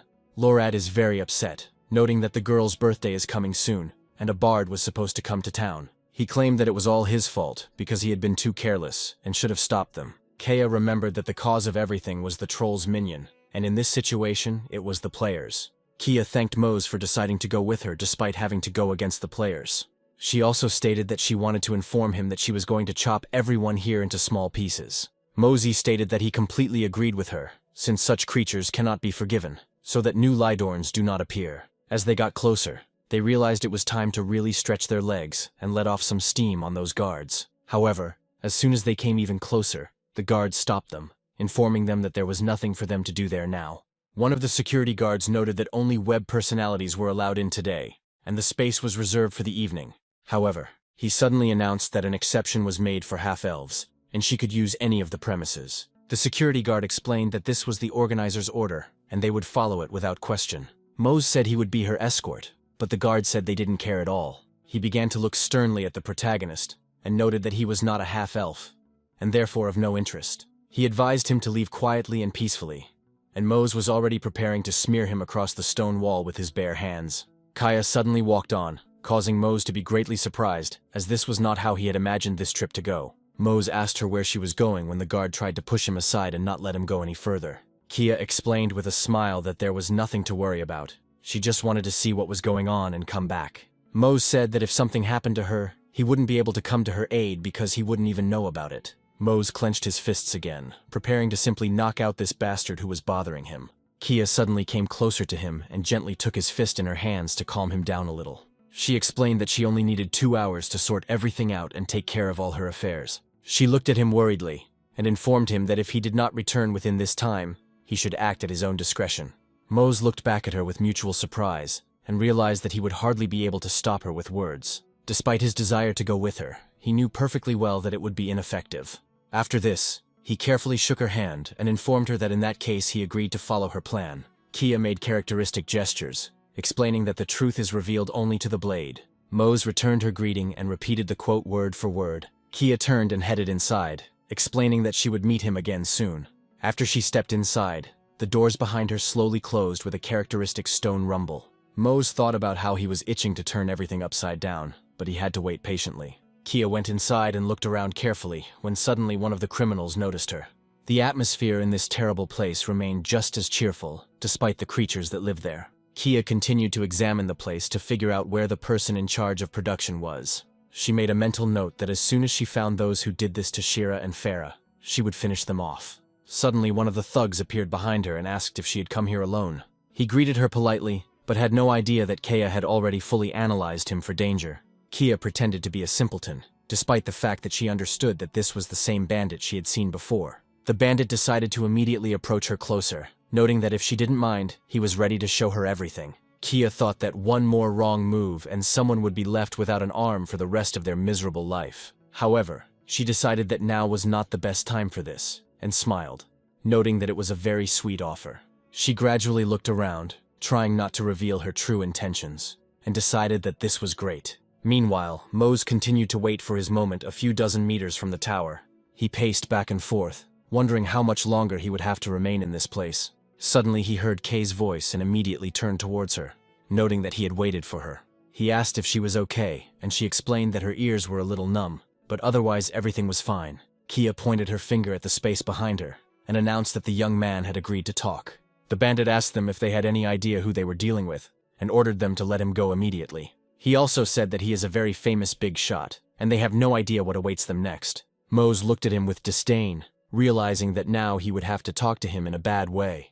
He dealt a brutal blow with his sword right on his shoulder, so that the bandit would feel at least some pain. The young man fell to the ground and admitted that he had never experienced anything more painful in his life. Mose noted that he better tell the truth about what happened here, otherwise real hell awaits him. The bandit gnashed his teeth in unbearable pain and realized that he would have to cooperate to survive. He began to bow and admitted that he was guilty and would never repeat it again. After that, the bandit showed him the drug and asked if they were its producers. The bandit looked at Mose's shining sword and confirmed that everything was exactly as he said. Mose immediately read his intentions, noting that he could clearly see the eye movement and understood his idea. The bandit said that Venetic is made by a guy named Jason, who doesn't really know anything about making it. They asked if Jason was the same player, and the bandit confirmed that he was. He also stated that this alchemist works for Sofo, and Mose realized that he knew this name, because he was the director of the N-Tech company. Kia noted that this is one of the player groups that Lorad recently spoke about. The bandit said that he told them everything he knew, and added that if this became known, they would finish him off. He asked them to be merciful and give him the opportunity to escape from here. Kia turned around and noted that they had found out everything they wanted, so they should leave this bio trash here. Mose agreed with her, then slowly walked off to the side, and the bandit watched them. He thought that it was the end for them all, since the bandit remembered them well, and would now find them and finish them off. Mose suddenly stopped and noted that this guy probably had some bad deeds behind him. After this, he stated that in order to prevent the scoundrel from thinking about the place, he would nevertheless deal with him right now. Coming closer to him, he said that there was nothing personal in it, and he simply had to answer for his sins. The bandit tried to beg them, but all requests were absolutely in vain. After that, they were transported back to the guild's headquarters to continue watching the story. Sofo wondered where his comrade had gone, noting that as soon as he had been released, he had immediately run away. The director said that there was no need to worry, since soon everything they wanted would belong to them. Sofo irritably poured a drink in his guard's face and asked when they would bring him what he needed. Sofo told Jason that he was a good man for making the substance, but he also had to deliver it on time. He added that as soon as Jason took the required dose, he should immediately get some for him too. Jason apologized to the director and said that he would order his people to handle the delivery faster. Sofo ordered him to get out of there, adding that the only thing he knew how to do was clean with his tongue. Immediately after this, he turned an irritated glance to the servants and wondered what they were doing here. Grabbing the bottle, he ordered them to leave the room immediately before it was too late. The unfortunate servants quickly ran out of the room, realizing that a little more and things would have been much worse for them. Sofo tried to figure out where his henchman was by checking all the other people. Meanwhile, Jason and his henchmen finally reached the location of the bandit they were interrogating. All this time he was banging his head on his knees and repeating the same meaningless phrases, as if he had lost the thread of the conversation. Jason took out a special ampule, noting that this thing cost a fortune, and asked to look at him. Immediately after that, he roughly grabbed him by the cheeks and poured a small portion of truth serum into his mouth. After the bandit cleared his throat, Jason ordered him to tell what exactly had happened. The bandit fearfully declared that the half-elf and the player were to blame for everything, having kidnapped him and brutally beaten him. Jason listened carefully, and realized that he was talking about those that Director Sofo had spoken about. Jason looked at the time and noted that it had happened recently, meaning they hadn't gone far. He ordered his people in the village to be contacted, and declared that all buildings in Azurus must be destroyed, leaving no stone unturned. After some time, real anarchy began in the peaceful town, and all the guards were incapacitated. Civilians also suffered greatly, and many of them were left in critical condition due to the bandits' raid. Mose suddenly returned to the city and looked in shock at the apocalyptic image that had taken hold here. They wondered what was happening here, and how they managed to destroy half the city. Mose noted that he would definitely not leave this unanswered, while Kea discovered something very important. He asked her what was wrong, and she replied that he should come closer and see what was written on the wall. There was writing on the wall that Mose and Kay needed to come to the guild building if they wanted to save the pathetic gnome. Mose noted that apparently, the Pickup Artists Guild decided to take revenge and deal with this village themselves. Kea gritted her teeth with hatred and added that she would never forgive them for what they did. She declared that she would tear these creatures into small pieces and get them wherever they were hiding. They both turned and headed towards the giant tower to put those scoundrels in their place. Ji-hyun once again connected with her audience, announcing that she would be hosting a special broadcast this time. She stated that she was in the place where the guild would bring the holy treasure they had recently obtained. She also noted that soon a new generation of humanity will show them its power, and it will be interesting to see what happens. A few moments later, she felt an incredible earthquake that prevented her from staying on her feet. After this, it turned out that the holy treasure had fallen onto the roof, and now one could see what it was really capable of. A few moments later, the strange sphere, resembling a giant eye, froze in place. After a short pause, there was a powerful flash of light that spread for many kilometers. People nearby felt the arrival of a powerful shockwave and tried to cover their eyes to avoid being blinded. Some symbols appeared in the sky, and all the correspondents tried to quickly decipher them in order to understand the message. The message said that someone was revealing all the secrets of this world, and people would see the greatest miracles they had ever seen. The system announced that the popularity of each player would now be revealed, and Mose was at the top of the leaderboard. After some time, they were transported to the headquarters of the Pickup Artists Guild, which also received news about the popularity ratings. They wondered what it was all about, noting that similar functionality was in every game. After some time, they realized that this was most likely a new rating system that had only just been released. They immediately began to look at the player in first place, noting that he probably had nothing better to do. Meanwhile, Sofo approached Jason and asked when the package would arrive, to which he replied that it would arrive soon. He also noted that he had heard that the package was a bit unusual and might require a lot of effort to tame. Sopo stated that taming is his specialty because he gets bored when victims are docile. After that, he said that another person was needed, who needed to be brought here, but he was settling in. The door opened and Kay and Mose walked in, carefully assessing the situation, preparing for battle. Kia also came here empty-handed, and brought her sword so as not to stand on ceremony with her opponents. Sopo noted that it was incredibly fast, and added that Kay looks even cooler in real life than in the photo. He also noted that he had expected much less, but then he received such a gift that he no longer wanted to wait. Immediately after that, he ordered Jason to bring them here as quickly as possible, and he stated that it would be done. Coming closer, he announced that he was the guild master, and noted that they had had a good time with his subordinate. After this, he stated that if they go where they shouldn't, he must tell them what the consequences would be. Snapping his fingers, he noted that the girl needed to be alive, and it was advisable not to harm her.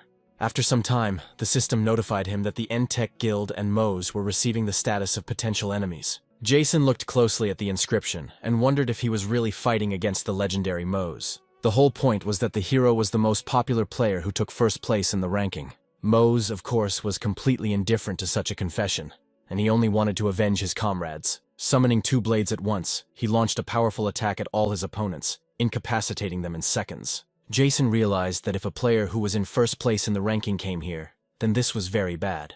Watching him brutally hack apart all the guards, Jason realized it was time to get out of here. He understood perfectly well that he did not have a single chance when fighting against such a strong enemy. However, a few moments later, he discovered that the time for escape had already passed, and a projectile was flying towards him.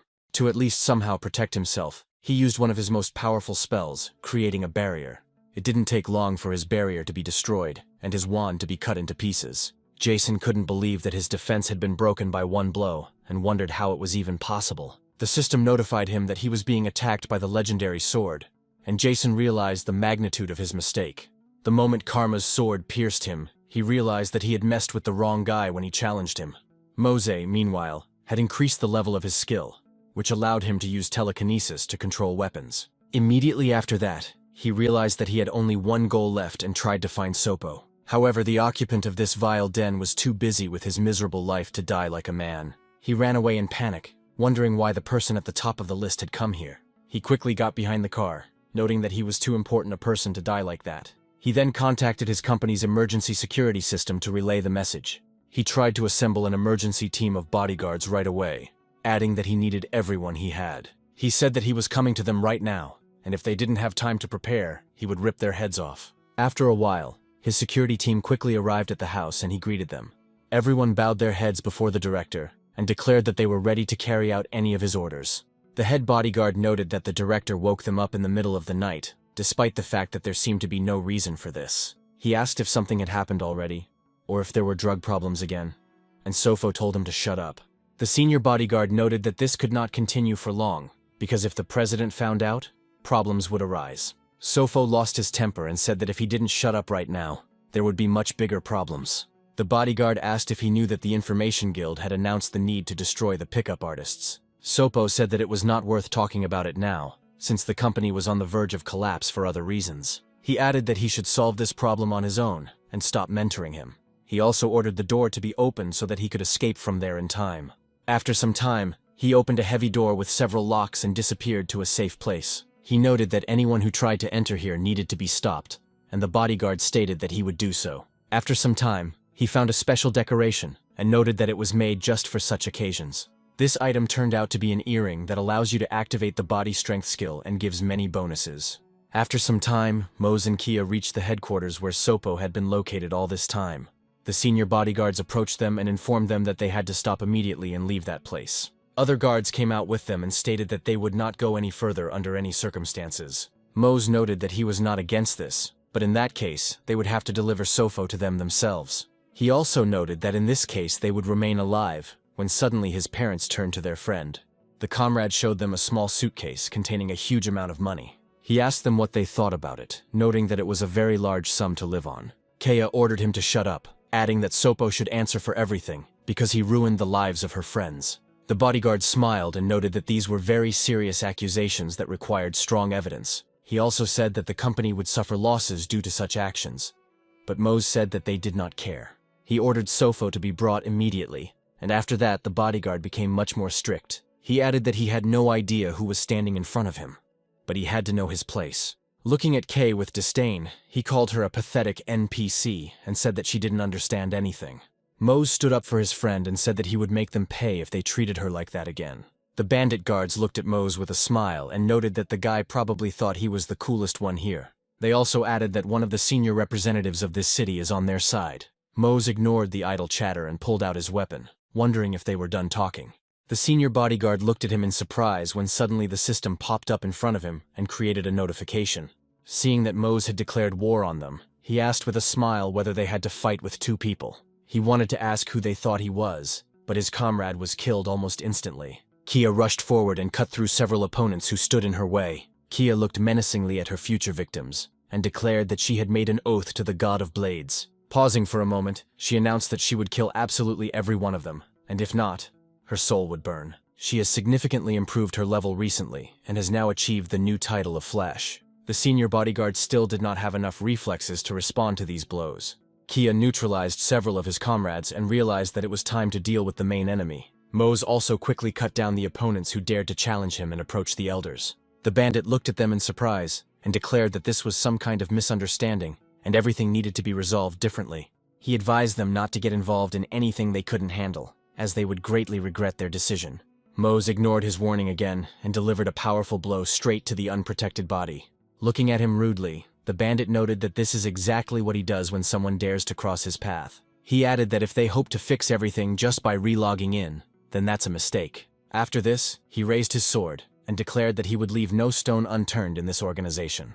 After a while, we are transported to a secure room where Sofo cowardly fled. He was breathing very tensely, and even the earring pulled onto his ear did not help much to calm his spirit. He said he didn't want to do it, but apparently he had no choice. Taking out a lighter, he noted that there was no other way, since there was a lot of evidence left in this place. Coming closer to the boxes containing a huge amount of goods, he declared that everything needed to be destroyed. Throwing the lighter forward, he noted that the player who had infiltrated the factory could definitely be blamed for this fire. He also said that the investigation would be carried out by one of the city's senior residents, nicknamed the Swamp Sage. He smiled and noted that this man was on their side, so they had everything under control and nothing would happen to them for this.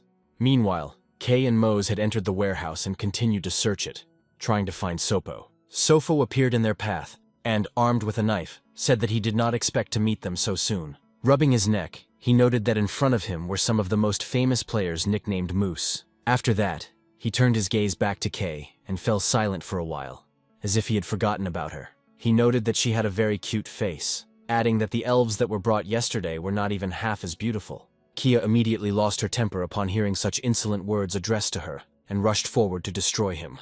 However, just as she reached the distance to strike, there was a bright flash of light that stopped everything. Sopo smiled and noted that she was indeed nimble, and this even surprised and impressed him a little. Kia looked at her target in shock and tried to understand why she couldn't pierce him completely, since he wasn't that strong. Sofo noted that having a powerful weapon is great, but it is not enough to deal with it. After that, he swung his giant cleaver and announced that it was his turn to return the favor. Mose knew that now was clearly not the time for the villains to triumph, and he rushed to the attack. With one powerful movement, he interrupted Sofo's attack and dealt him a fatal blow. The incident caused chaos in the city, and the local branch of the Information Guild launched an investigation.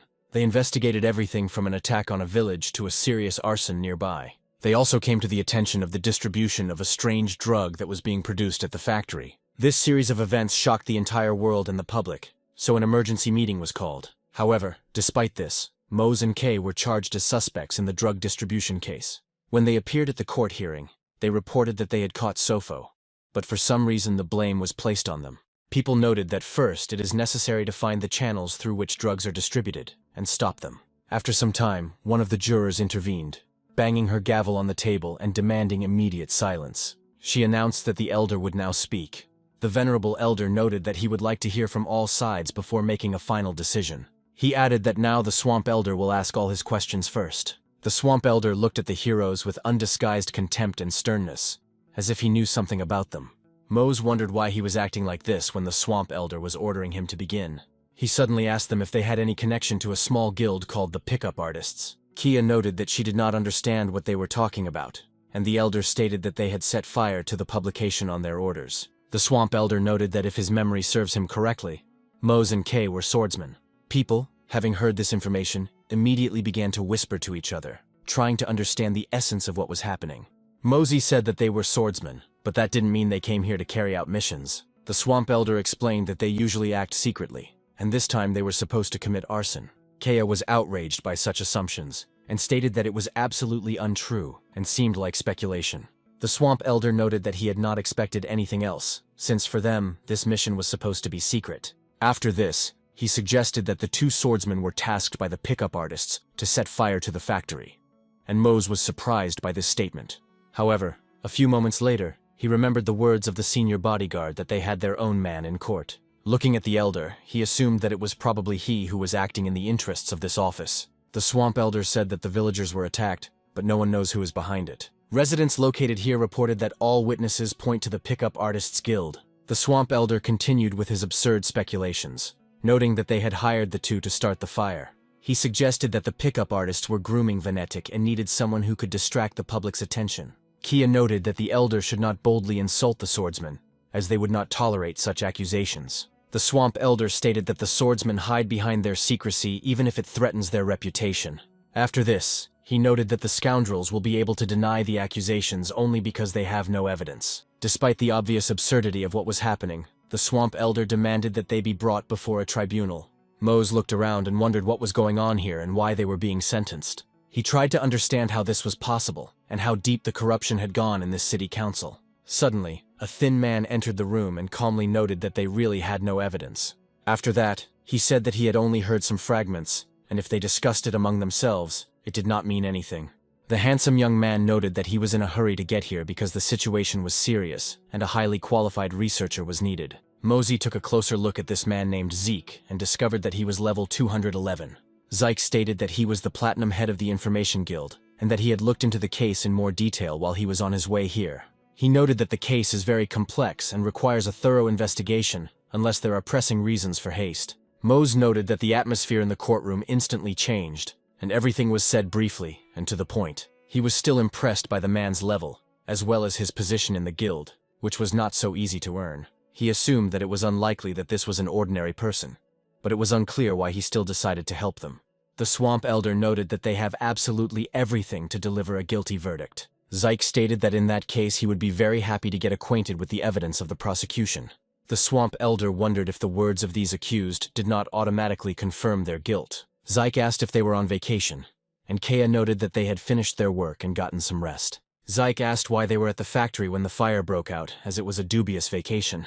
Kea reported that a close friend of hers had been affected by a recent drug spree, so she began her investigation. She also added that, according to their information, the head of N-Tech was covering for the pickup artists, which is why they went after Sofo. She also stated that they learned about the fire and arrived there to rescue those who still remained. Zyke asked if they had any evidence, but Kea sadly noted that it had all burned. The Swamp Elder noted that they had no evidence, which meant it was all a fabrication, and they could be put in jail. Zyke suddenly turned to the junior officer and advised him to shut up a bit so as not to interfere with the proceedings. After this, he said that the matter was serious, so one should not make hasty conclusions. He noted that, at the request of his superiors, he contacted a special investigator, but for some reason the investigation was not carried out. After this, he ordered to start all over again and interrogate the swordsman in detail to find out everything. The Swamp Elder began to get nervous, while the other villagers noted that this sounded logical. After some time, an employee of the Information Guild approached them and asked them to come with him for questioning. Suddenly, a loud voice of a familiar friend who had come to help was heard in the courtroom. Mose and Kay turned around and realized that Lorad had decided to come here to testify after all. Quickly entering the hall, he asked everyone to wait a little, as he had very important information. He said he was kidnapped by Sofo on the night his village was raided by a pickup artist guild. He also said that he had valuable evidence for the special investigator. Mose and Kay couldn't believe their ears and tried to figure out what kind of proof he could give them. Lorad looked carefully at everyone present, especially at the Swamp Elder. The Swamp Elder lost his temper and noted that now was not the time for this, and that he was late for the court hearing. He added that they had already reached their logical conclusion, so there was no point in provoking the crowd. Lorad, in response to these attempts to hide the truth, showed his neck, on which was a brand. Zyke looked at him in surprise and noted that it was a memory crystal, which meant that Lorad was a special person. He showed respect and informed Lorad that he had the title of Voice, and noted that he had fought in the past. He also said that he installed the crystal to work for reconnaissance and information transmission. After that, he gently massaged his ears to activate the memory crystal's effect. Mose and Kea heard a voice belonging to Sopo, and realized that they could now find out the truth. Sopo said in the memory crystal that investigators would focus on finding the cause of the fire, and his man would help them. The Swamp Elder began to get nervous and wondered what it all meant and where the recording came from. The others looked at him with genuine horror, realizing that they had been next to a traitor all this time. Sofo from the memory crystal reported that the case promises to be very interesting, and he will have everything under control. Lorad reported that N-Tech had kidnapped him, and then he decided to record everything they told him. He also said that his kidnapping was revenge on the part of the corporation for starting the investigation. Lorad specifically emphasized that if he had not escaped, he would have burned alive in the fire started by Sofo. Zyke became very angry and declared that this was not the way to go and took out a small handkerchief. He angrily accused the Elder of deciding to deceive the special investigator and destroy the beautiful city. The Swamp Elder tried to justify himself, but it was too late, and Zeke decided to take action. He landed right next to the corrupt Elder to ask him a few clarifying questions. He said that 52,000 people have suffered from drug addiction, 110 of whom have already died. Zyke wondered if it really meant that the Elder was involved in this drug trafficking and facilitated it. Leaning closer, he noted that he would do everything possible to put him behind bars as soon as possible. He also promised that all those involved, including military knights and guards, would be sent there with him. Finally, after this, he turned around angrily, so that everyone could see that he was extremely determined. Mose and Kay were surprised at how easily this man's character could change, because he had just been calm. Zyke suddenly became softer and smiled, looking at the heroes, realizing that they were not to blame for this situation. After this, he jumped down and apologized for his behavior, noting that he did not immediately recognize the heroes of this city. He then cleared his throat thoroughly to announce his final verdict on the case. He announced that, on behalf of all the elders, he was closing the proceedings, since the whole essence was already clear. He noted that the main blame for the production of the poison should be borne by the N-Tech company and the Pickup Artists Guild. He added that the veracity of the swordswoman's words was proven, and all charges against her were dropped. He also stated that based on her testimony, he declares Kay and Mose to be heroes who helped correct the situation. Mosey suddenly felt an incredible surge of power and was very surprised that NPCs could even do such a thing. His level has increased many times and he has received a title that increases stats as if it were a unique effect. Smiling, he realized that he had completed a series of seemingly simple missions, but the result was amazing. Following the incident, an article appeared on the forum in the Incidents and Occurrences section, also known as IIP. The article featured the company N-Tech, and it immediately shot to the top of the news cycle, becoming a hot topic. This happened because it said that it was Mose who exposed these scoundrels, being a popular player. The article was so popular that the site crashed, and news of the feat spread throughout the game. Mose, meanwhile, addressed the townspeople and reported that they had always been extremely kind to him. The town elder noted that the residents should be grateful to him, since they were in his debt. They also apologized for treating him poorly, despite Mose's obvious good deeds. As an apology, they decided to prepare a small gift for him, consisting of a valuable artifact. They noted that such an artifact, since ancient times, could only be possessed by elders who deserved it. They added that although the item was related to the swamp elder, this did not in any way diminish its value. This magic stone, when used, can transport the player to the Olinotri location, and Mose was very happy about this. They added that it was a small gift considering how much he had helped their people and city. Mose noted that this gift was very important to him, and he would feel a sense of pride about it. After this, the elder waved his hand and wished him a safe journey and success on his difficult path. Mose returned to his flying ship to set off for an unknown destination. Kia decided to join him since her vacation was also ending, and it was time to return. After that, they looked at each other and thought about where they should go now. After some time, we are transported to an unknown place, where the swordsmen fight with their brother. Despite the obvious betrayal, at this moment the forces of evil achieved a confident triumph. The unknown man, who looked like an evil wizard, wielded the sword incredibly, and some decided to swear allegiance to him. Some swordsmen realized their hopeless situation and declared that they would kneel before him. The evil swordsman reported that the immortal he was looking for had decided to become a swordsman for some time. After this, he noted that they still had a lot to do, and it became clear that their target was Mose. We suddenly found ourselves in an unknown place and realized that someone had managed to deceive Sharan. Kellyan reflected that he knew these idiots hated him, but he had no idea of the extent. He was also surprised that the villains dared to use a device called Telop to determine coordinates. Kellyan was surprised that they hid the device in the White Tower, where it would be quite difficult to find. He wondered if this much talked about boy would be able to find them. Of course, he had Mose in mind, but it was not yet clear whether he would succeed. Mose, meanwhile, suddenly came to his senses after being asked another clarifying question. Kea asked him where they were going next, and he thought for a moment about his choice of route. He asked if she remembered his friend Sharan, and Kea noted that she was an archer from his squad. Mose said that since she disappeared with the mage, he has not been able to contact her, and this worries him. He added that as long as the player is in an area he has visited at least once, he can be contacted. He also noted that now he has only one blind spot left, the city of entertainment and gambling. He emphasized that the city has stunning contrasts and splendor worthy of its reputation. However, if you go down a little lower, you can immediately notice the opposite side, completely opposite to the external splendor. Mose was in this city along with other ships that could also fly thanks to magical powers. He used a special device to save the coordinates of this location. He noted that the ships here were so luxurious that even the skyway looked rather drab in comparison. Suddenly their thoughts were interrupted by loud cries that the poor fellow had lost all his money again.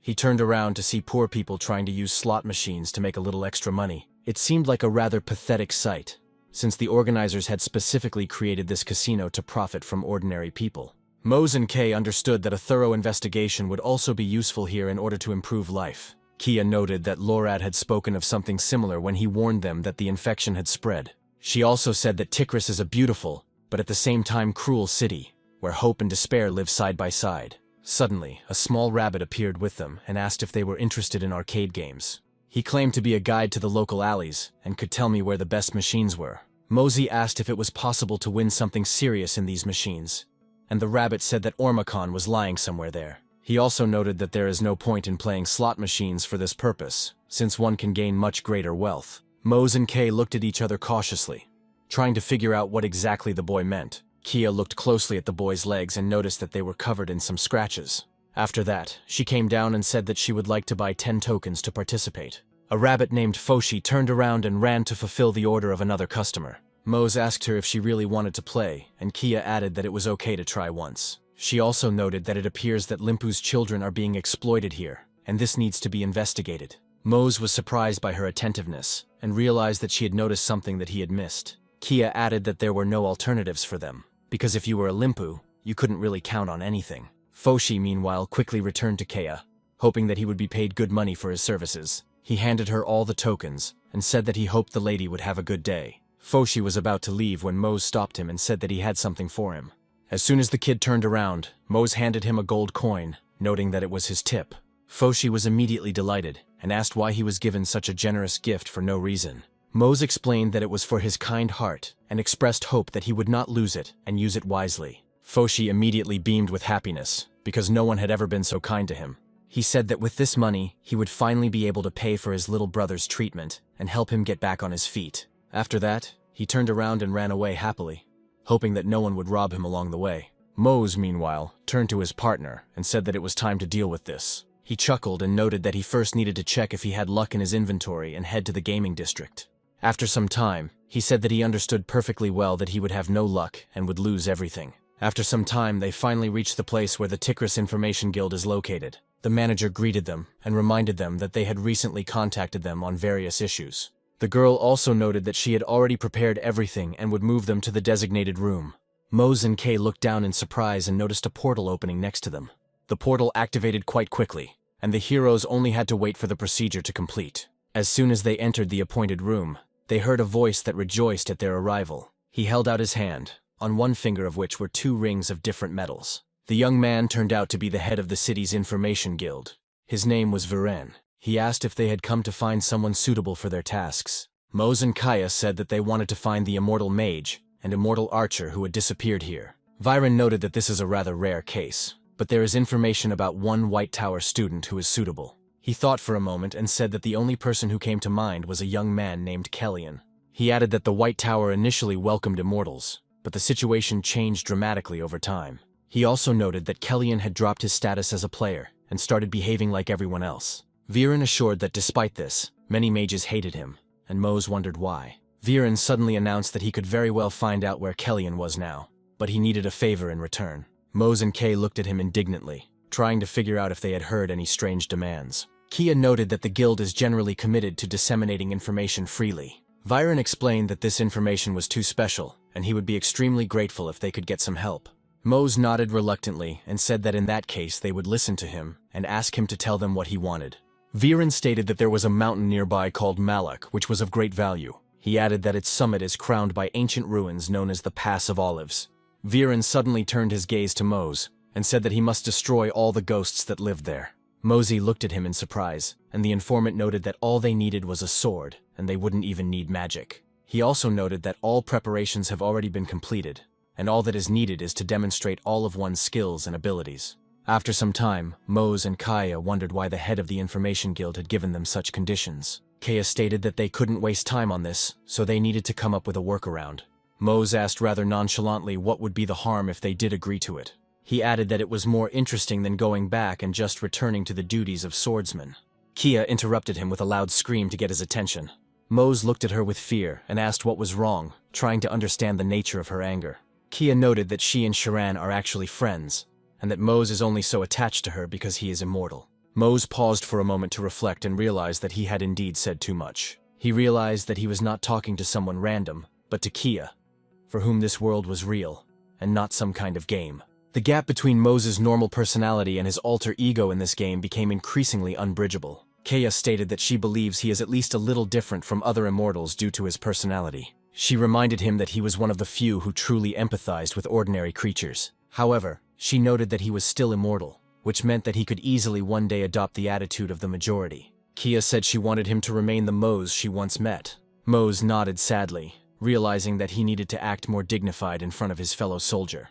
After that, his head started to shine, and he admitted that it was stupid of him to say such a thing. After that, he took her hand to squeeze it properly, and expressed his gratitude for her help. He also made her a promise to remain the same as she was used to seeing him. After some time, they reached another block that might be of interest to them. Kia looked around and suddenly noticed something strange that immediately caught her attention. She found Foshi standing somewhere in the corner, looking rather rumpled for some reason. Kia came closer to him and said hello, noting that it was high time for him to return home. However, looking at his face, she discovered that he was all wounded, as if someone had been kicking him for a long time. She immediately dropped to her knees and asked what had happened to him, while the boy tried to speak. Mose reassured him that he could tell them what happened, and that they wouldn't torture him. Foshi was still hesitant, and they asked him who dared to do such a thing to his face. However, after some time he realized that there was no point in trying to deceive these good people. He reported that the coin they were given was taken away by a man named Shayaman when he saw it in his hands. He also stated that they wanted to sacrifice him to the ghost of Malivkov Pass, and Mose and Kea were immediately surprised. After some time, the setting sun rose over the city, and the clouds turned into beautiful shades. Guards were stationed near the main residence of the next rich man to ensure that no one got inside. Kea and Mose had been quietly keeping an eye on this building and realized that this was where the very same Mirzavets Shayaman lived. Mose clenched his fist and noted that there were a lot of guards here, but that wasn't the most important problem. He didn't care at all who stood in his way, as he would destroy any enemy on his way to the building. Shayaman, meanwhile, was living his best life and noted that he needed a person who would be of some use. He also said that he didn't care how they did it. The important thing was to make sure the new servant didn't die. He added that his comrade received the position of head thanks to the society, but he was the one counting the money for them. He also said that they had barely earned 4,000 gold this month, and that they needed to spread the word that there were 10 Ormacons in the machines. He added that the little creatures had dared to rob him, and half of them had to be killed in public. Kea immediately rushed forward, and Mose tried to stop her, but it was too late to change anything. The scoundrel turned around, hearing a strange noise, and asked who had decided to invade them. However, almost immediately he saw a powerful fist rapidly approaching his face. Of course, this fat bastard had no time to react to such a powerful blow and received full damage. Kea exerted so much force that she was able to knock her opponent down, despite the fact that she was physically smaller. The scoundrel immediately grabbed his broken nose and began screaming loudly, trying to understand the reason for the attack. He tried to call the guards for help, but Kea noted with a smile that he had realized it too late. She added that there was not a single guard left conscious now, as she had already taken care of them. She also stated that all the guys who once helped him were now either asleep or had wasted their energy licking their wounds. After this, she began to beat him brutally, and Mose made the tactically correct decision not to interfere. Afterwards, she noted that she needed to let off some steam, and Mose said he was glad she felt better. She then looked over what was left of the villain and said that it was time to have a proper talk. Coming closer to him, they said that he should tell them about what was happening at Olive Pass. Shayaman, irritated and offended, asked why they thought he would open his mouth at all after what had happened. Kea noted that she knew at least several dozen more ways to loosen his tongue. Shayaman realized that it was better not to joke with this girl, and noted that there was a gambling place there. He added that people played with ghosts on this pass, and Mose asked how that was possible. He stated that there was a society of silver cats, which included the city's nobility, who had access to the necromancer. He added that the necromancer sent a powerful ghost to Olive Pass and staged gladiatorial fights there. He also stated that no one had yet been able to defeat this ghost, and no one had even lasted 3 minutes against it. Kea asked how many people he had sent there, probably to their deaths for the sake of gold. Shayaman noted that tomorrow everything will be different, since a powerful ghost will come with Russia. Mose said it was now clear how this was connected to the Information Guild they had recently interacted with. He added that apparently, the Information Guild is in cahoots with these scoundrels and is interested in gambling. Shayaman began to ask for forgiveness and stated that he would do anything if they did not kill him. Mose stopped his comrade and noted that in this case there was no point in getting her hands dirty with him. Mosey states that this man has already lost everything and that he will be finished anyway when people find out that there are no Ormacons in his machines. From his point of view, as soon as this news becomes public, he begins to be judged by deceived citizens. After this, he says with a smile that it is time to start completing the task. Then he reflects on how the scoundrel Viren will regret several more times that he dragged him into this mess. She goes to a huge library, which was built even before the city itself, to restore her memory. This secret place, as he notes, can only be reached with the help of special magical stones created from the Avec tree. Mose asks her if she wants to go there, but she immediately becomes shy and refuses. She states that the stone was given only to him, and that as a resident of Azkarus, she wishes to follow his laws. However, she asks him if she can ask him for a favor and have him find a book for her. Mose asks her what book exactly she wants, and she tells her that she wants a book called The Minstrel of Kafir. Moments later, a portal opens in this mysterious place, heralding the arrival of Mose. Mosey quickly passes through the portal and looks around, trying to study this place in as much detail as possible. He is immediately impressed by the scale of this majestic building, and he understands that it is very beautiful here. Almost immediately, he receives a system notification that he has discovered a secret quest and a new task. According to this quest, you need to find the diary of the great blacksmith Lavager, who forged those very 11 swords. Mosey happily says that in that case he will go and complete this quest right now. He states that the library search needs to be used and calls for a special assistant who should be here. However, contrary to his expectations, no one answers him, and he is left only in a rather soft but deafening silence. He wonders in surprise whether he will have to go through each book himself to find the diary. This immediately demoralizes him a little, because the size of this library is simply incredible. These searches take up a lot of his time, although time here seems to flow completely differently. Mosey says he's never seen a game give a quest to find a book in an open world. Luckily, the books in this library are organized by section,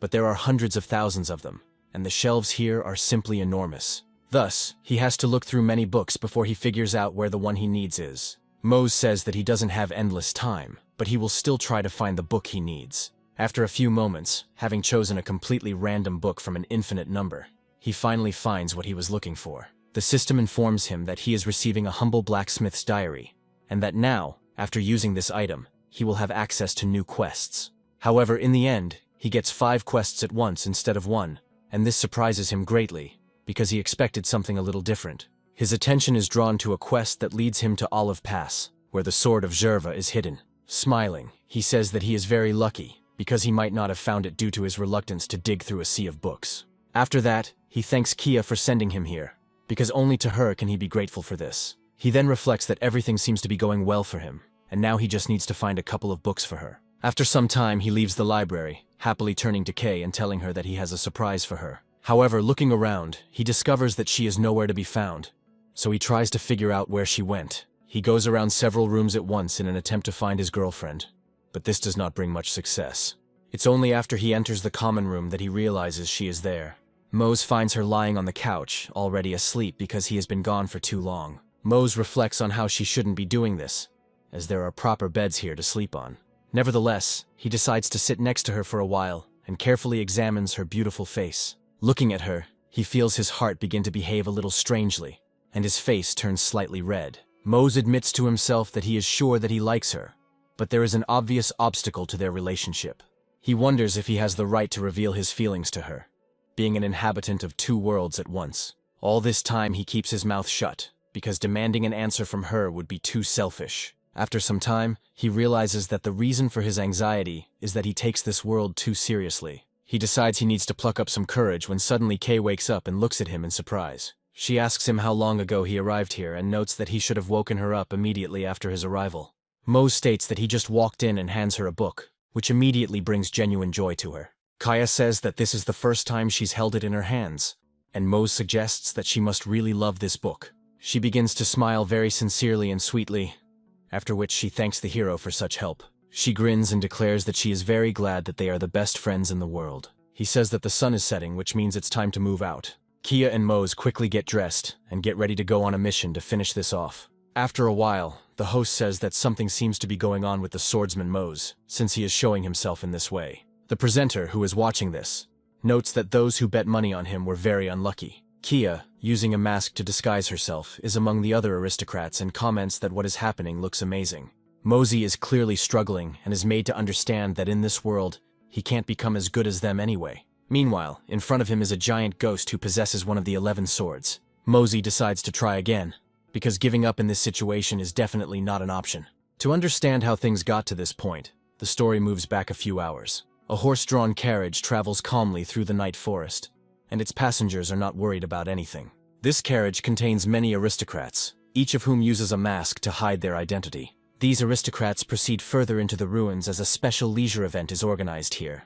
They all go under a special energy dome to keep what is happening in the strictest secrecy. Also present is the head of the local information guild, Viran. Mosey and Kay watch him closely, thinking about how only those wearing a cat mask are allowed inside. Mose smiles as he says that it looks like all the guests have come here to place their bets. Kay needs to get a mask to get inside and blend in with the crowd, and this becomes a bit of a problem for her. She calmly lies in wait for an unsuspecting guest who decides to go into the forest to smoke. His fate turns out to be quite unenviable, since few people can remain conscious after a powerful blow from a fist. After she knocks him out, their plan is for her to simply change into his clothes. Mosey declares that after this, she must put a whole 100 ormacons on him to stir up the crowd's interest. Kia asks him in surprise where they got such a large sum of money to bet on it. Kia asks him if they even have that kind of money, and if they can pull off this bet. Moose says that this is a very good decision because he definitely does not lose this fight. Kay is impressed by Mose's incredible self-confidence and confidence, and is even speechless for a while. However, after a while a smile spreads across her face and she says that she is confident of his victory. Mosey asks her to just trust him, and adds that there is always a way to win if this place really is ruins. After some time, the disguised Varan tries his best to pretend that he sees Mose for the first time. He asks him if he is the same person about whom so many legends and rumors have been circulating lately. Mose decides to play along and says that this is indeed the case, after which he simply says his name. Viren tells him that he can come in, noting that the participants must leave in order of queue. Once inside, he discovers that the ruins have been converted into a makeshift amphitheater. Kia also manages to sneak in here to watch this carnage, and make a very big bet. Viren says he sees incredible passion, and a desire to enjoy the show in the eyes of his audience. He declares that this night will see a duel the likes of which these walls have never seen, despite their long history. He tells us that in the left corner is the Olive Pass champion, who already has 31 victories to his credit. Varan solemnly says that the evil spirit Sumen has never suffered a single defeat and always emerges victorious. He states that it is one of the most powerful spirits in the Silver Cat's possession, created from the soul of a swordsman. After a dramatic pause to heighten the tension, he announces that it is time to welcome the second participant. He states that this participant is the Immortal, who knows no fear and takes shooting lessons at Black Spire. Mosey watches this and wonders if the other fighters here are also regular players. He muses that they might be coming here to make a killing, but this battle certainly won't be an easy one, given the spirit's reputation. As soon as the leader announces the start of the battle, the archer does not waste time and immediately makes several shots. However, his opponent easily deflects the arrows using his sword, which moves very quickly. After a few more moments, the spirit decides to use a skill that takes a long time to learn. He launches his sword forward and begins to control it telekinetically with incredible precision. Mosey takes a closer look at the Revenant's weapon and realizes it's one of those engraved blades. The poor archer is shocked, and Varan begins to mock him, saying that this is the best sight. A few moments later, the sword flies towards him at incredible speed, and the archer has no time to dodge. He receives serious damage and flies to the side, unable to withstand the incredible weight of the blade. Mose understands that this is a very predictable development of events, but he still feels sorry for his colleague. Varan, in turn, begins to mock the archer, and says that he is deceiving the crowd's expectations. The fighter falls to the ground, and his body begins to gradually disappear, sending him into a long process of revival. Varan says that once again the evil spirit wins, without even using 10% of its power. The aristocrats wonder what is happening to this stupid boy who goes up against a real giant. Others start laughing and saying that they knew this boy would lose. But he loses faster than expected. Varan says that only 4 ormacons are placed on him, noting that this is too little. Kia observes these aristocrats, and realizes that they are people who are already bored with the ordinary joys of life. Viren, meanwhile, says that it seems that the evil spirit finally has a worthy opponent. Mose steps forward, and the announcer announces his name with a flourish that takes everyone else's breath away. Mose remains calm and looks around carefully, trying to gauge how impressed everyone is. The aristocrats wonder why such a man, who is also a swordsman, is here. They also say that betting in this case is pointless, because you won't be able to make money on it. Kia pauses briefly, then stands up and loudly announces that she is ready to bet a whole 100 ormacons. The aristocrats look at her in surprise and say that this is simply an incredible amount to bet. After a short pause, Kay declares that he wants to place this bet exclusively on the swordsman. Filled with incredible confidence and determination, she repeats that she is ready to bet 100 ormacons on Mose. The aristocrats are wondering if this girl is afraid of failing, because it looks like a very stupid decision. Viren says that this guest is not afraid to take risks, which means this fight promises to be very interesting. After a while, the host starts the fight, and now Mose has to rely on his fighting skills. The evil spirit almost instantly performs a ranged attack to hit the unprotected Mose. However, he counters with a mirror skill to summon his 2 swords and block the blow. Viren is surprised to hear that Mose uses a similar skill and his swords can also float. He then aims his blades directly at his opponent, causing them to quickly pierce him several times. However, once these swords pass through the ghost, it becomes clear that he is using incorporeality. He also quickly finds himself behind the main character, causing Mose to be very surprised by such incredible agility. The evil spirit doesn't wait a single second, and immediately delivers a powerful attack right into Mose's back to knock him down. Mosey realizes that this ghost is immune to physical attacks and is only surviving thanks to its decoration. Meanwhile, the ghost continues to quickly maneuver and tries to hit Mose with the next blows. Mosey responds with mirror measures, hoping that he will be able to do something with his blades. This battle looks absolutely incredible, considering that neither opponent gets close to each other. Mosey muses that only Karma and Sharma can stop their brother, who is also attacking from a distance. However, these swords are designed primarily for thrusting attacks, and he cannot adequately parry slashing attacks. Mosey realizes that to do this, he needs to turn to his patron, who uses special skills for help. This skill allows you to encase any object in a sphere, and in this case, it can work with the spirit bound to the sword. However, it is not clear from the start how feasible this idea is, so it needs to be tested first. Mose, however, understands that in order to even get close to the enemy, he needs to wear him down considerably. While thinking about this, he takes several blows, causing him to be thrown to the side, but he remains on his feet. Mosey looks closely at his opponent again and realizes that he needs to somehow break the distance and touch him. Viren begins to mock him, wondering if the great swordsman has decided to give in to weakness. He also says that he feels very sorry for the aristocrat who decides to bet money on him.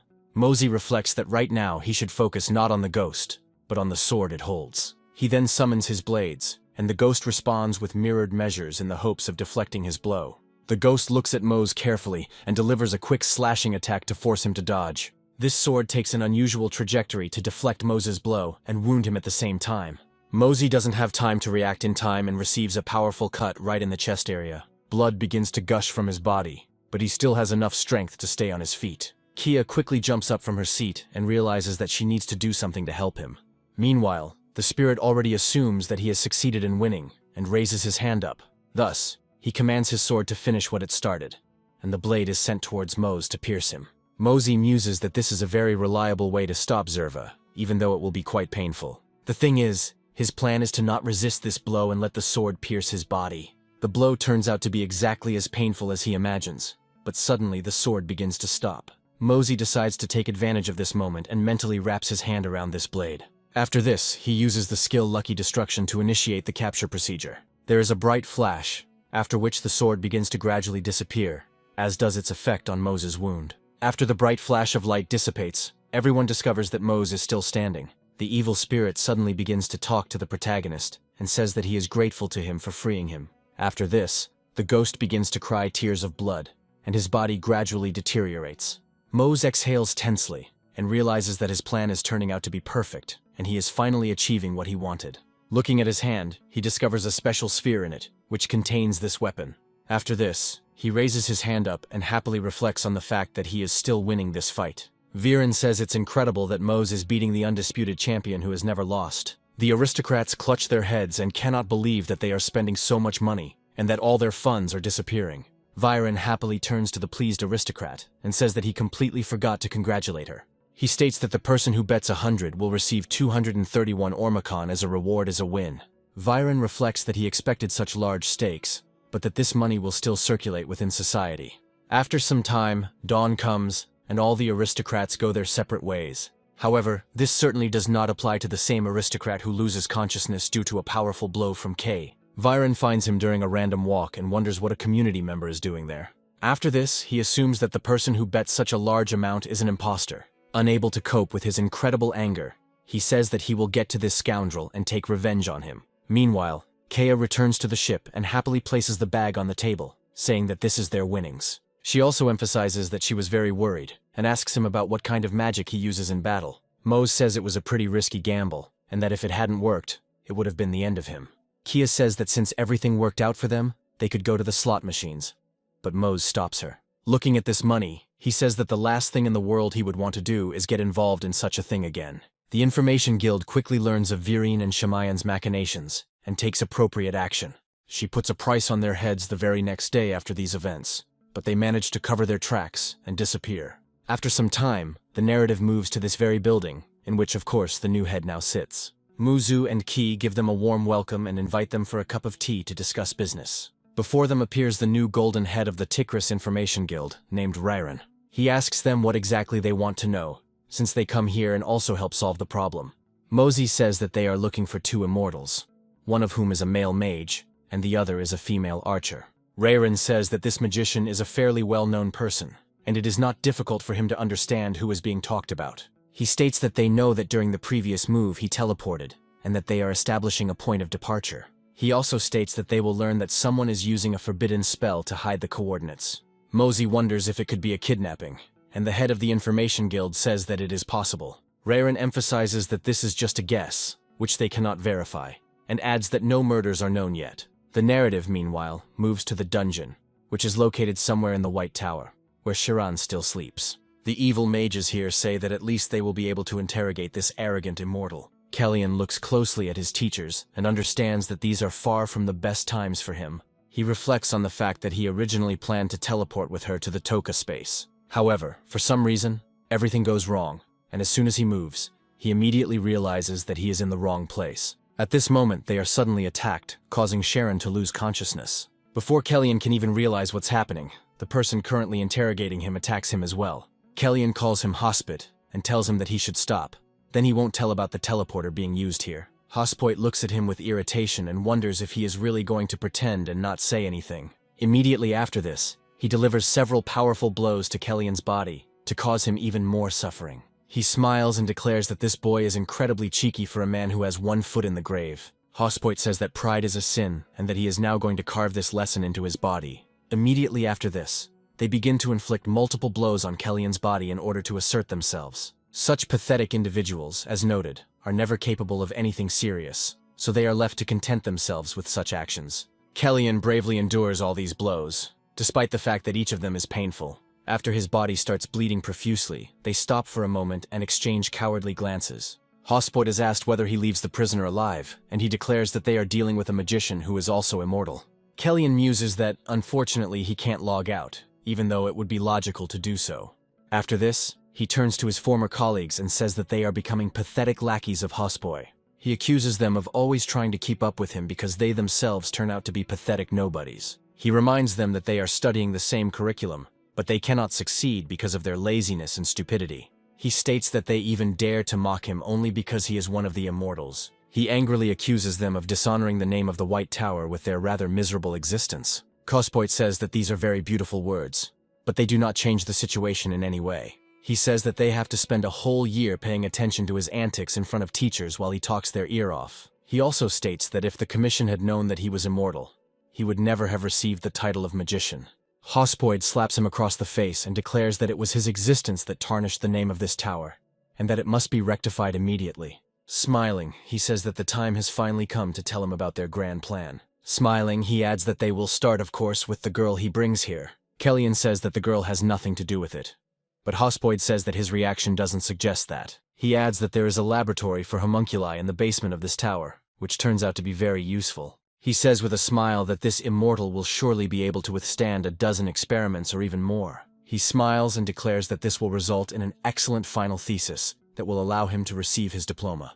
Hospit also states that if it comes to him, this game can help them get the titles of magicians. Kellyan looks at them in surprise, while Hospit orders his henchmen to bring that very thing here. Kellyan realizes what they are about to do and tells them they are complete and utterly heartless bastards. These scoundrels are bringing here a legendary device that cannot be used unless absolutely necessary. This artifact opens the way to incredible knowledge, but the price for it turns out to be very high. Hospit says that thanks to this, they take a step into an unknown direction of magic. Kellyan immediately receives a system notification informing him that he is activating the secret quest of the Fighting Spirit. The city of Lundavarun is a true shrine for all magicians, because in its very heart rises the White Tower. The city itself is filled with various aristocrats and very rich buildings. Mose and Kay arrive in this city in search of their comrades and carefully look around. Kia says that at first glance it is clear that this is a city of magicians, since there is a specific architecture here. Mose is also amazed by the peculiarities of this city, especially since it is located around a fountain. He notices people stepping on strange circles on the ground, after which they slowly disappear into thin air. Suddenly a young man appears behind him and whispers that this is a detour. Mosey, jumping back in fear, says that social distancing is necessary, and the boy apologizes. He reports that he appeared suddenly and did not want to scare them, but recently there have been reasons for this. He explains that the Information Guild sent him there on their own, so that he could help them. After waiting for his interlocutors to calm down, he says that his name is Zaire, and that he is an inquisitor. After this, he, with a characteristic smile, informs them that they should follow him so as not to attract attention. Mosey realizes that this man is incredibly strong and can match Lydorn.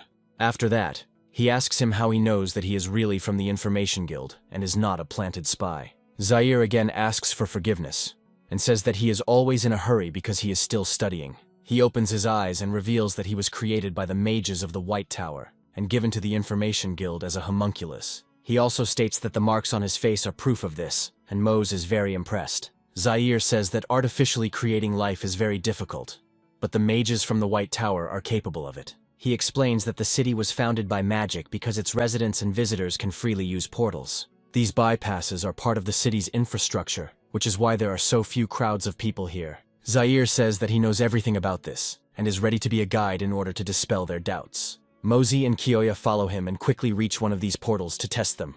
Zaire says it's time to hit the road, and they move to the Information Guild. Right in front of the guild entrance, there is one of the portals that lights up blue and materializes heroes. Zaire informs them that they now need to follow him, as the Golden Guild leader is already waiting for them. Mose and Kay walk inside and are amazed at how artfully and designerly the rooms are decorated.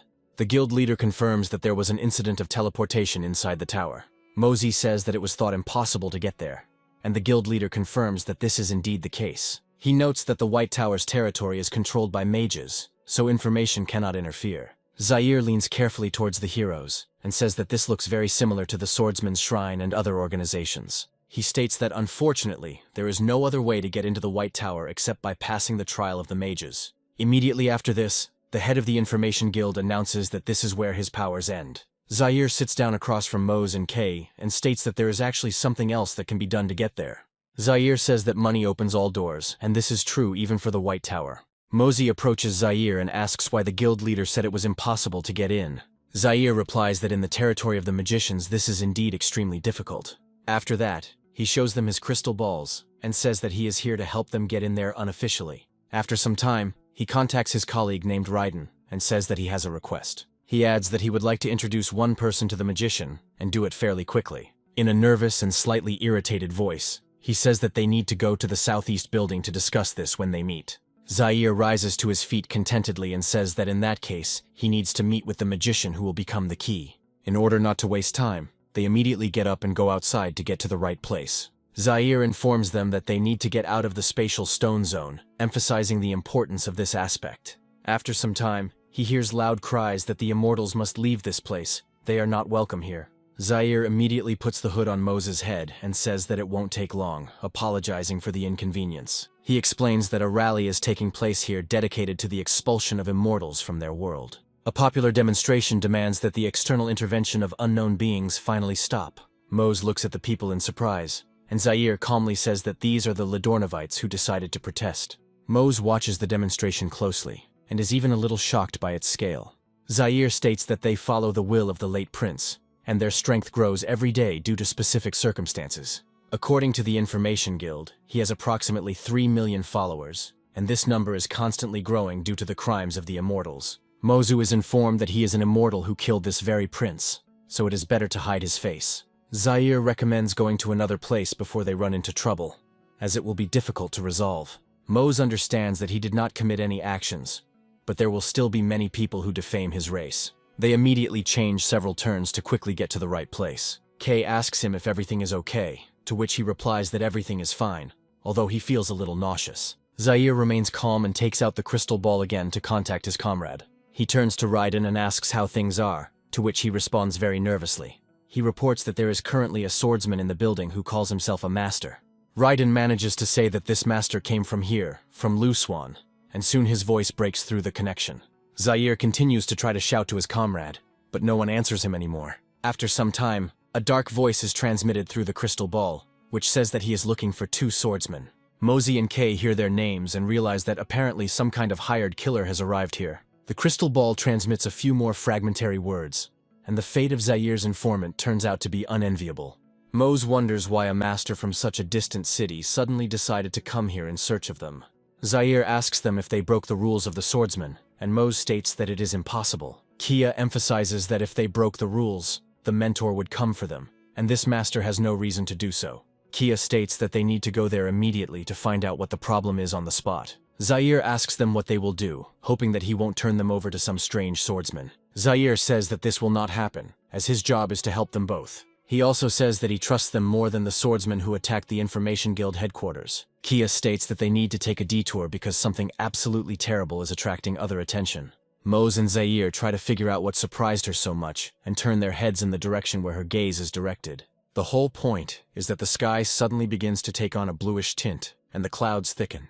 Kia asks his comrades what is happening to the tower and why it is flickering so strangely. Zaire realizes that something is wrong here, and says that they need to leave immediately and use the bypass. Meanwhile, the tower turns into a real fireworks display, as if some device had detonated inside it. Beams of fire begin to fall from above, damaging everything around them, and panic begins. However, amidst this fire, a strange figure appears, slowly approaching Mose and his comrades. Mose immediately notices the approach of a stranger and tries to understand who he is and what he wants. This man turns out to be the same swordmaster who destroyed a large number of swordsmen.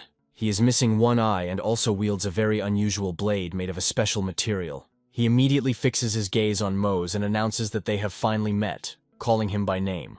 Mose looks at him in surprise and wonders who he is, since he has never seen him before. Instead of normal explanations, the man takes out a special stone to summon his students. He declares that he has found his targets, and the stone flies into the air, emitting a purple glow. After this, 2 portals are created, from which his new disciples, who have submitted to him, jump out. These students are named Agera and Larif, who decided to answer the master's call and arrived here at the first command. Kia realizes that there is a swordsman in front of her and wonders what the master from Luswan is doing here. She claims that this is the very voice she heard from the crystal ball a few moments ago.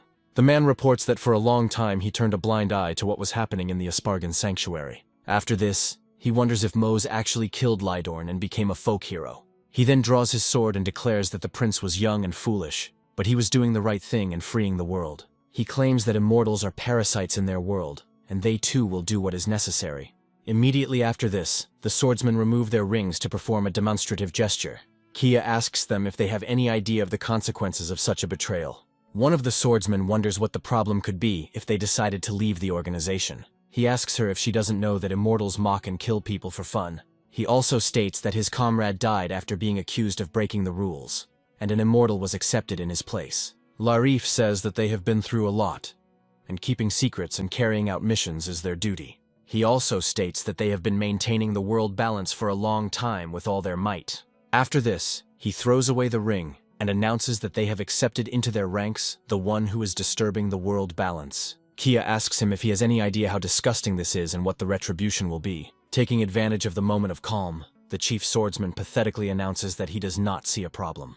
After this, he states that this is just a statement of facts, because the one who remains alive today will be right. Immediately after this, he immediately rushes off to challenge Mose. Mosey is amazed at his opponent's incredible speed, as he has never seen anything like it before. However, his reaction is developed to a sufficient level, so he decides to summon his swords. At the last second, he blocks the blow, but has no idea how great his opponent's strength is. He immediately begins to feel the incredible pressure that is placed on him by one blow. After this, he takes off and flies to the side, crashing into the wall. Mose clears his throat and realizes that if this had happened in the real world, he would probably have been crushed to a pulp. Kay looks at his friend with fear and asks if he is okay. After this, she tries to gather her strength, since she also has an enemy. Ajira decides to challenge him and uses a blade style called Showdown to enter the fight. Kay dodges the subsequent attacks as he is too slow to hit her. However, he is clearly a serious opponent, so she decides to break her distance. Ajira boasts and declares that this is far from all that he can do. He puts his weapon forward and decides to use the Aura Strike skill to reach her. However, Zaire comes to her defense in time, creating a special magical barrier that blocks the attack. Ajira looks at the homunculi in surprise and notes that he feels like a pathetic bastard for siding with them. Larif orders his comrade to step aside so he can deal with this scoundrel. He thrusts the knife into the ground and several spikes emerge from the ground. Zaire reacts too late to this attack and only manages to partially dodge the line of attack. Thus, one of the spikes hits him directly in the head, causing significant injury and bleeding. Mose and Kay immediately run to their comrade, hoping that he has not been fatally wounded. Zaire immediately turns to them seriously and tells them that they are in a very difficult situation. He states that the 3 of them could defeat these 2 idiots, as they are interfering with each other. After that, he turns his gaze to the chief swordsman and says that they will never defeat him here. He calmly explains that they need to get out of here and do it as quickly as possible. He notes that their magic only delays them for a second, but that's enough time for them to escape without leaving a trace. He adds that he will have a chance to create a passage for them. But there is one small nuance. He reports that his eye has been damaged, so it will take 3 minutes to cast the spell. He explains that once everything is ready, they should try to keep the main swordsman at bay. After that, he suggests freezing it, and they will run through the passage as fast as they can. Kia asks if they can do it, because if they don't make it in half a second, they're done for. Meanwhile, the swordsman simultaneously moves forward and notes that Zaire is doing quite well for a homunculus. He claims that the White Tower scientists are not sitting idle and are actually doing their homework.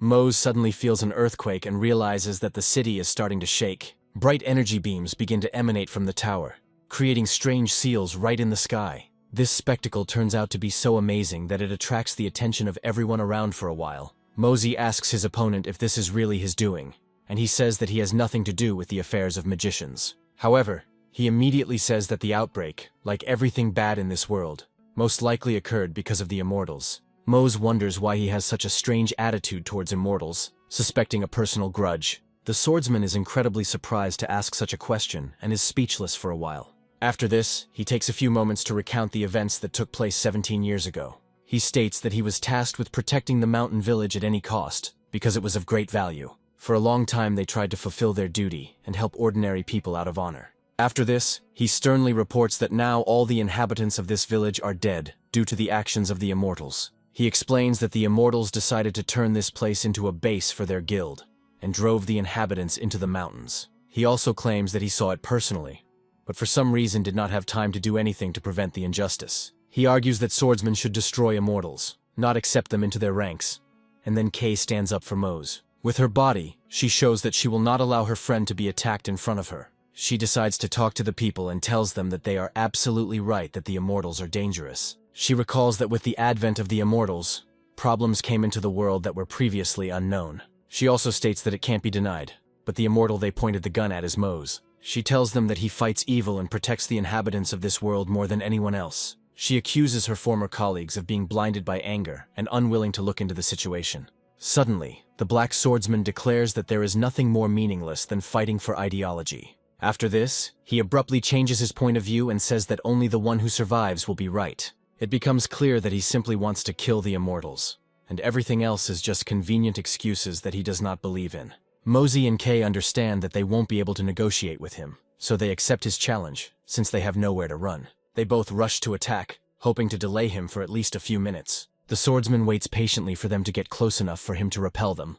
At a certain moment, he makes a slight movement with his blade, and quickly knocks down the attack. Kia put all her strength into a dash and subsequent attack and finds herself in an awkward position. The swordsman was expecting just this, and prepared for a powerful counterattack. Mosey realizes that the situation is critical, so he uses his telekinesis skill again. This time he attacks not directly at the swordsman, but nearby, in order to break his concentration. However, this hardly surprises the swordsman, and he only jumps back. Immediately after this, he returns the sword, changes his stance, and prepares to strike with a different style. He also looks menacingly at his opponents, hinting that they would be better off stepping aside. Gradually he accumulates more strength, and it becomes clear that if he draws the blade, an explosion will follow. Mosey watches him in surprise and tries to understand why he suddenly changed his stance. Zaire understands the possible consequences perfectly well, and orders his comrades to step aside. It finally dawns on Kay that this man has a completely different style of sword fighting. The one-eyed swordsman states that he is using the 7th move skill called Feather. After this, the swordsman slowly draws his sword, which creates a bright flash, and the air around him begins to rise. Then a giant black sphere appears and destroys everything in the area. This sphere is so destructive that it even destroys houses that fall within its area of effect. Kaya manages to run to the side, but the sphere expands quite quickly and begins to destroy her cloak. At the last moment, she still manages to make a sharp jerk and jump, after which she lands on her feet. Kaya lands a bit awkwardly, but her bones remain intact and her vital organs are undamaged. Meanwhile, Mose and Zaire watch what is happening and realize that they have never seen such a skill before. Kia also tries to get up quickly to prepare for the next round of a tough battle. Gradually the sphere begins to dissolve into thin air, and it quickly becomes clear that this is not the end. However, before the swordsman can make his next move, a magical seal appears in front of his head. Zaire managed to use a spell to freeze him for half a second, and the timer started. Mosey and Kia rush forward to evacuate and escape. These portals attract them with bright flashes, and safety is almost in their hands. Mosey, having reached the portal, reflects on the fact that there is only a little time left and he will make it in time. At the last moment, he manages to turn around and sees that Zaire has received fatal damage and died instantly. The swordsman managed to escape from his control and is now cutting up everyone who comes into his hands. This time his target is Kia, who was a little slower and didn't manage to reach the portal. Mosey realizes that she needs to immediately cancel her evacuation plans and go to the aid of her ally. After a few moments, the unpleasant sound of an iron blade passing through bodies is heard. Bright red blood spills across the snow-white pavement, creating a very unpleasant contrast. Mosey manages to shield his friend with his own body, despite his health level dropping to 3%. Kay looks at his comrade with fear and wonders how this is even possible. Mosey immediately pushes her aside so that she doesn't waste precious time. He shouts at her to run away and not to appear here again for some time. He also states that he will definitely find her as soon as he returns, because he is immortal. Kia realizes that now is not the best time to argue and runs away. The swordsman tries to run after her, but Mose grabs the blade and prevents him from moving. This behavior turns out to be very unexpected for such a callous swordsman. Mose reminds him that he's not finished with them yet, and for now, they remain adversaries. To delay him for a little while longer, he summons his two swords, which fly into the air. The swordsman understands that he must first deal with this boy, and makes a sharp movement. He then removes the blade from Mose's body, causing him even more serious damage, which proves fatal. Mosey feels intense pain and his body begins to refuse to obey. A few seconds pass and he falls, blood still spraying from the open wound. The swordsman looks around indifferently, trying to figure out if he can catch up with Kay. Looking at the portal that was just used, he realizes that they have missed one escapee. After this, he turns around and says that they need to leave here, since they are finished here. Meanwhile, Mose receives a system notification that his health has dropped to 0%. This is his first death in his entire career, so he will have to face the unpleasant consequences. In this game, the death of a character results in a penalty that prevents the player from logging into the game for 7 days. Mosey quickly comes to in the real world and feels an incredible deterioration in his condition. He is overcome by very unpleasant sensations, mixed with nausea, which interfere with his orientation in space. The nausea almost instantly reaches unbearable levels, and he realizes that he needs to run to the toilet. Luckily, the toilet is nearby, so he won't have to dirty the apartment. After a while, he feels better as his stomach gets rid of the unpleasant substances. Mosey realizes that his death in the game has seriously affected his physical condition in the real world. After this, he wonders if Kay managed to escape, and these thoughts remain in his head for a long time. He then learns that the master he fought is named Jinir, and is a very formidable enemy. Furthermore, this formidable enemy understands that Mose is immortal and will hunt him down again and again. It is becoming clear that something must be done to prevent further deaths. After this, he again decides to become even stronger in order to deal with this man. Meanwhile, we are transported into a world of schemes, where a series of grand and frightening changes are taking place. The wanderers walk next to the knight and ask if everything is all right with him, trying to understand his condition. The knight swears in the name of the goddess that he will escort them to their destination safe and sound. One traveler notes that this sounds rather self-confident, given the circumstances. They claim that the guild is unlikely to be able to deal with such a serious problem that has arisen. Suddenly, someone asks the knight if he has decided to return there. The knight turns to his comrades and says that these guys could use some help. Meanwhile, the strange spatial anomaly in the tower gradually subsides and diminishes. However, this does not mean that the problem is over, but rather that it is the beginning of a terrible era of discord and carnage. The thing is that after the anomaly in the tower subsides, portals appear in many places on the continent. From these portals emerge creatures that are far from friendly. Real monsters that have been waiting for just this moment. These creatures resemble trolls, and according to eyewitnesses, thirst for blood on their island. The leader of these creatures reports that he has finally opened the passage to the world they so desperately desired. The main source of the problem turns out to be the device they used on Kellyan. Kellyan himself calls Hospoid a pathetic bastard who doesn't understand the disaster he just caused. Hospoid's minions and Hospoid himself realize the consequences of their actions, and are a little scared. Kellyan claims to have opened a passage to another dimension where the Great Master resides. Hospoid doesn't believe this and claims that the portal apparently didn't open, and that the gates only appeared for a short time. Kellyan explains that this is not an empty dimension where you can simply place and retrieve things, but a portal to the real world. Hospoid cannot believe his own incompetence and grabs his wand, ordering Kellyan to shut up.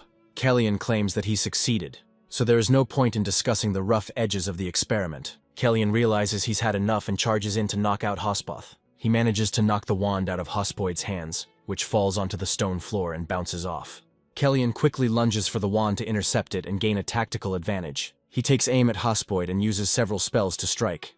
Hospoid doesn't have time to react and receives a powerful charge of energy right to the chin. This is enough to make him lose consciousness, and Kellyan calls him a pathetic worm. After this, Kellyan claims that the boys will not be able to compete with what came from another dimension. However, now he is more concerned about someone else who has been next to him all this time. We are talking about Sharan, who was unconscious all this time and was never able to wake up. Kellyan approaches her and asks if she is okay, realizing that she is still unconscious. It becomes clear that a special spell was cast on her, and he decides to awaken her antidote. After reading special prayers, he lifts her sleep state and she comes to her senses. Sharan wonders in surprise if she had been unconscious for that long.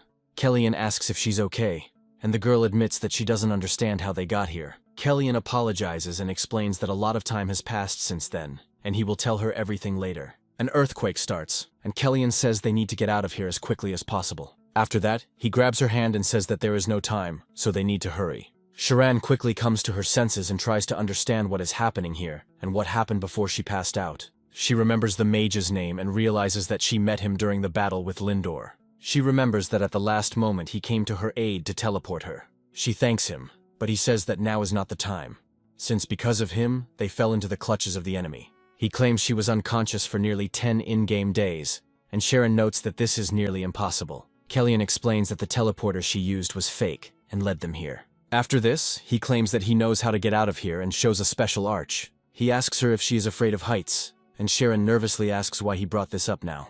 Kellyan picks her up and says that he is very sorry that everything is turning out this way, but now there is no other choice. After this, he rushes towards the wall with a confidence that many would envy. Sharan looks ahead in fear and notices that there is no visible portal, so it seems like they will just crash into each other. For a second she becomes scared, because it looks extremely dangerous. However, it turns out that this is a hidden portal that can transport them to another location. Sharan closes her eyes and hopes to be carried away, feeling the breath of wind.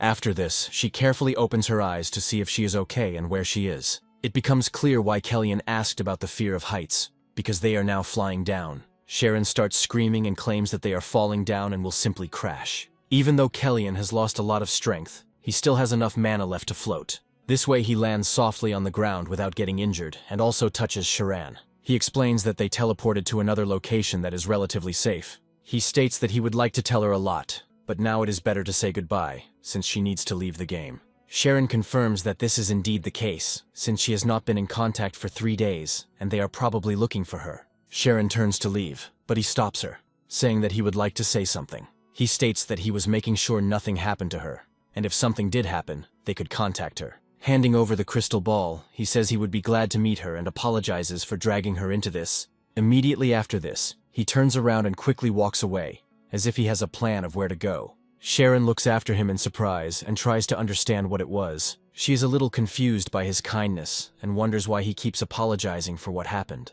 Meanwhile, we are transported to a place near the city, where portals continue to open. The leader once again declares that the passage to the world they so desired has finally opened. He claims that they were born to conquer other worlds and colonize them for their own purposes. He informs that most of them have been given a new task and a new goal to accomplish.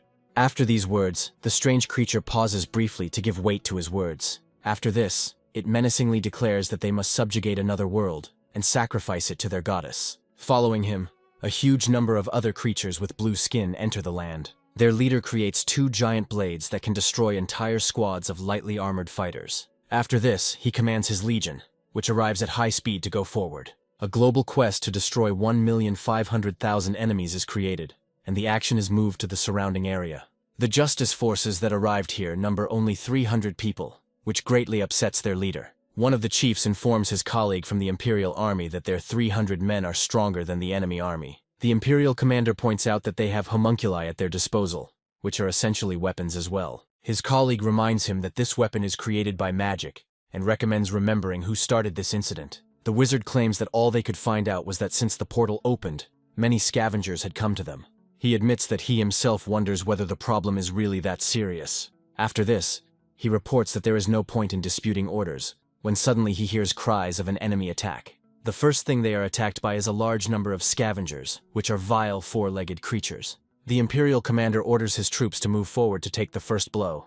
The vanguard army is armed with spears to meet the enemy from a distance. With their incredibly sharp and deadly weapons thrust forward, They destroy defenseless opponents. The real massacre begins, and in this situation, it is necessary to maintain the formation at any cost. The Imperial commander notices that something is wrong here, as these enemies are far fewer than 100. After a while, another soldier approaches him and says that he would like to say something. The soldier notes that there are strange wounds on the bodies of these creatures that could not have been inflicted by their weapons. The commander suggests that immortals might have interfered, but the soldiers dismiss this idea. He claims that it looks more like the monsters were actively running away from something. It becomes obvious that this very thing that the monsters were running from is now moving towards them. The ground begins to shake, and a huge number of monsters begin to descend from the plain. The Imperial captain notes that the number of these opponents is disproportionately large. However, he orders everyone to take up combat readiness, as the formation needs to be rebuilt. However, these creatures, which have not yet been named, turn out to be much more intelligent. Their leader gives orders in his own language to coordinate the actions of the troops. He orders the otherworldly barbarians to destroy everyone they meet on their way. Meanwhile, the Imperial Guard changes formation so that the rested soldiers can bypass the vanguard. The captain also orders the homunculi to build a barricade to slow down the enemy's advance. The otherworldly barbarians rush into the attack as if they had no regard for their own lives. Most of them immediately run into giant spears, but this does not stop them. Soldiers on the front lines note that their strikes have no effect. Each otherworldly barbarian who receives a seemingly fatal wound does not die, but is only briefly stunned. Soon, each of these warriors experiences a surge of strength and begins to feel even stronger. Thus, the front wave of the Empire's defense is crushed without any particular problems. The barbarians break through the defenses and destroy everyone they can reach. Mages at the back of the line try to use their power to stop the enemy's advance. They use the Star Rain skill to deal massive damage to their enemies. However, despite this, it would be premature to claim that the tactics were definitely successful. A significant portion of creatures that have suffered serious damage quickly heal their wounds. The Imperial soldiers wonder what these creatures are and note that there are too many of them. Suddenly, the otherworldly barbarians turn around, hearing a strange noise approaching from the side. The Imperial soldiers do the same, realizing that another force is eager to join the fight. A guild of players comes to the aid of humanity, seeing this battle as an advantage for themselves. They immediately intervene to properly farm new mobs they haven't encountered before. The commander grinds his teeth and irritably thinks that the presence of immortals is indispensable. The whole point is that they are absolutely fearless in the face of mortal danger, because they do not risk anything. However, when there is a real threat of defeat for the Imperial army, their assistance proves extremely useful. Despite the wounded pride of the fighters, it is much better to live to old age than to die for no reason. After some time, another squad of otherworldly barbarians appears in the vicinity. A group of travelers, who have been walking together the whole time, notices a threat and realizes they need to hide. However, they have nothing to fear, since there is a guy nearby who looks like a player or a high-level NPC. He reads a prayer and dons armor to gain attack and defense boosts. After some time, he reaches a squad of otherworldly barbarians and wonders where they came from. Watching them closely, he reveals that their lives may be the key to resolving this conflict. After this, he apologizes to them and informs them that, unfortunately, he is not ready to offer them mercy. After some time, the system informs him that 1.5 million of these creatures must be destroyed. He reflects that he doesn't know where they came from, but they certainly pose a threat to this world. After this, he expresses regret that he has to say this, but they are all forced to die by his hand. The otherworldly barbarians do not take him seriously and realize that he is much stronger than some pathetic knight. They also claim that he is nothing but dust underfoot, and speaks too much for a future corpse. However, suddenly the knight flies up, despite being dressed in heavy armor. A few moments later, he decides to launch a powerful attack from the air. The otherworldly barbarian archer doesn't have time to react, and receives a lethal dose of lead directly to the head. The paladin understands that in order to finish off this scoundrel, he needs to turn the mace clockwise. Immediately after this, he rushes into the attack to deal with the other monsters. In a very short time, he manages to brutally destroy several otherworldly barbarians at once. The remaining monsters watch him and note that this fighter's strength corresponds to the level of 1,000 seals. They also suggest reporting it to the leader and wonder what these 1,000 seals mean. After thinking for a moment, he guesses that this is a rank designation and tightens his grip on the weapon. After this, he states that they will not have to leave this place, as he will kill every creature on the way. Meanwhile, the robbers continue to fight the otherworldly barbarians, hoping to receive a good reward. Some of them point out that it is better to wait for other guilds to join, rather than start a war. After some time, one of the warriors reports that the otherworldly barbarians have decided to return again. Their leader explains that the enemy's numbers have decreased slightly, and he's already started to warm up. However, he orders everyone to maintain combat discipline and stick to the same tactics. He adds that it is necessary to stop this threat and, most importantly, not to lose anyone, if possible. However, after a few moments they see a very strange structure in front of them, which changes their plans. The guild leader wonders what this structure is, and how these people were able to bring it here. The whole point is that from the outside it might have seemed like a giant stone wall was approaching them. The commander notes that this is some kind of madness, and orders the use of reconnaissance crystals for a better view. One of the scout archers uses a crystal to rise into the air and scan everything around. The crystal quickly does its job and displays the image to all other players. The players understand that these creatures are planning to break through to the gates in order to hold there. However, they notice that the back wall is somehow lower than the others, which seems strange to them. However, they decide not to delve into this too deeply and attribute it to the stupid behavior of the mobs. They do not come to the conclusion that the world of the scheme works on the principles of strategy against programmed crowds of mobs. The squad leader sends a message to the other captains that they will take command of the troops on the left. He points out that the archers need to be concentrated in the rear, and does the same with the mages as the wall approaches. These walls are created with the help of mysterious magic, so they do not need to be dragged, but move on their own. Players discover that the wall is actually much larger than they thought, and this can create problems. Meanwhile, the wall is getting closer and closer, but no one is trying to open it to get out from under its protection. Over time, the situation becomes dangerous and strange, as it seems that the wall can outsmart the players. The warriors watch the wall approach and wonder what these creatures' plans are. After a while, it becomes clear that this is a tactical trick, as black smoke comes out of the wall. A few moments later, reinforcements emerge from behind this smoke and are dropped directly onto the defenders. The archers, who thought they were safe all this time, are caught off guard. Other players also understand that they are in for a very difficult fight at close range. Not all players yet realize that the world of the scheme operates according to the rules of the real world, and not according to the rules of the game. This battle will be legendary, and will go down in world history as one of the bloodiest and most brutal. However, he briefly deviates to be transported to a flying ship that belongs to Mose. Since the owner is not on the ship, someone has to look after it, and Kay takes on this responsibility. Even though Mose is immortal, Kay is still deeply distressed by his disappearance. The tree fairy in command of the ship asks her if everything is all right. Kia, having partially calmed down, discovers that Elsha has decided to visit her.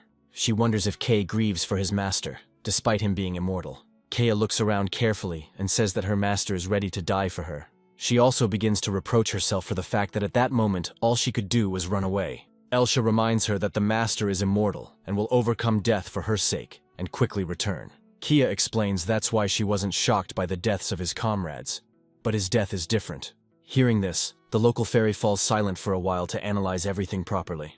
Afterwards, she says that this only speaks to how important Mose is to her. Kia understands that the tree fairy means it, but they find the strength to answer directly. After this, she states that she would like to someday convey to him the words written in the last chapters of this book. Pressing her to her chest, she says that when he comes back, she will definitely tell him this. Suddenly, she rises to her feet, turns to the fairy and says that she has an important task. She turns on the light on the ship and notes that she needs to head to a certain place urgently. Meanwhile, Mose decides to get himself together and resolve a few issues in the real world. He finishes his haircut, as all the time he spent playing the game had left him looking sloppy. Mose feels a little awkward and says that he is basically happy with everything. He is also surprised that the haircut turned out to be quite expensive, despite the fact that it took less than 10 minutes. When he goes outside, he surprises himself, because he would never have thought that he would go to the store to spend money. After his first death in the scheme, he decided to try to enjoy reality, and only now felt his luck. First of all, he moved out of his cramped apartment and signed a lease for a more prestigious one. He also gave his parents 10 million each, despite their strong grumbling. He didn't even think about things like a penthouse or an expensive car, since he didn't need them yet.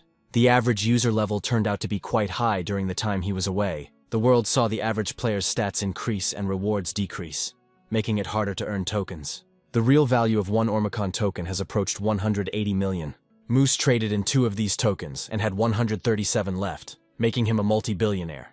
Due to high prices, volume restrictions were also introduced, but he didn't need to spend that much money. That's why he decided not to withdraw his remaining tokens and save them for better times. Suddenly, one of his real-life friends tried to call him to talk. He was very surprised that Mose finally picked up the phone and shared his excitement about the move. Mose replied happily to his comrade, and reported that his father's affairs had been going very well lately. However, he is in no hurry to invite friends to his housewarming party, since he doesn't even have a refrigerator yet. He became so engrossed in the world of the scheme that he forgot about everything else, and the sense of reality gradually returned. He suggests that perhaps his death in the game was even a little beneficial to the reality he returned to. However, after some time, he hears a discussion of the news regarding the completion of quests in the scheme. Some report that over 12,000 otherworldly barbarians have been destroyed so far. They also note that very high-level players are still actively participating, and the chances are high. He adds that, unfortunately, the city of Lundavarun is half captured by superior enemy forces. He also reports that the floating ship is one of the destroyers,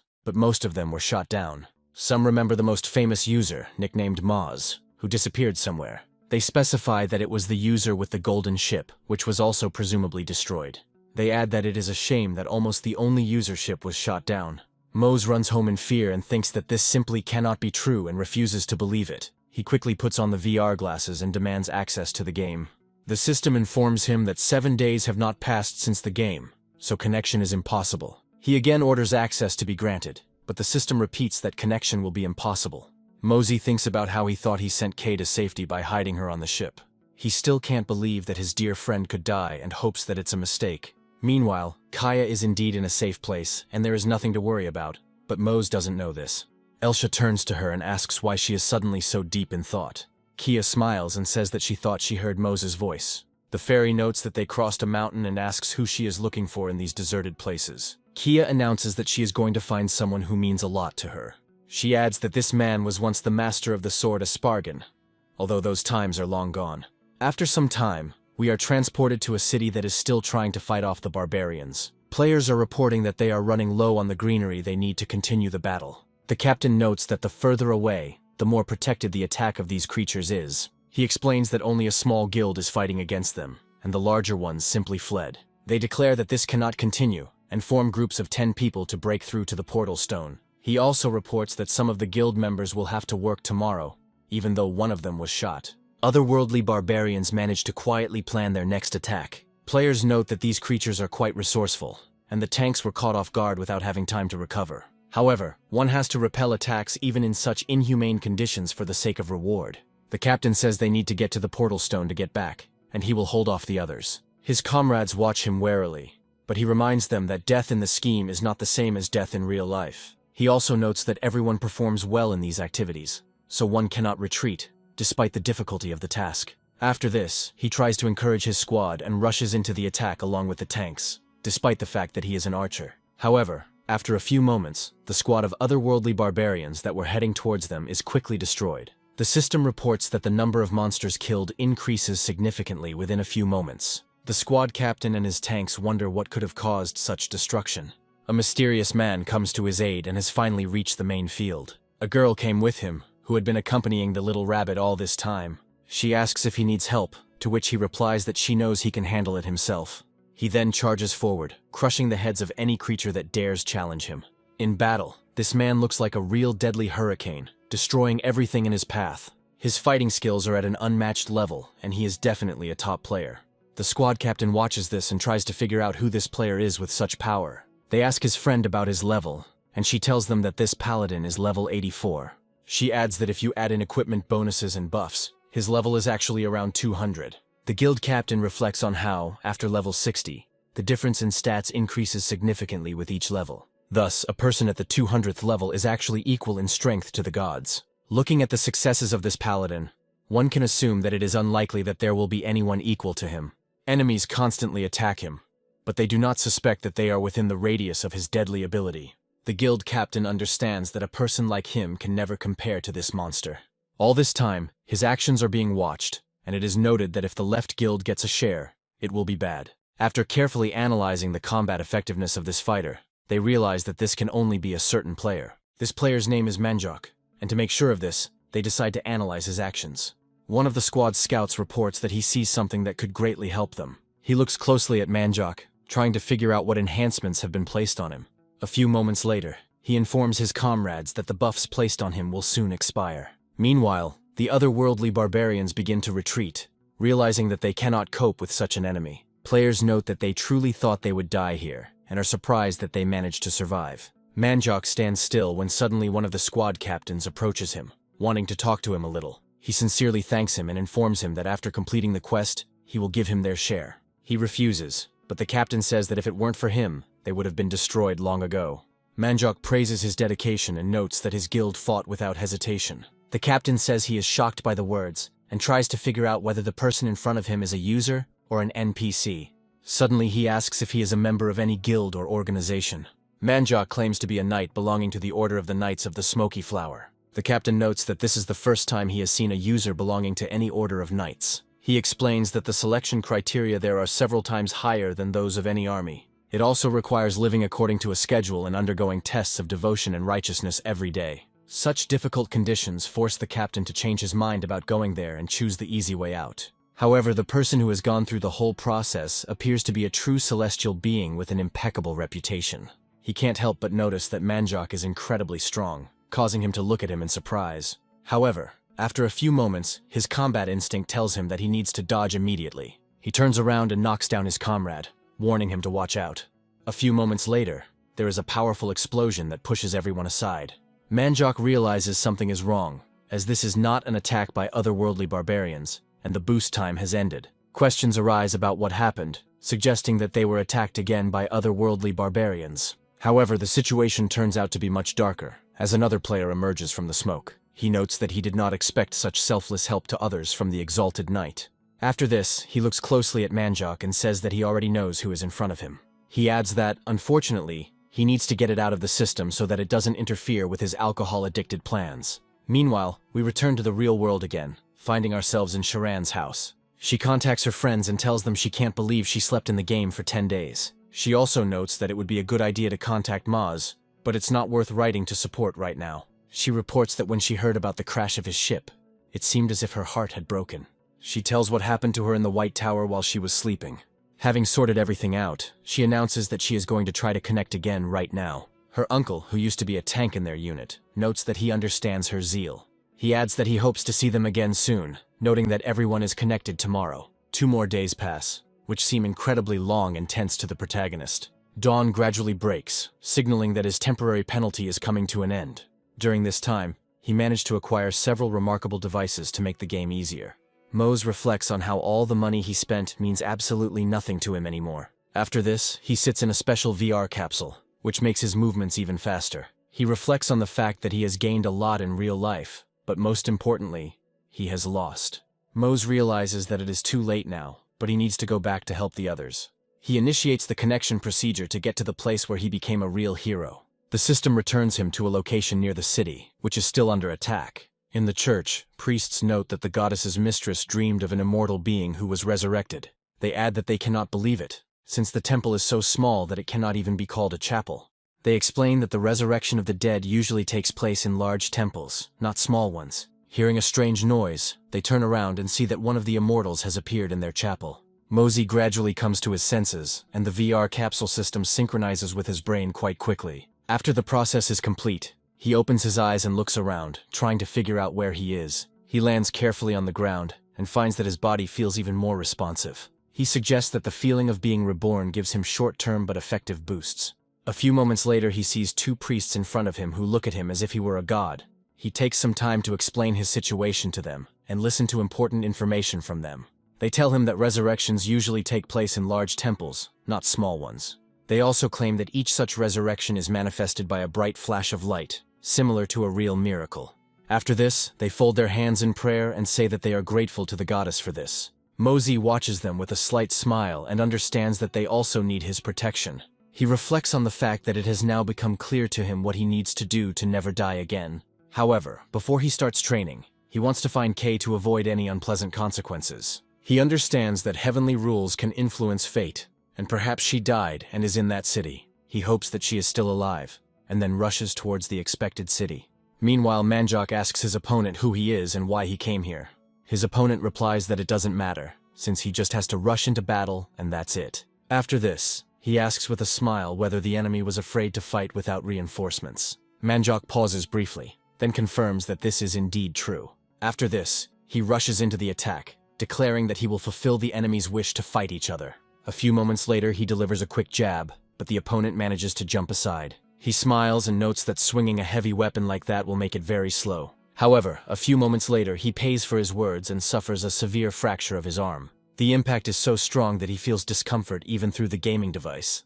The observers are surprised that the opponent pretended to be tough, but in reality, he is not equal to Manhwa. Falling to the ground, he begins to get indignant and wonders how the enemy managed to strike while dodging. A moment later, his comrades approach him, asking if he can't cope alone. The squad consists of several fighters and a healer who help despite doubts about his abilities. His comrades ask why he is laughing at him and order him to do something about his hand. The squad leader says that we need to somehow get this fighter to stop screaming loudly. The healer gently touches the affected hand and casts a special spell to heal it. Within moments, the wounds and fractures are completely healed, and the mercenary is back in action. He smiles and notes that they have a good healer, to which she replies that it was a waste of time. Manhwa realizes that these people are clearly mercenaries and asks them who they are. The pompous leader of the squad reports that their acquaintance was delayed because of an impatient guy. He claims that they are mercenaries, willing to provide necessary services for money. After this, he adds that when you order, they do everything quickly, easily, and at a fair price. Manhwa asks them who and what they ordered, assuming that they came for him.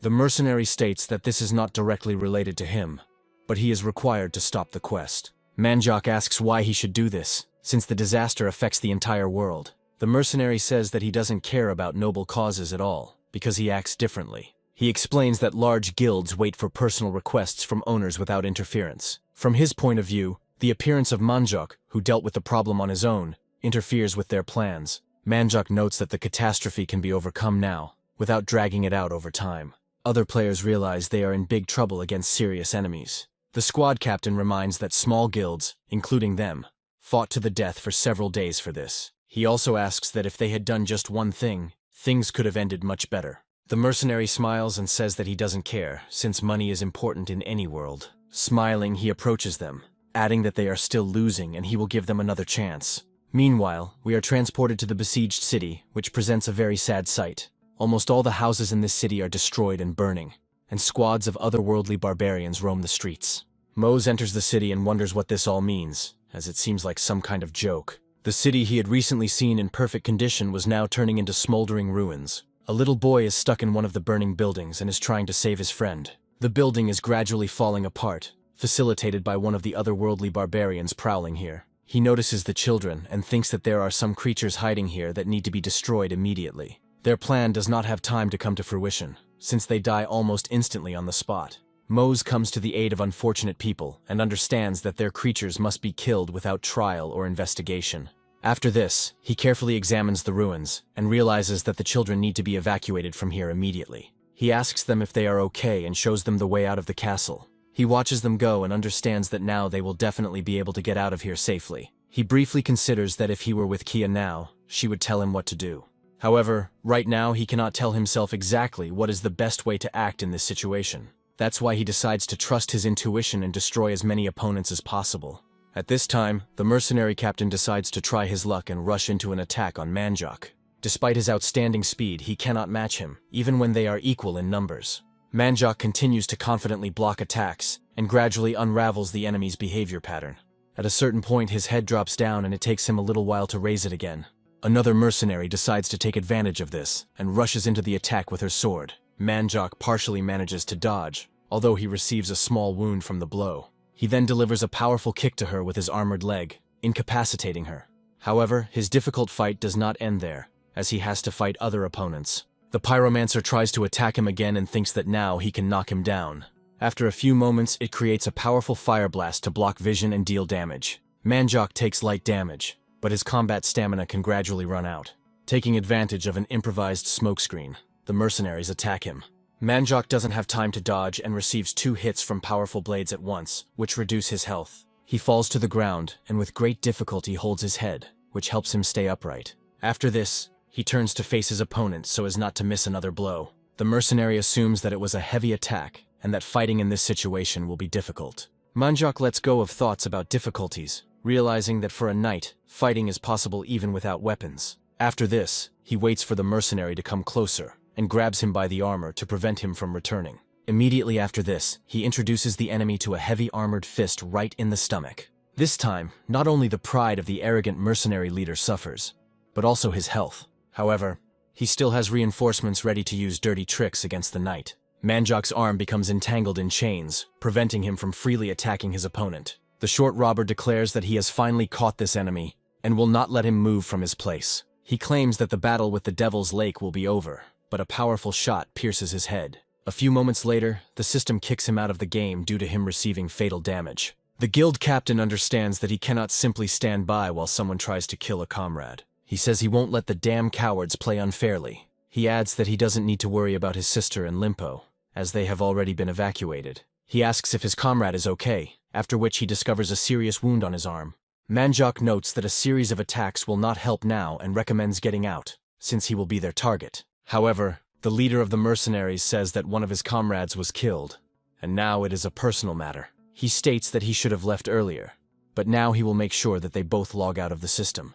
Manjak says he appreciates the offer, but refrains from such risky actions. All the mercenaries try to attack at the same time and declare that there is no need to waste time, but to simply finish off the enemy. Manjak and his comrades take defensive stances, preparing to repel the attacks of their opponents. A few moments later, they receive a notification that someone has carried out a real massacre of barbarians. The number of creatures killed quickly increases, and this forces them to change their tactics a little. Manjak and the guild captain receive the notification and are surprised who was able to destroy so many creatures. The mercenary says that first we need to stop the one who is killing the creatures, and then attack Manjak. The mercenary nods and turns to Manjak, who understands where this is all heading. He states that he is lucky and hopes that next time they don't run into each other like this. The guild captain asks why they are running away and advises them to leave the place as quickly as possible. Manjak feels his strength gradually leaving him and he can hardly hold on to his weapon. The captain of the small guild runs to him and asks if everything is okay, wondering what happened. Manjak says he's not sure who to thank, but they are indeed lucky. He notes that he should thank only Mose, who continued to destroy the creatures and went out into the open field. The system warning appears before his eyes again, informing him that he has activated Solar Rampage. All this time, memories of Kay and how he first met her keep popping up in his head. He remembers that she declared that she would be his partner, but that did not mean that she recognized him as a true swordsman. Gradually, he remembers that she began to recognize his skills and was pleased with his persistence. Mose also recalls how they managed to pull off that interesting auction story. During this time, they got to know each other well, and he even managed to see her from a more vulnerable side. Finally, the last thing he remembers about her is the warm memory of him bringing her that very book. Despite the pleasantness of these memories, they cause true rage in his heart. Because of this rage, he continues to fight, regardless of his health indicators. Any monster that comes within dangerous distance of him is instantly destroyed by him. Mose moves from side to side like a fighting moth, burning everything in his path. In this state, he can barely distinguish between allies and enemies, but fortunately there are only enemies around him. He tries to understand why everything is so unfair, destroying tens of thousands of these creatures. Mose reflects that even if he completes the task, he knows he will never get her back. He feels a rejection of the loss, but understands that this is not a reason to give up. From his point of view, it is precisely because he cannot return anything that he is obliged to destroy all enemies. After this, he thrusts the sword into the ground again and creates a powerful fiery funnel that cuts through the space around it. Gradually, he also creates a solar storm, which destroys more monsters than an entire guild. Meanwhile, we are transported to the southern region, which is almost destroyed by the barbarians. Players receive notifications about an increased number of killed barbarians and try to figure out who is doing it. They realize that the monsters are dying at a rate of 500 per second, and they can't believe their eyes. They try to connect to the broadcast from the battle site and realize that the guild is not to blame for everything. They note with horror that there is only one player there, who destroys everything that comes near him. Speculation quickly spreads among players about who this person is and why he is so powerful. Some smart players realize it could be Mose, who still holds the top spot. They report that they are seeing him for the first time, emphasizing that they have never encountered such fire skills before. Small guilds understand that now is not the time to admire, and they realize that they cannot stand still. The appearance of such a hero significantly raises the morale of the soldiers, and they rush into the attack to continue his work. Meanwhile, Mose continues to think about how to destroy as many of these creatures as possible. His sword periodically catches fire as the number of enemies killed is too great. If things continue at this rate, his fiery attacks will cause gigantic fires. However, unfortunately or fortunately, his physical body has limits, and his strength is gradually running out. Mose struggles to stay on his feet, feeling as if his whole body is on fire. The system informs him that the skill he uses due to rage constantly deals damage. Of course, this significantly improves its characteristics, but it will not be able to burn forever. The flames are so powerful that even the regenerative properties of the equipment do not allow it to ignore the damage. Mose wonders how much longer he can hold out before he dies again. Looking at the approaching enemies, he confidently tells himself that he will not be afraid and will not retreat. He understands that even if he dies, he will have time to destroy all enemies before his health drops to 0. After this, he again rushes into the attack, significantly increasing the number of killed individuals and sowing terror among them. With every second, the enemy's losses grow exponentially. However, this does not mean that they are ready to surrender right now, and they try to shoot him. Mosey doesn't have time to dodge the powerful projectile, and it hits him right in the back. He realizes that he has been hit, and despite the fact that his armor is not penetrated, his health drops to 12%. However, this is still not enough to break his fighting spirit and fierce determination.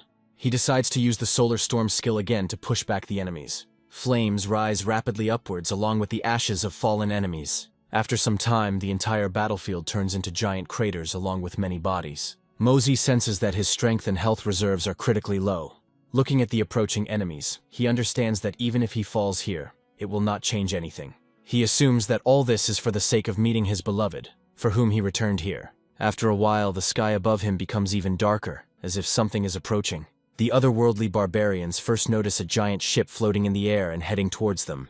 After this, rather short and thin figures armed with swords descend from it. Due to the speed of the fall, it is impossible to see who it is, but the barbarians assume that they are targeting them. Just a second after landing, an unknown figure destroys them with one powerful blow of his sword. This technique proves to be incredibly effective, as well as extremely bloody and brutal. The figure, who has just dealt with many enemies, notes that Mose is causing a lot of trouble. It turns out to be a strange dwarf, who apparently is the elder that Kia was looking for. Mosey reflects on how a familiar dwarf always greets him from the moment he opens his eyes after moving. He reflects on the fact that the everyday life in the real world to which he must return is still waiting for him. He notes that there is no point in continuing life in a vicious circle, now that Kay is no longer with him. A memory of Kay's smile appears in his mind, a smile he will probably remember for the rest of his life. After this, he decides it is time to wake up and slowly opens his eyes. To his surprise, he sees in front of him the ceiling of the ship on which he usually travels. He wonders how he ended up here, when suddenly he hears the familiar voice of Kay,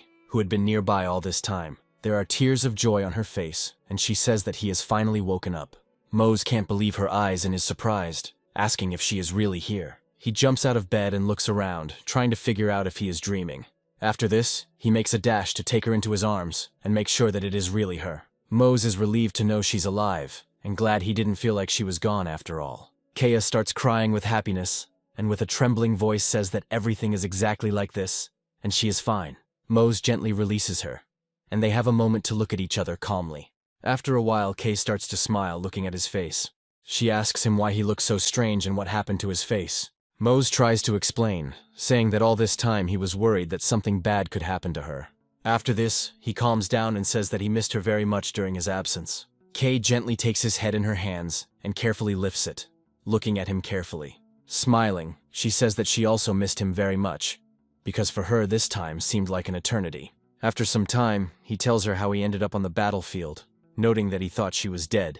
He also says that he tried to destroy as many of these creatures as possible, and then lost consciousness. After this, he asks her if it was she who came to his aid to deliver him to the ship. Mose is surprised that she decided to do this while she was in the midst of a giant army. Kia explains that this is not entirely true, and adds that she was going to tell him about it as soon as he woke up. After this, she mentions that she would like to introduce him to someone, hinting at that very master. While he was unconscious, his tasks were almost entirely completed with the help of caring players and large guilds. The barbarians didn't stand a chance, as the players they had to fight were immortal. No matter how fierce the waves were, in 21 weeks all the immortals would return to fight again. The future was predetermined, and so, having lost half of its army, the barbarian army decided to flee. However, at the moment, Mose is doing other things to improve his fighting skills. All this time he was being beaten mercilessly with a hard stick while he fought with a real sword. These training sessions were conducted by a mentor whom Kaya had found, and who was very attentive to the training. Mosey tried to at least do something against this mentor, but he couldn't keep up with his attacks. At a certain point he takes so much damage from the wand that he simply falls to his knees. He muses that he doesn't see a single damn hit, as if he lacks dexterity points. The man Kay invited as his new teacher was named Gant, and he was a retired swordmaster. However, according to Kay, He willingly joined them when he learned that his best student had turned to the dark side. Ganta's best student, the one he was most proud of, was Ganir, which explains his level of power. It was Gant who saved Mose from that battlefield, almost instantly slaughtering several squads of barbarians. However, Mose now has reason to believe that this teacher is going to kill him with a stick. Gant declares that Mose has no time to take a break and delivers a powerful punch to him. Mose is thrown aside, unable to withstand the incredible force of the master's blow. Kia stands next to the gym and flinches in fear every time Mose collides with the walls or doors. Mose takes serious damage, but still has the strength to get up. His thoughts are tormented by the question of how one can achieve such incredible results with an ordinary stick. Gant is level 260, so even a simple pencil in his hands turns into a deadly weapon. Gant notes that he observed Mose while he was fighting against the otherworldly barbarians. He also adds that during the battle, Mose's body was burning, but he did not pay any attention to it. Gant asks if he was fighting to stay alive, or if he was acting for other reasons. After a pause, the master asks if Mose is afraid of death, being immortal. Mose thinks for a moment and admits that he hadn't really worried about it before. Looking down, he realizes that he truly is not afraid of death in this world. Gant sums it up for him and says that he is not afraid of her because he is immortal. After this, he notes that the one who values his life will always be a stronger fighter. From his point of view, if an immortal does not value his life, he may die again, but will not become stronger. Gant takes a few steps forward in his determined attack, and Mose knows he has to act. There is a thought in his head that if he dies, he will have to miss another 21 days. That's why he grabs his weapon and rushes forward, hoping to inflict at least some damage on Gant. However, he miscalculates the balance of power, and the old man easily trips him, causing him to lose his balance. Mose falls to the ground and lies there for a while, trying to recover from such an intense fight. Gant notes that he understands perfectly well what Mose was just thinking about, and the reason for his concern. He adds that what really worries Mose most is what will happen while he is gone from this world. Gant notes that he has no intention of contributing to Mose's senseless death, as it certainly isn't worth it. After this, he turns and leaves, explaining that this will be the end of their lesson, at least for now. Mose falls to his knees and states that he needs another chance, asking Gant for wisdom to show him the way. Gant stops and gives Mose a cold, stern look, calling him immortal again. He takes a good look at Mose and notices that the determination in his eyes isn't actually that bad. Gant also states that the reason Mose boarded that ship was far from just because of Ginir. He says that he lives in a mountain range that is not far from this city, but it is very difficult to get to. Gant claims that this was certainly not entirely impossible due to the characteristics of the ship, but that it was not an easy feat for Ki. He explains that he saw Kia take this dangerous route to get to him, and became curious to know her motive. He wonders where this child's genuine sadness over the death of an immortal comes from. Gant asks Mose carefully how much the weight of his death can even remotely compare to the grief of this child. Mose speculates that the first death for immortals serves as a starting point for the creation of overconfidence. Mose realizes that this NPC is an ordinary person who has completely grasped the essence of all players. He further bows his knee before the incredible wisdom of this being. Gant notes that Kay is afraid to see himself constantly coming face to face with death. He also points out that this could lead Mose to take life lightly and lose touch with reality. Gant assumes that this moment will inevitably come, as it is logical for any immortal being. After this, he hints that in the end, Mose might kill her with his own hands. After a while, Kaya hears the door to the hall, which she had been guarding the whole time, suddenly open. She immediately thanks Master Gant and asks him how the lesson went and how Mose is feeling. Gant tells her to go inside, adding that he is absolutely sure that Mose needs her now. Kay looks into the hall and sees that Mose is completely exhausted from training and has received a lot of injuries. She asks him if he's okay, but quickly realizes he's been in serious trouble. After a while, she bandages his wound and asks what it was like to be hit by the master. Mose says that so far he feels like he just can't find the answers to the questions the master is asking. Kay smiles and notes that this is logical, because it would be quite strange if he understood everything right away. After this, she places her palms on his hand and tells him that he does not need to rush to find the answer. Mose pauses for a moment and looks straight at her face, thinking about how the master knew everything.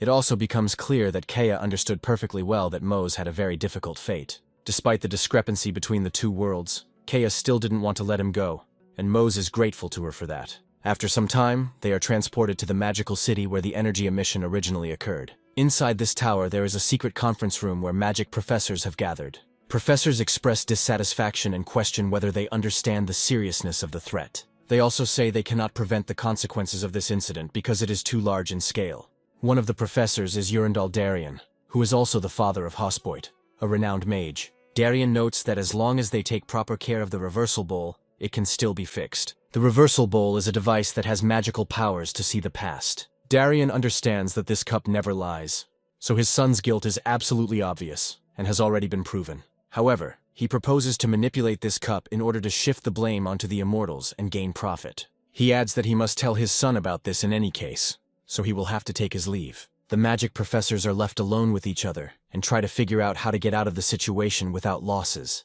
They assume that there is some truth in Darien's words, since shifting the blame onto the immortals will not be so difficult. They add that this is an excellent idea because they will simultaneously eliminate the greatest humiliation of their academy. Their conversations are overheard by one of the magicians, who has been behind closed doors the whole time. After a while, the doors suddenly open, and the professors immediately fall silent so as not to give themselves away. However, this magician turns out to be a random messenger who apologizes for the intrusion. The professors ask him how he dares to interfere, but he states that it is very urgent news. He adds that while they are talking, the prince is on his way to the White Tower, which frightens all the professors. They note that in this case, it is not the time for something like this, and they need to urgently change their plans. After this, they disconnect from the magical gathering and leave the messenger to sort out his thoughts. Realizing that there is no one else here, he exhales tensely and understands that he can stop worrying. The shadow release wears off and he falls to his knees, trying to regain his strength. His appearance also begins to change back to what it was originally. Kellyan notes with irritation that the words he said were pretty close to the truth. Even though he is the victim in this situation, all blame will be directed at him. So he had to gather evidence on his own, and he prepared a shadow potion. No one could expect that anyone would dare to use this potion in the White Tower, as its use is prohibited. But since the scheme was practically this man's second life, he had no other choice. After a while, we are transported to the central hall of the White Tower, where numerous professors have gathered. Darien notices the crowd and wonders why there are so many people here. He is informed that information has been received that His Highness is heading to the White Tower. The elderly mage explains that he assumes the prince wants to get to the bottom of the situation, due to the seriousness of the incident. Darien looks at him in surprise and wonders why the prince decided to return so suddenly. Although in reality, he understands that this is not such a bad incident, because it will be a good opportunity. He plans to publish the evidence in a way that makes it look like it's the work of an immortal, and play it out here. He also expects that in return for his investigative work, he will receive a promotion and new rewards. He is already beginning to imagine himself as a future member of the imperial family, who will jump over several levels of the ladder at once. Darien notes that it would be a good idea to show the cup of change to His Highness, and the professor agrees with him. Darien slyly suggests that in that case he will bring something, and hopes that his son has already figured it out. However, a few moments later, a hooded figure appears before him, informing him that the prince will not be coming here. Kellyan slowly removes her hood and explains that there are much more important matters to discuss. He appears before those present, and declares that he has brought the cup of memories here to show everything. Darien calls him a pathetic cur, and asks how he dares to appear here before the arrival of His Highness. Kellyan reports that His Highness will not be coming here, as the prince's visit was a lie that he made up. Everyone else present looks at him in surprise and wonders if this is true. Kellyan notes that he will be punished for posing as a messenger. But first he wants to show something important. Immediately after this, he opens his inventory and takes out a cup that shows the past. Darien wonders where he got this relic from, since it should have been with Hospoid. Darien claims his son was supposed to store it in storage, but Kellyan says his son suddenly became dizzy. In fact, he used the shadow potion to pretend to be Hospoid and get closer to Darien's real son. Immediately after this, he delivers a powerful blow to Hospoid's head to stun him. Taking advantage of the enemy's temporary absence, he managed to remove the bowl from the warehouse and prevent it from being damaged. After this, he turns to the chairman and says that he has something that he would like to show to the others. Darien orders Kellyan to be seized immediately, but the chairman gestures for him to be silent. Meanwhile, Kellyan reads the correct spell to activate the past currents. Everyone is shown images of Hospoid deciding to tell Kellyan about his brilliant plan. The same applies to threats and bullying from women and the homunculus laboratory. Finally, Hospoid specifically laid out a plan on how to open the gate to another dimension. Other magic professors not implicated in the corruption scandal are wondering what this means. Their gaze falls on Darien, and they ask him why his son is behaving so badly. Kellyan continues to show the memories so that everyone can enjoy the crimes of Hospit. Darien understands that such irrefutable evidence will be almost impossible to refute. After this, Hospoid is captured, given a fair trial and imprisoned for a long time. Kellyan closely monitors the processes to prevent fraud. After the meeting is over, he receives a notification that he has completed his quest and cleared his reputation. Meanwhile, we are transported deep into the continent to remote mountain ranges. There is a mountain there, and in that place there is a small, very peaceful village. Mosey notes that he didn't expect the swordsman's final hometown to look exactly like this. Shining Mountain is a place where retired swordsmen remain with their swords until their last moment. Swordsmen who no longer wield their swords finally find a stable life and the opportunity to retire. Even though they are retired, they are still creating new blades. Kea reveals that her sword was created by a great swordsman named Garam, who now resides in this village. Mosey looks closely at her blade and realizes that he never thought about the quality of her equipment. After a while, he turns to her and asks if he can look at the sword she wields. Kei hands him the weapon without hesitation, telling him he can examine it carefully. Mosey calmly receives the rapier and carefully analyzes it to understand its quality. Despite the lack of special characteristics, it contains a fragment of history. Mosey hears the thoughts of the blacksmith who forged the sword, and reflects on how kind and brave Kaya is. The blacksmith hoped that she would not be afraid of simple beauty, which people call a curse. He believed that she was a unique person, and gave her this sword, which would be her first and last gift. Mose reflects that Kea is truly one of those people who can't help but receive love from those around her. After this, he assumes that Garam really loved her and treasured her very much. Kei looks at him in surprise and asks if he really figured it out just by looking at the sword. Mose is briefly stunned, realizing that only he can see the weapon's history and understand its meaning. After thinking for a while, he notes that this sword is too good to have been created without warm feelings. After some time, the main fairy approaches them and says that she wants to discuss something with them. She happily says that it was a long journey, but they finally reached their destination. Their ship begins to slowly descend, heading towards that very village in the remote mountains. After a while they descend, and now you can truly enjoy the local scenery. A giant ship in such places is a real curiosity, since no one is used to such a thing.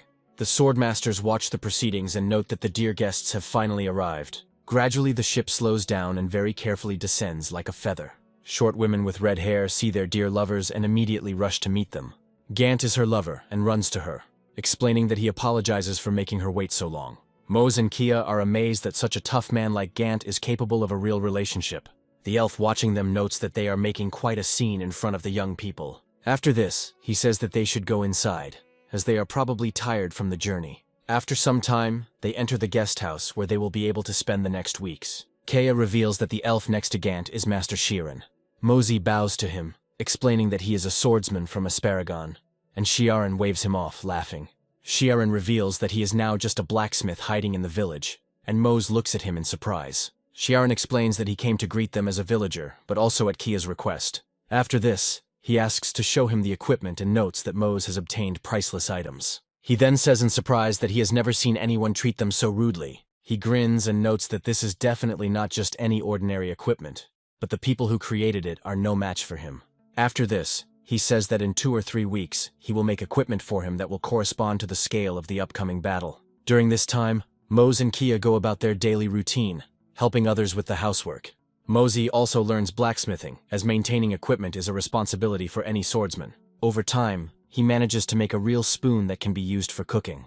After a while, we are transported to one of those quiet nights that are felt especially sensually in this place. Mosey, next to Kay, remarks that he is honestly very surprised, and she asks him what exactly surprised him. Mosey explains that he is surprised that everyone here was once a swordsman, but despite this, they live peacefully. Kay asks if he thought all swordsmen die tragic deaths, and Mose laughs. Kia adds that she doesn't blame him, since there is little information about them, and the participants are very few and scattered. After this, she notes that, in the end, they are all ordinary people with their own needs. She also adds that they desperately continue to live despite having to fight for survival. She also states that if they survive long enough, they will be able to age normally and return to normal life. From her point of view, living in urban areas is not an option, since a difficult past will inevitably affect a person. Kea enthusiastically recounts how she, too, initially experienced complex emotions when she first arrived here. However, she later notes that over time this place became a source of hope for her. She adds that she hoped to live a normal life too, if she had lived to see the end of it. Mose is very impressed with what this formidable warrior, who has trained her entire life to kill, wants. Kia talks about things that were given to her naturally, since she was born in another world. However, over the years she clung to her dream to survive, and was constantly forced to kill. What she was striving for, despite the discrimination, was just an ordinary life. Mose realizes that this is a wonderful dream, and decides to help her make it come true by any means necessary. He turns to her and says that she will definitely find the life she dreams of. He explains that no one else can tell her how to live this life, and he will make sure that everything is exactly that way. He also adds that if she wants to live a normal life, she can do so at any time. Kaya says that when she came here alone, she felt like it was just a dream, and that she was imagining things. She notes that, given the current situation, such a life is the furthest thing from her mind. Smiling, she says that now she promises to survive, because with him by her side, her dream becomes closer. Mose empathizes with her true feelings. As for him, life here is still risk-free. After this, he carefully touches her face, and says that he too will live until the very end. Mose promised her that he would never die, and leave her here. And at that moment, the weight of his life seems almost unbearable. He understands that there will never be a second death, and now we are transported to distant places. Several swordsmen report that yesterday traitors appeared again in the Pantheon and killed 2 more comrades. They wonder if there are now no more swordsmen left but traitors. They note that ultimately the master is the leader of the rebellion, who kills his own. One of the swordsmen reports that some have already gone over to the traitor's side, and the situation is getting worse. His friend replies that he should keep it to himself, and that the most negative predictions are best left for later. They continue to run away to convey information to their pantheon and warn the others. They note that there are only a few traitors, so they need to hurry. However, suddenly one of the comrades is decapitated by an unexpected blow from nowhere. The surviving swordsman looks around in fear to understand from which side the blow was struck. However, before he can counterattack, another blade pierces his body. This wound proves too severe to continue fighting or fleeing. Falling to the ground in front of the traitor, he tries to understand how they were able to be discovered. He adds that these routes were completely secret, and only the relevant guild had access to the information. Jinir notes that it doesn't matter whether the routes were top secret or not, information can still be extracted. He emphasizes that there is nothing that will not eventually yield to overwhelming force. Larif says that even for a remote information guild, this place is too teeming with scoundrels. After this, he also notes that the apartments here are too modest, and it would be better to ask for better conditions. He approaches the unfortunate creature and says that in the next life, perhaps it would be worth behaving better. He even laughs at them a little, explaining that asking for mercy is useless, because everyone here has already died. However, he decides to have some fun, and asks why he shouldn't get it tattooed. After this, he smiles and declares that this strange creature has indeed proven that it can work effectively. He also notes that the dead elf only revealed one piece of important information. The whole point is that this unfortunate man was used for torture to beat information out of his friends. Larif states that the people from the Information Guild are truly inhumane and behave terribly. He wonders how they can only communicate 1 or 2 pieces of information despite trying.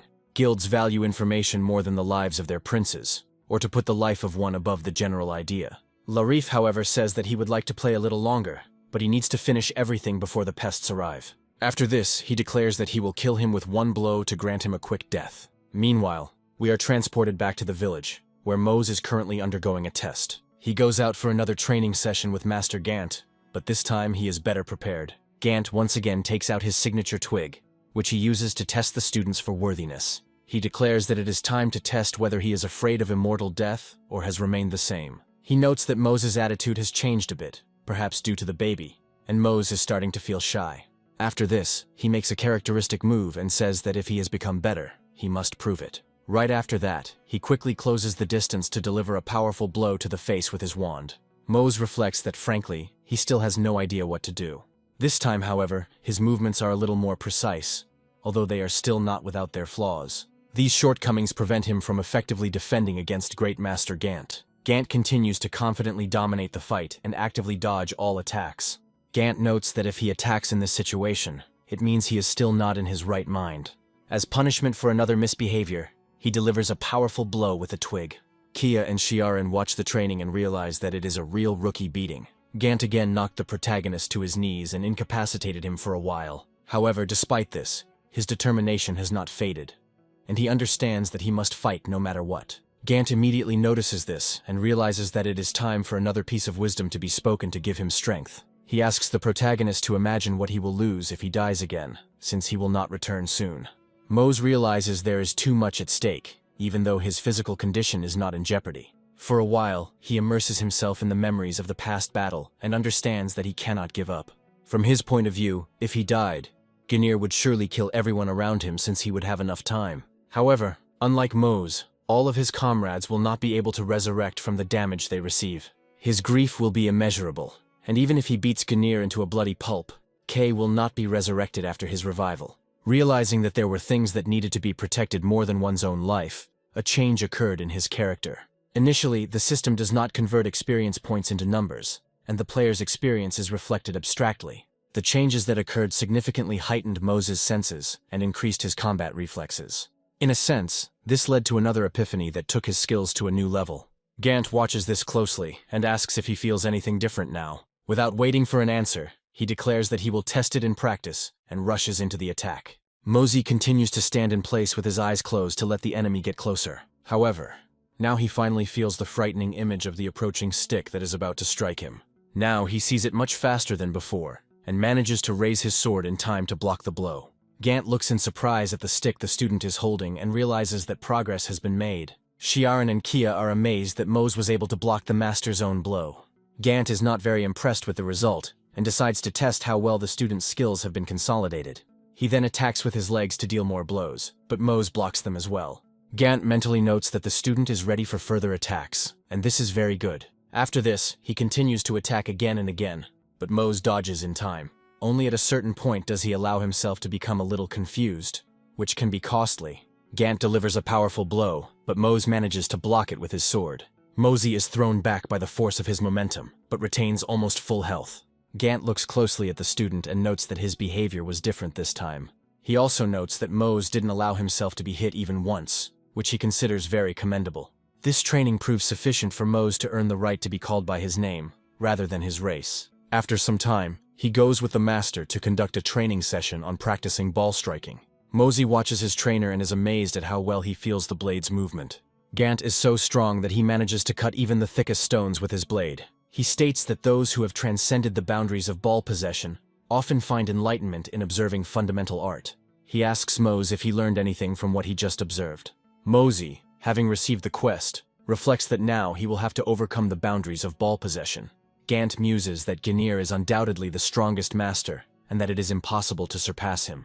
However, from Gant's point of view, if he can carry out the best attack, the situation will turn out favorably. The thing is that the efficiency of ball control in a straight line is unrivaled, even though it is incredibly difficult. Everything that happens after he strikes a single blow depends entirely on him. Mosey spends most of his time in measuring training to gain this skill. Meanwhile, Kay continues to watch him, but is often completely alone. During one of these training sessions, she falls asleep and discovers that there is no one around except her and Mose. She peers out from behind the bushes cautiously and notices that for some reason Mose is acting very strange. If you look closely, it becomes clear that he is absolutely motionless. All this time he stood in front of a large stone on which traces of previous attempts to hit him were visible. However, this time he decided to concentrate as much as possible to execute the strike perfectly. In this case, the attempt was definitely successful, as his blows passed through the stone. After this, he lands to assess how seriously the stone is damaged. To his surprise, the boulders shatter into small pieces, as if they were made of plasticine. Mosey receives a system notification that he has acquired the straight ball handling skill and is now stronger. Kia happily shouts his name and runs out of the bushes, not embarrassed that she was watching him. After this, she throws herself into his arms, saying that he finally did it, and expressing her happiness for him. Gant interrupts this sweet scene, grumpily noting that he is already here. He also states that it is too early to be proud, as this skill does not guarantee victory. Mose and Kay listen to him attentively, when suddenly they feel that the crystal balls begin to vibrate strangely. They are contacted by Master Robin, who has been absent for a very long time, as if she had fallen through the earth. She says she is pleased to see that everyone here is alive and safe. They ask her why she decided to call, and she adds that they can probably guess what it is. After that, she reveals that Ganir is far from the only one who is causing a stir among the swordsmen right now. She claims that, in addition to him, 2 more artificial swordsmen rebelled, thereby causing unrest. She adds that the swordsmen who joined them share anti-game views and took part in the rebellion. Mosey realizes that if skirmishes between swordsmen have become commonplace, it would explain why they were attacked. Also weighing heavily on his heart is the fact that he is the cause of this rebellion. Master Robin reports that the mission has already begun, but she only just announced it officially. She confidently addresses the heroes and says that they must destroy the traitors. Mosey nods briefly after hearing the order, after which he is given the quest to kill all the traitors. Mosey also notes that they were left with 2 masters against them because of Lu Xuan. He recalls that he had once met warriors from this city, but that was a long time ago. This warrior's name was Kaller, and they met during a mission in Garnus. Mosey approaches Master Robin and asks about the fate of this swordsman, and receives the answer that he has already become a master. Mose is very surprised to hear the news, saying that he didn't expect to be able to move up the career ladder so quickly. However, in reality, he was in contact with many strong personalities at the time, so he did not notice that his level was high. Master Robin notes that the young man has recently acquired a title, and this is unlikely to shake him. She adds that now all that remains is to hope that he is safe. There is indeed something to worry about, as this master is in a difficult situation.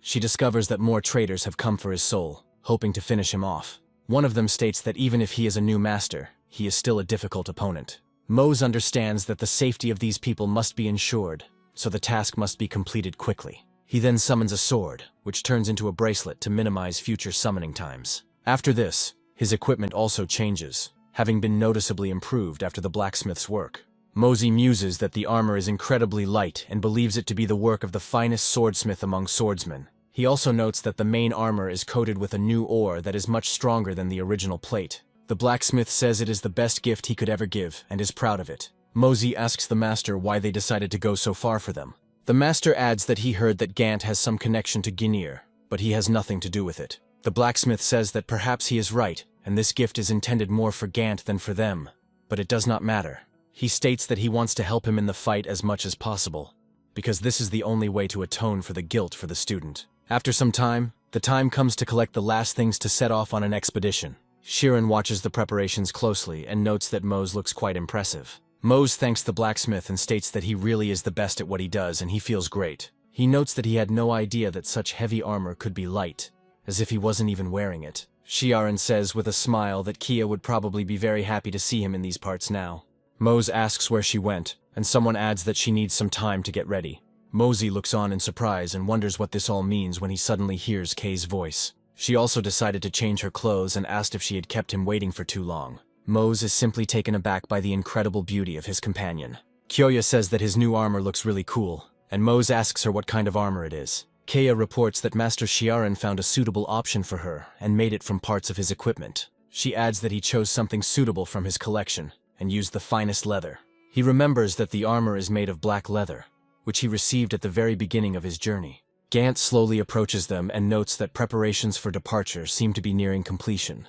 Mose asks if Gant has decided to go on the trip with them this time too. Gant explains that he has business in the capital that he must take care of and asks what the problem is. Mose and Kaya say goodbye to the rest of the villagers, noting that they would be happy to return here again. Meanwhile, Gant says goodbye to his beloved and says that they will definitely see each other again. After a while, they all climb onto the ship and fly away, leaving the villagers alone with their problems. After some time, we are transported to the hideout of the swordsmen of Asparagana, when the deep night falls over the city. It's quite quiet in this shelter now, but that doesn't mean it's safe. Master Robin realizes that they have most likely come for him, so he prepares to repel the attack.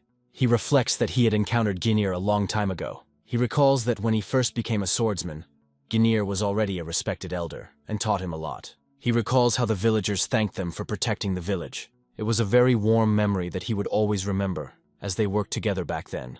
Ginir had always been a rather silent person, but such gratitude even melted his heart. Master Robin wonders if it mattered that he recruited Mose. He turns to the man who quietly entered the room and asks if it affected Ginir. The dark silhouette doesn't move, but Master Robin believes that she's probably thinking about it too. After this, he turns to a swordswoman named Yoren, who is one of those who led the rebellion. Yoren says he has no idea and suggests he ask Ginir himself. She asks if he feels guilty, but Master Robin states that he has never regretted his decision. Yoren asks how he can kill the immortal if he decides to follow the path of heresy. Master Robin says that now is not the time to think about it, since he has not betrayed anyone, unlike them. Goran states that she really likes how some things, including Robin himself, don't change at all. After this, she charges again, but Master Robin quickly blocks her attack with a counterattack. From the outside, it seems that nothing is happening in the sanctuary, but in fact the battle is only escalating. A few moments later, a powerful explosion occurs, destroying several walls. Master Robin jumps aside, and it becomes clear that he was not badly hurt in the fight. He sternly notes that Yoren is also true to himself, and is behaving as ignorantly as ever. He asks her if she is going to destroy the sanctuary, but she does not answer. A few moments later, the battle continues and many explosions occur again. Yoren makes a sharp dash to quickly close the distance with Master Robin. Her self-confidence makes her take aggressive actions, but this suits her style. Master Robin has a more controlled fighting style and keeps a close eye on her. He prefers to act cautiously and catch his opponent in a mistake. However, despite Yoren's aggressive recklessness, she is still a very formidable opponent. Master Robin realizes that now might be the right moment to strike. After this, he takes careful aim and rushes forward at incredible speed. At a certain point, she makes an acrobatic jump to jump over him. She also realizes that this is a good moment for a powerful attack on his back. She uses her sword aura skill to send out multiple energy waves forward. Master Robin quickly delivers several punches to knock the energy waves off course. A small piece still reaches his body, and he manages to put up his shoulder pad to defend himself. After a few moments, he steps aside and notices that the shoulder pad has received serious damage. Yoren notes that he is still as reckless as ever and tried to block the move with his hand. After this, she states that she can try to block another blow with her hands.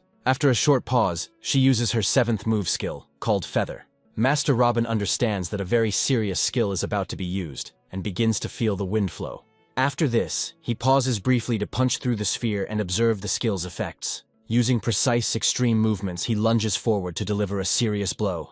The destruction proves incredible, and the shelter begins to gradually collapse. After the sphere ceases to function, only Yoren's motionless silhouette becomes visible. Master Robin notes that Yoren's sphere has become larger than before, and speculates that she is using that mana crystal.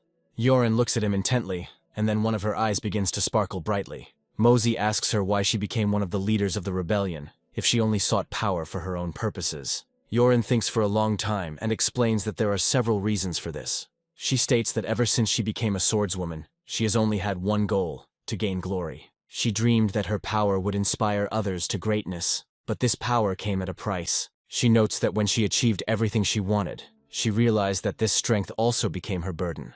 She adds that this was followed by the mistakes of those who followed her along her difficult path. Clutching the blade, she says that he knows very well how many young and foolish swordsmen lose their lives. She menacingly declares that everything they did now doesn't matter, because he has accepted the immortal into the ranks of the swordsmen. After this, she orders him to draw his sword again to accept her challenge to a duel. Master Robin grips his sword tightly, which begins to glow slightly from the tension. Yoren states his name and title, declaring that he will fight for a sacred purpose. Meanwhile, on another part of the continent, another duel between swordsmen is unfolding. Mosey's old ally dodges a powerful throw from an ancient weapon that would knock him off his feet. His opponent tries to limit his mobility in order to deliver a fatal blow with his scythe. However, the swordsman turns and prepares for a powerful counterattack with his weapon. Rushing forward, he delivers a sharp blow, but the enemy manages to dodge. After this, he makes several more movements, trying to shackle the enemy with chains. All this turns out to be in vain, as this swordsman's skills are too good.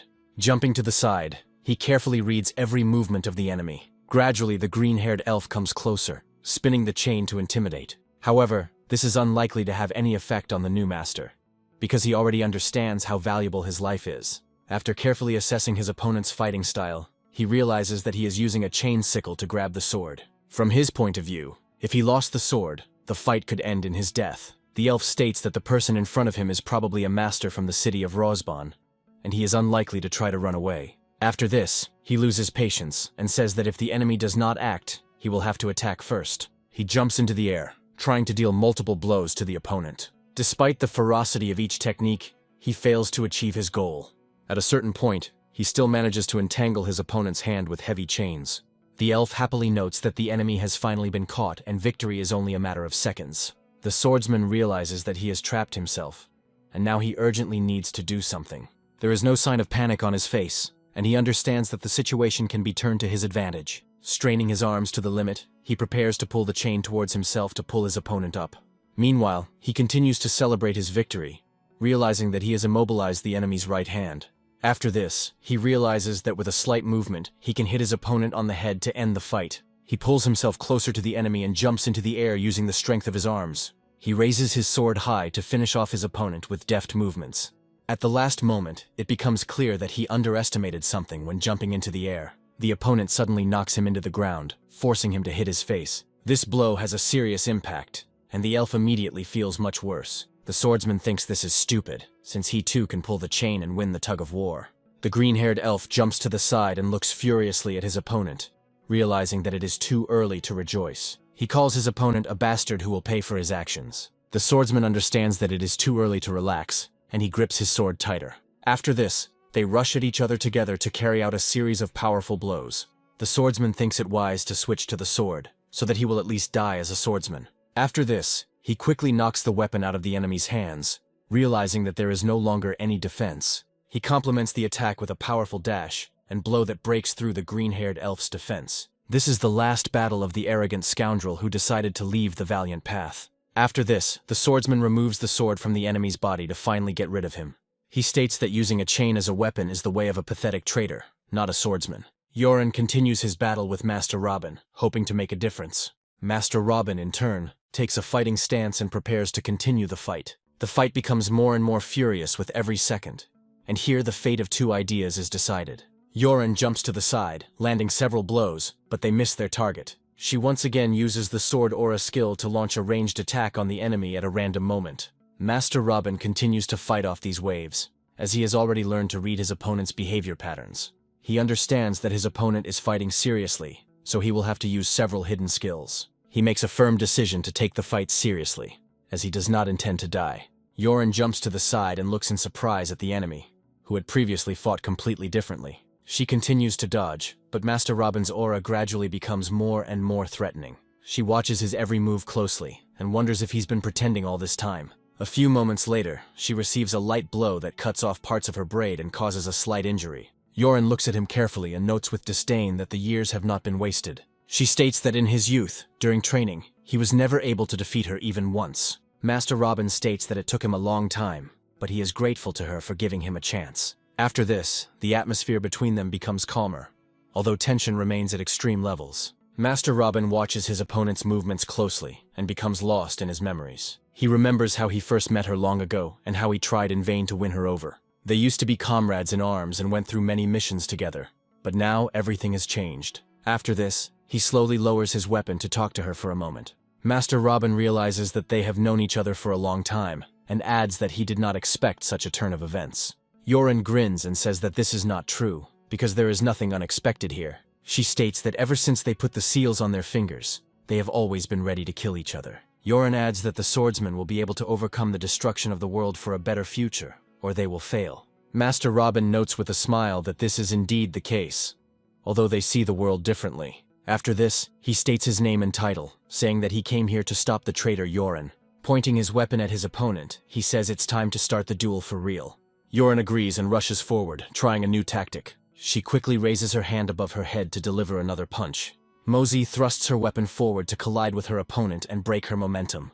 However, it suddenly turns out that his weapon is not durable enough and it breaks. Yoren realizes that this is her only chance to lunge forward and kill her opponent. Master Robin receives a serious wound to the shoulder, but it is not enough to render him unconscious. After this, he makes a sharp decision and quickly rushes forward, directing the fragment of the ball. Yoren doesn't have time to react and ends up being pierced through and through into her vital organs. She says they fought each other for years, but it only took a moment to kill. After this, life gradually leaves her eyes, and she slowly slides down the enemy's body. Master Robin stands sadly in place, realizing that this was a forced measure to stop his comrade.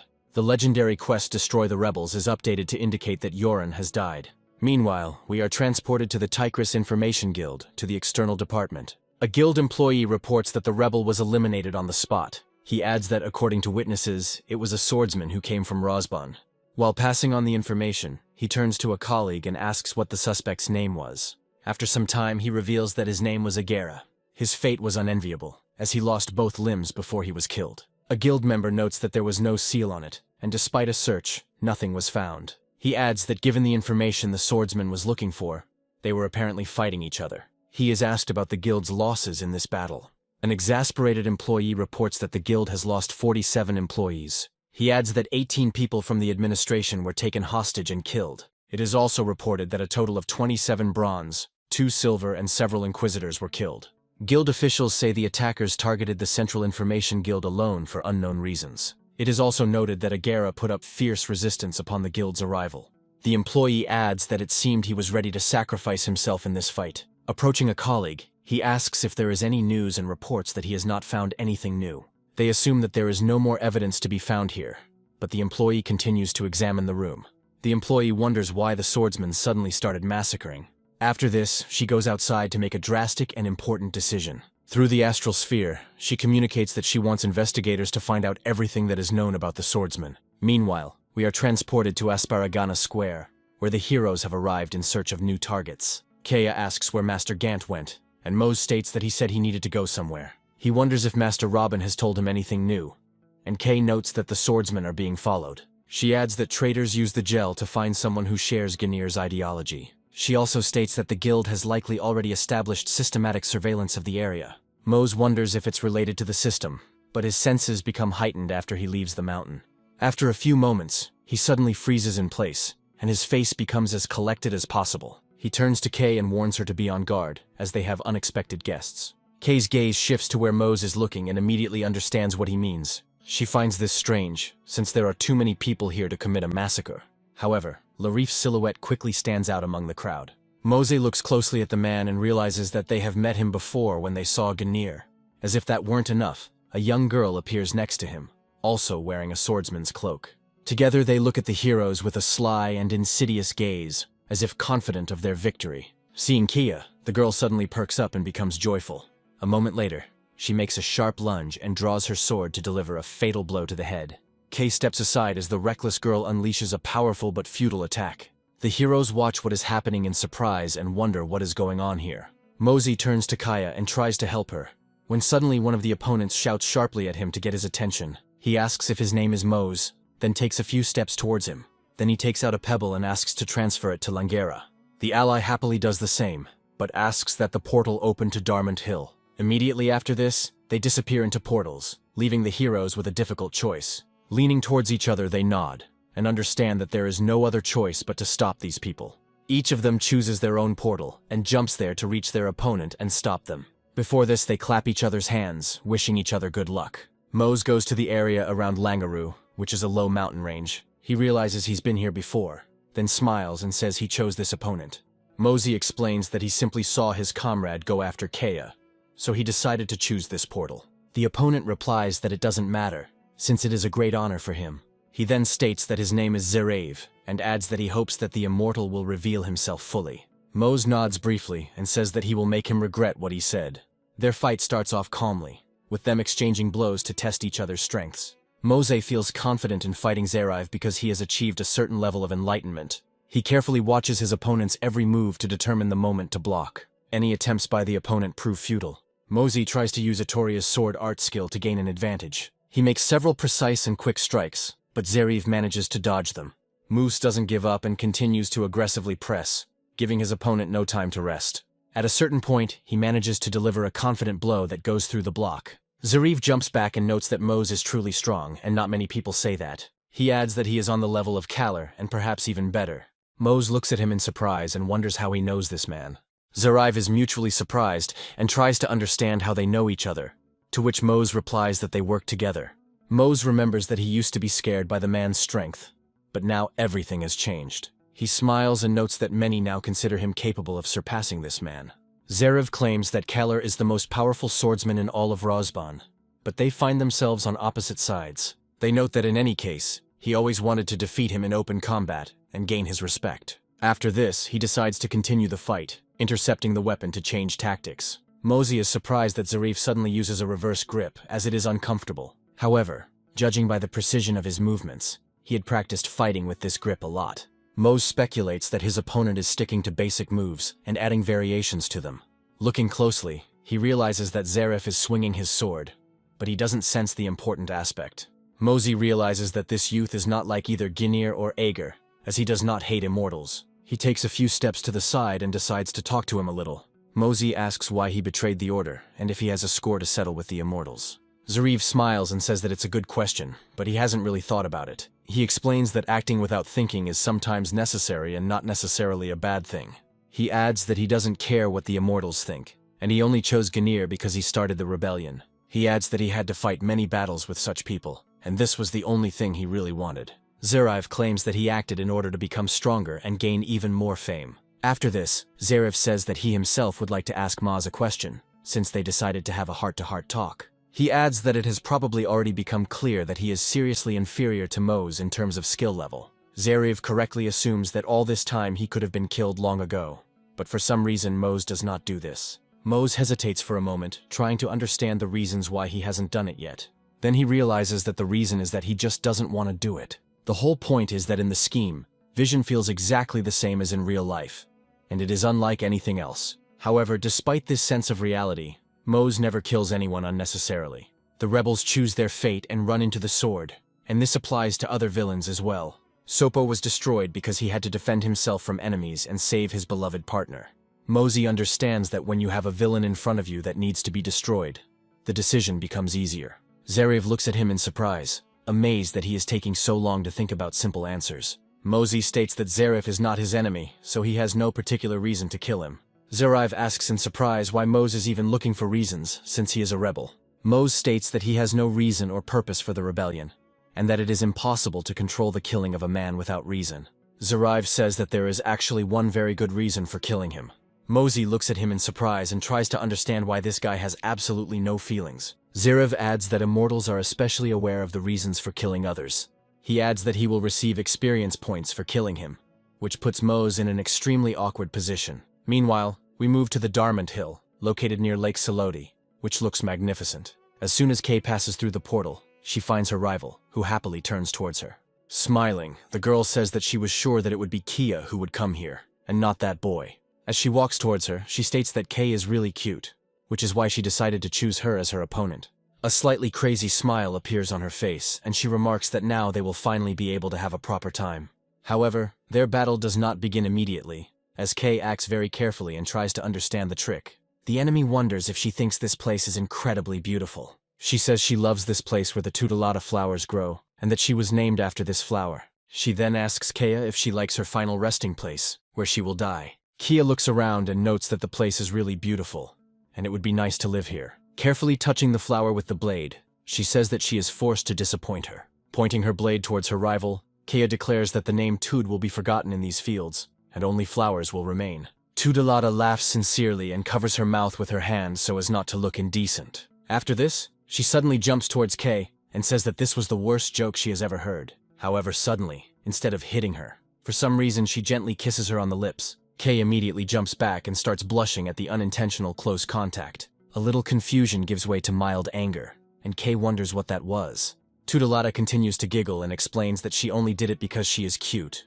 After that, she rushes forward and says that she would like to stroke her head again, like a cat. Kay realizes that this time it's serious and jumps up to get back into the fight. At the same moment, she tries to attack with a sharp blow of the rapier, hoping to injure her opponent. Tutelata notices the blow in advance and dashes to the side to avoid the blow and gain an advantage. After this, the intense battle continues, but so far no one can emerge victorious. Kay jumps to the side and performs a characteristic move to stabilize himself. Tutelata does the same to take a little rest and prepare for the next round. Continuing to carefully analyze her opponent, Kay notices that she is charging up a special attack. Kia suddenly lunges forward, charging her sword with wind power, which accelerates her movements. Tutelata realizes that she miscalculated a little and tries to block the flying blows. After a few moments, she is thrown back, but she remains on her feet.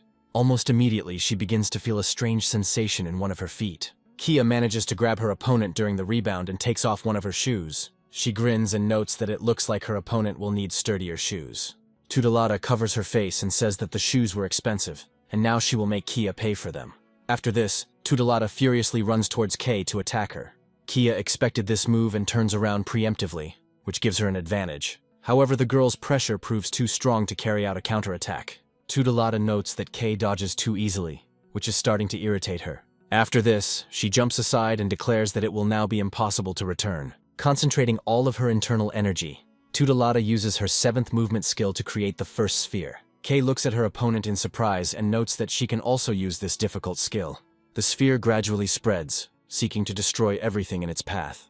Kia jumps to the side to avoid being hit by the already active sphere. After the skill ends, Kay asks her rival why she is destroying the place she loves. Tutelata explains that there is nothing unusual about this, and that there is no need to regret this place. She adds irritably that the trees that grow here still grow back. After this, she jumps forward and creates a sword aura in the air, firing several projectiles. Kay performs a series of jumps to avoid serious damage. She looks at her opponent in surprise and notes that she has already released 4 blades at once. Pausing briefly, Kay notes that it looks like an unusual sword that someone has modified. Tutelata smiles and says that she must have a very trained eye to spot things like this.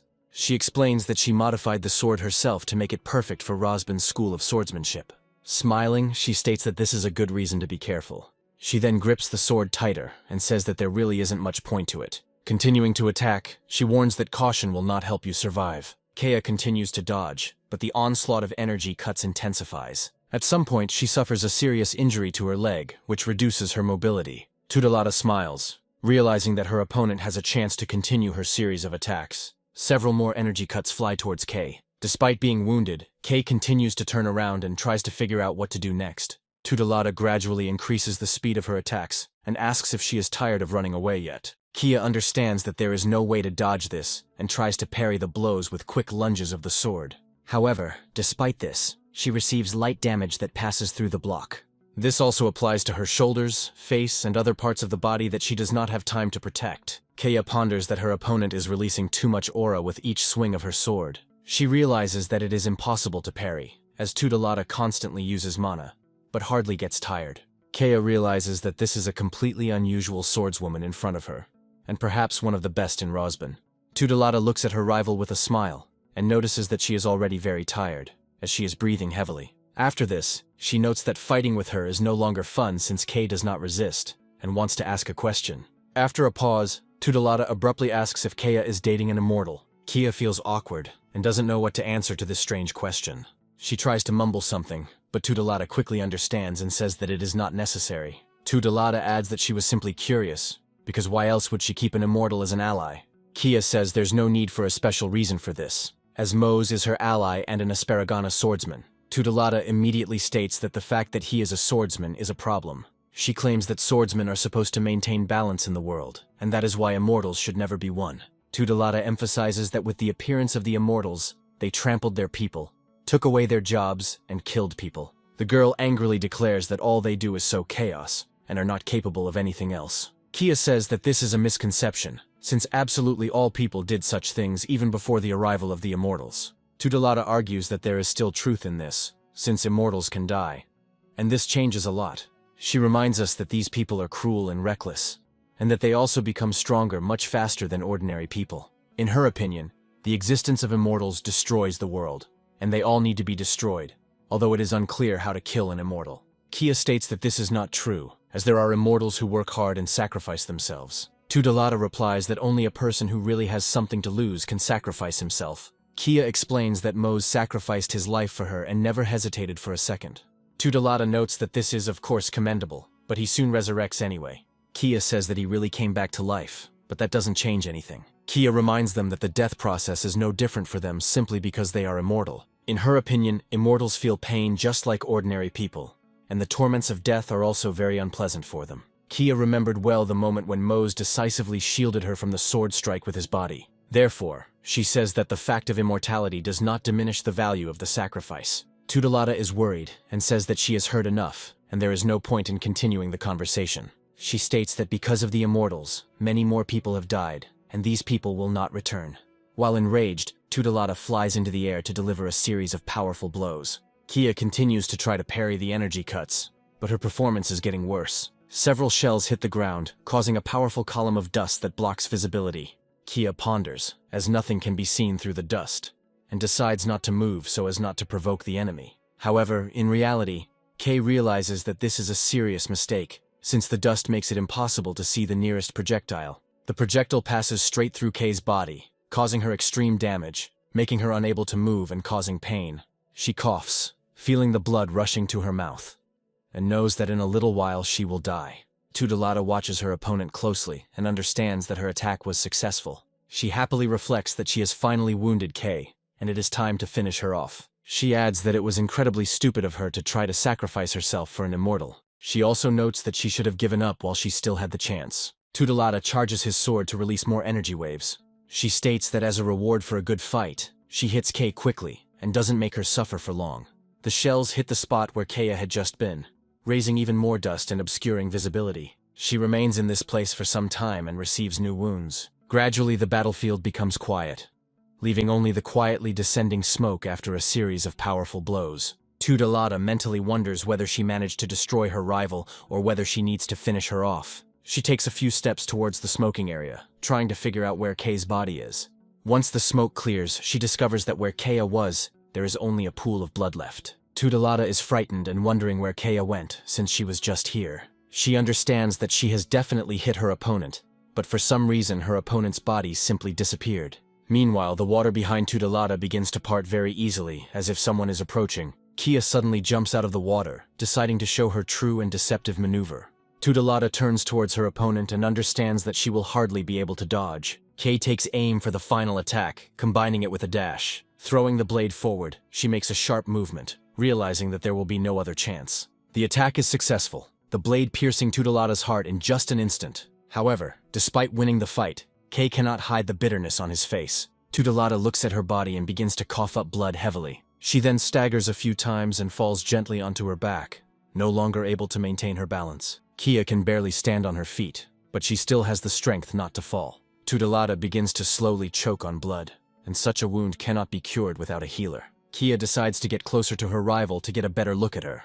This time she feels that her strength has almost completely left her, so she falls to her knees. Now that Kei has the opportunity to take a closer look at her opponent, she realizes something important. Analyzing Tudelata, Kei comes to the conclusion that the girl is still very young. Her age is even younger than her own. She suggests that Tudelata went through rigorous training to become the swordswoman she is. Kia begins to cry, thinking about why everything had to end this way, when there could have been a different choice. Tudelata places her hand on Kei's cheek and remarks that she never expected to see such beauty. She smiles and declares that Kei is several times cuter when he cries in this position. Tudelata adds that she was confident of victory, but chose the wrong path, which is why she lost. Kei carefully takes her rival's hand to support her as she leaves this world. She sadly reflects that they all went down the wrong path when they started killing each other. Tudelata dies, but Kei is seriously injured and needs immediate treatment. She tries to press on the wound to prevent the blood from coming out too profusely, but she has almost no strength. She doesn't even try to get to her feet,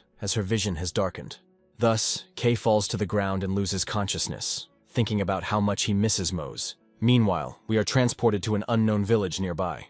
Ginir is walking through the dark streets when he suddenly feels his crystal ball begin to ring. He gets in touch, asking what happened and why they decided to contact him urgently. He is told through the crystal ball that the Information Guild's liquidation department has eliminated Ager for the attack. Larif also states that the Tikris swordsmen have apparently decided to begin hunting Ginir. He adds that he wanted to discuss with him the information that Ager managed to obtain before his death.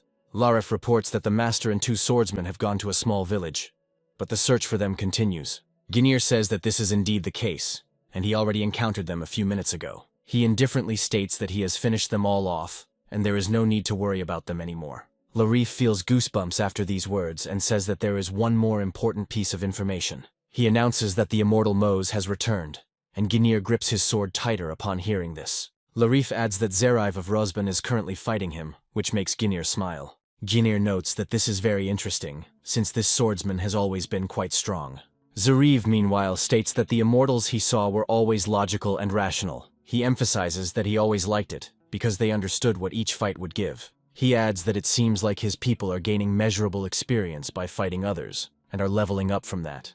Zerive asks in surprise why Mose denies his primal urges, because one must be true to oneself. With these words, he rushes forward in the hope of gaining an advantage. Mosey grips his sword tighter and realizes that there is no way to resolve the problem peacefully in this situation. However, despite his philosophical thought, Zerive still makes too many mistakes during combat.